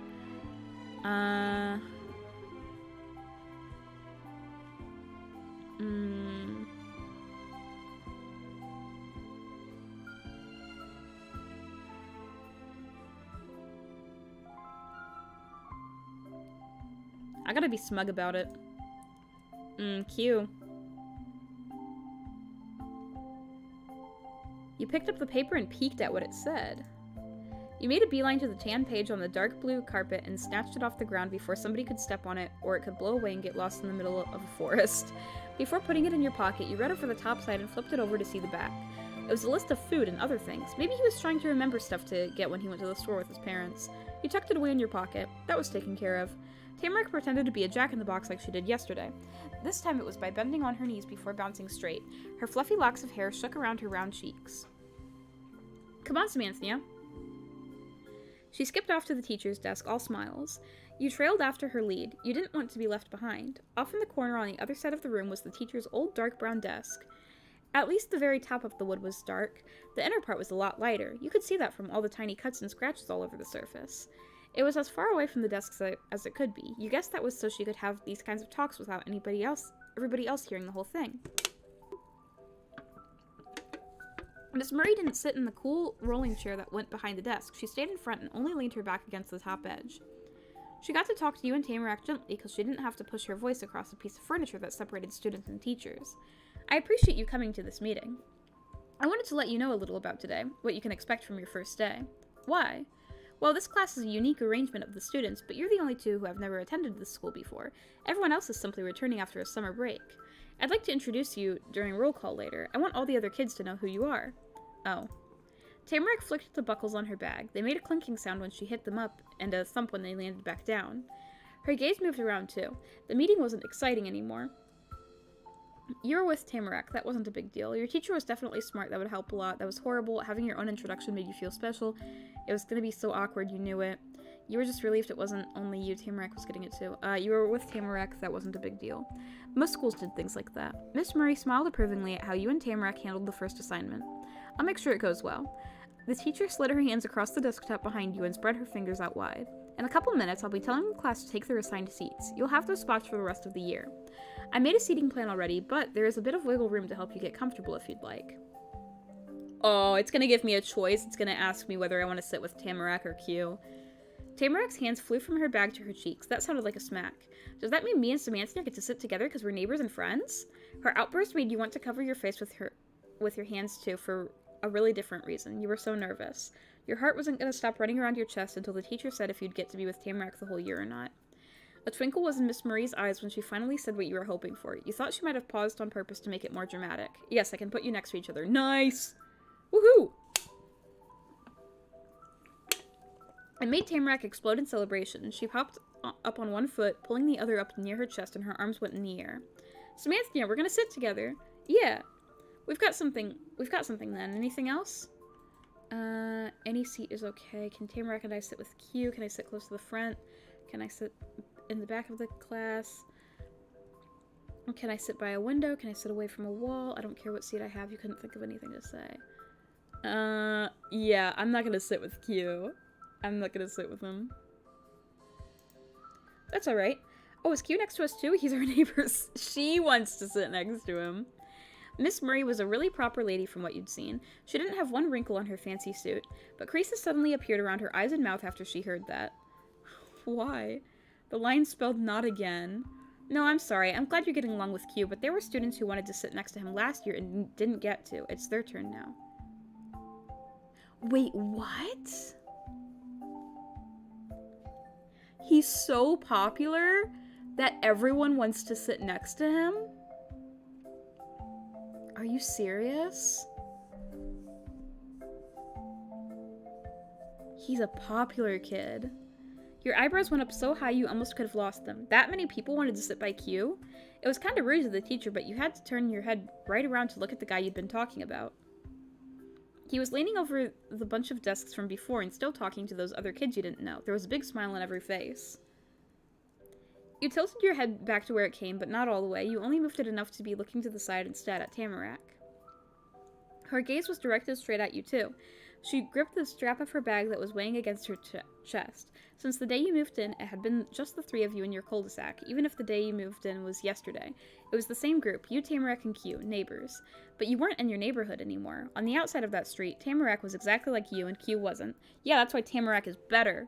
You and her were strangers in Golden Grove now. You didn't know people, and they didn't know you. Q had been there forever. And he's so smug about it. And it wasn't only that. You'd already learned something on your first day of school. Q was popular. He's popular, and he knows it, and I don't like him. You were glad to have a friend like Tamarack even more. Someday you were going to be popular, too. That was too weird. Realizing that made you sad. Well, that was good for him. You wondered how you would fit in when you met everyone else. You were glad to have a friend like Tamarack even more. She could understand what it was like to be you. You were both the odd one out, but you were with each other. Not looking at her didn't stop your teacher from trying to talk to you. So, Miss Murray had to wait for you and Tamarack to stop your shared stares of surprise, and then she pointed across the floor to a couple of desks near the back that were side by side. Those are yours. Tamarack's is the closest to the wall, and Samantha, yours is the one next to that. Window seat, gonna sit in the window seat. Tamarack happily sung herself a simple song about her brand new desk. Besides the roll call, there won't be any surprises. It will be a regular, easy first day of class. Thank you for having a chat with me. You can take your seats.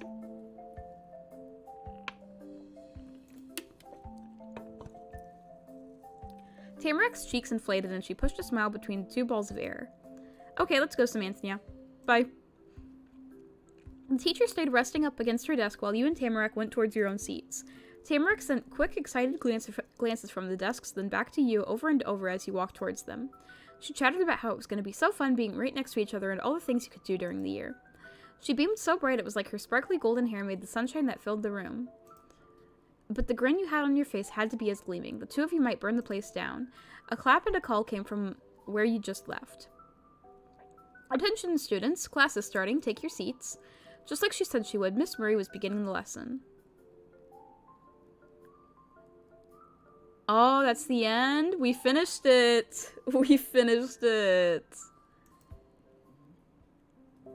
All right. Part of me is thinking, what if I replay it and take the other path so that I can meet Tamarack first?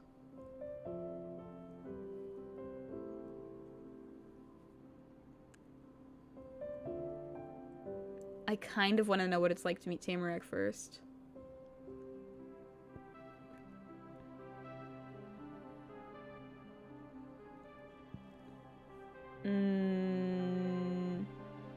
Alright, I want to meet Tamarack first and see what happens.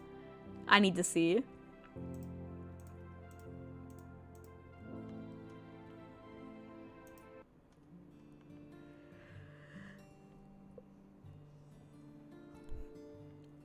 Alright, so I go to my left first. Is there a skip button? Oh, there is. Once you went through the foresty path, you had... okay, let's I'm gonna skip through this. We're gonna see what happens when we meet, Tamarack.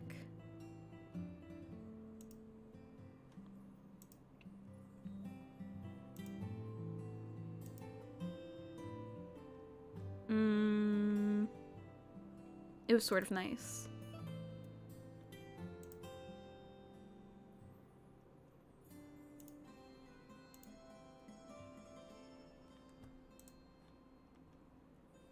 Yeah, this is very similar to what happened when we met Q first, but... okay, there she is. Who was this person?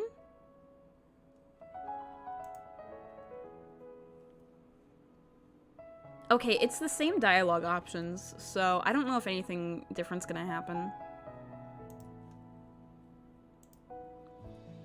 Hi, are you a girl too?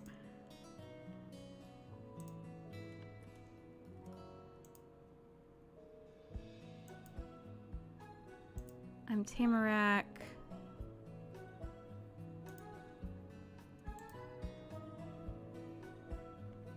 I'm Samanthnia.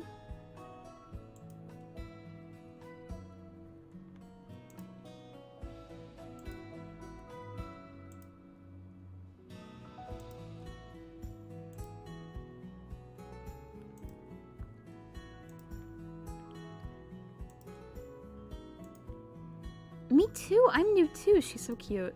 I moved to live with my Omi and Opa. They have a house here and I'm gonna be there now.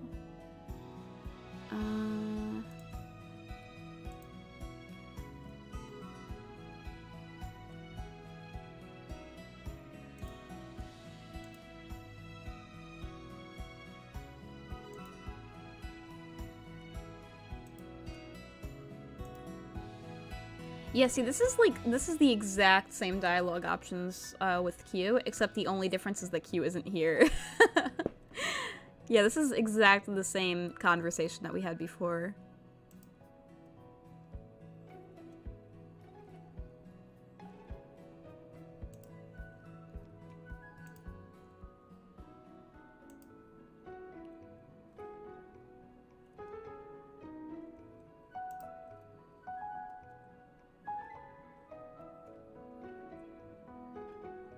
Okay, how did you know my name? You told me. No, no, before that. I didn't know it before that.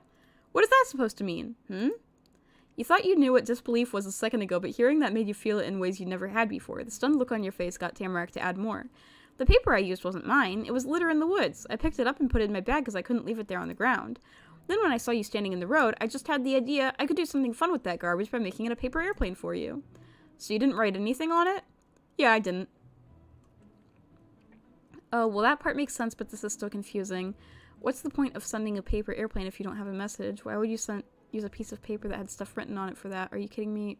Then who did write the note? You were speechless. Then who did write the note? I don't know. That was all she said. Tamarack couldn't tell you anything more.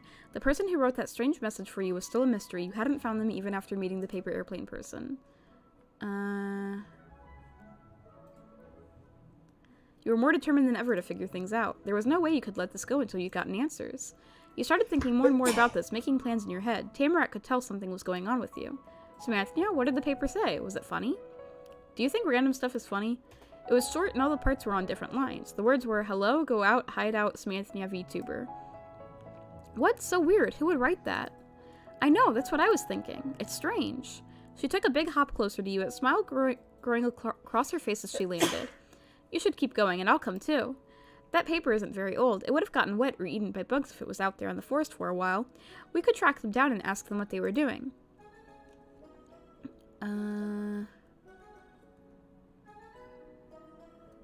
Okay. Woohoo! Tamarack snatched up a nearby stick off the ground and directed the pointy end forward the way you had come from. We're gonna find the litterer who puts weird things on paper. And so you started to walk along the brown fall brush again, now with your new partner in the adventure. Tamarack came along from behind you with eager, skipping steps. She was right. You were going to find that note writer person who knew your name. Soon you reached the head of the path. You were at the crossroad once more, but you'd brought back knowledge and this new girl with you. That's where we just were. Okay. Can I skip? And down there is just the road, but I haven't looked at that other way on that side. You switched the arm you'd bent back to point straight across. Okay, blah, blah. I've seen this with... It's the same thing that we did with Q.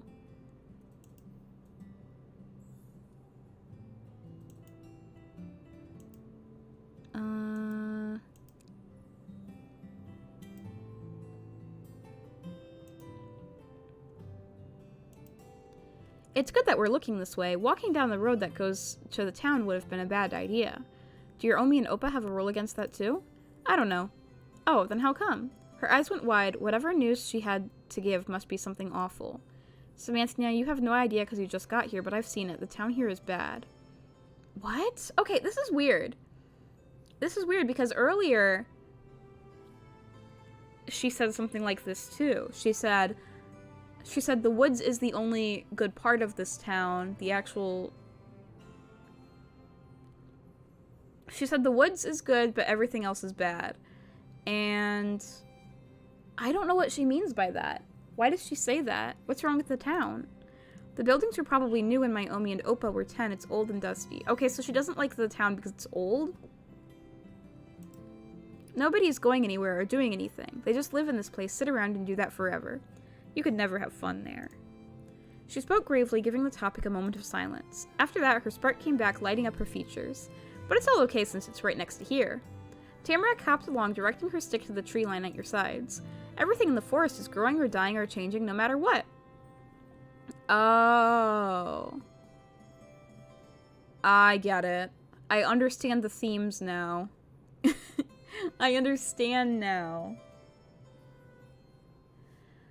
Okay, so the theme of this is change, and Tamarack represents change, and Q represents resistance to change, because that explains it now. Okay, it took me this long to figure out the theme here. Because that's why they say things like, oh, this path has always been here, this path has been here before I was born, nothing changes. So Q represents someone who likes everything staying the same. Tamarack represents someone who likes everything changing.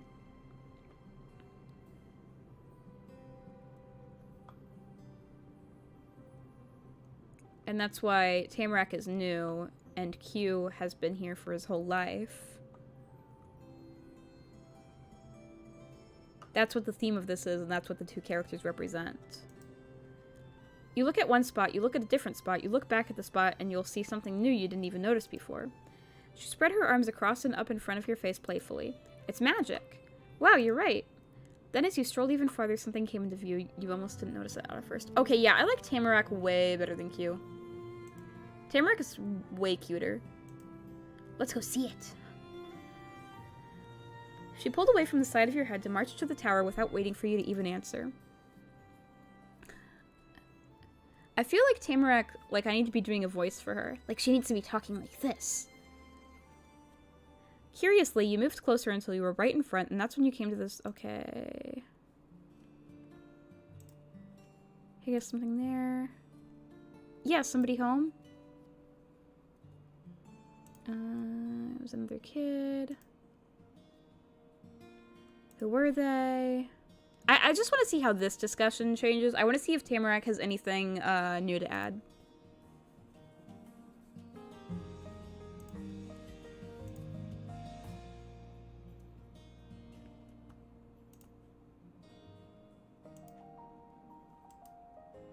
Oop. Hiya, I'm Tamarack.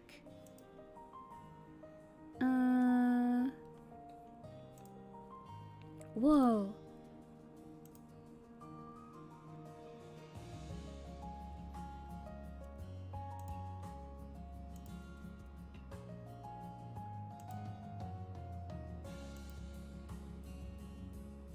A tamarack is a tree.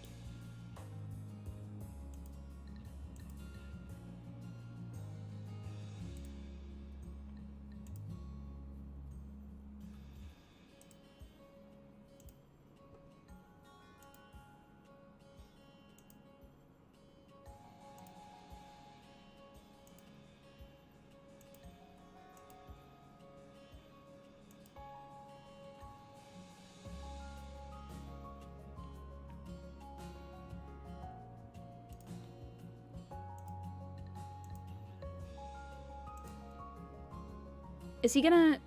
Wait, hold on. Did he accuse us of being... Oh, okay. He's about to accuse us of being sorcerers. Yeah, we are sorcerer thieves.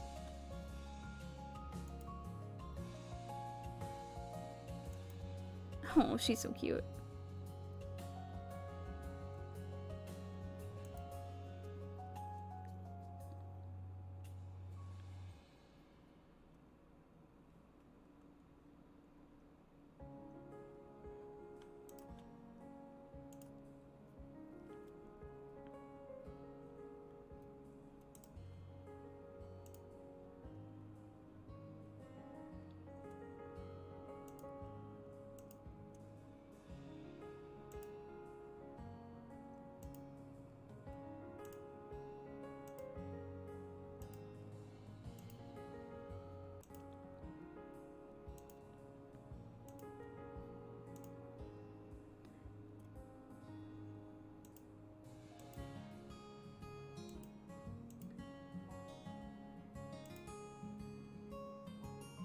Yeah, so this is all conversation that we've already seen before. Yeah, we've seen all of this before.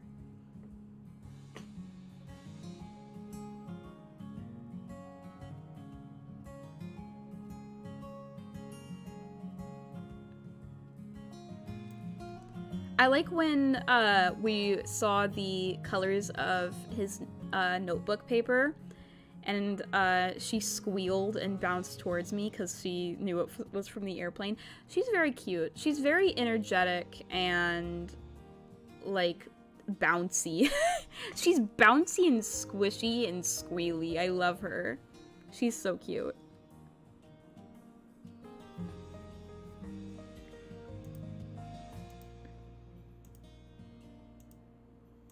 Okay, I'm just going through all this.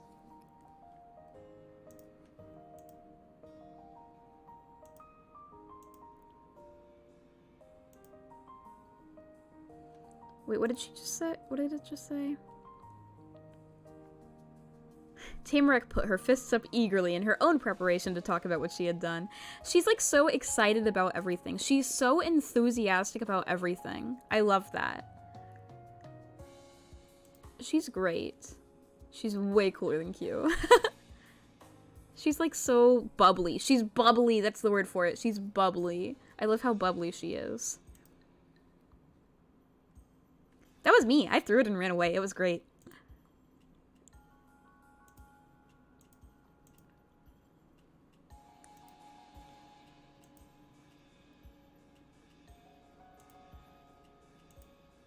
Oh, we're telling the story back and forth.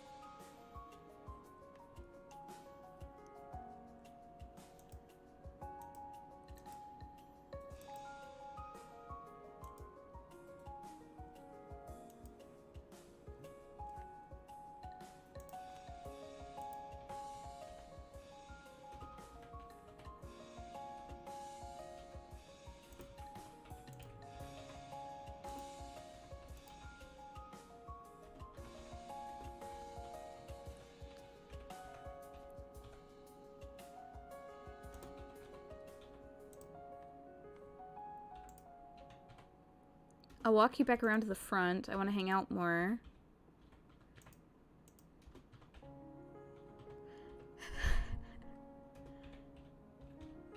Okay, cute. Bye, Tamarack. The two of us are going. That's awful.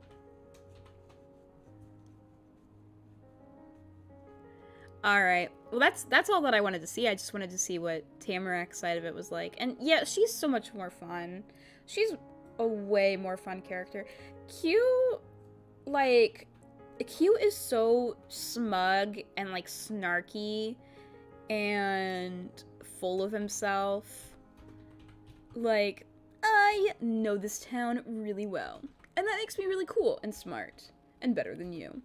And Tamarack is just like, oh man, I love everything. I love school. I love trees. I love leaves. I love that we're the same age. I love that you're a girl. I love that we're both girls. I'm gonna bounce around and jump in these leaves. She's so fun. She's fun. Q is not. I am firmly Team Tamarack. And I'm not gonna save this. Let me go menu. Yeah, I don't need to save. I am looking forward to seeing more Tamarack. I am looking forward to the completed version of this game because I need more Tamarack. I crave Tamarack content. She is cute, and I enjoyed this, and I enjoyed streaming this.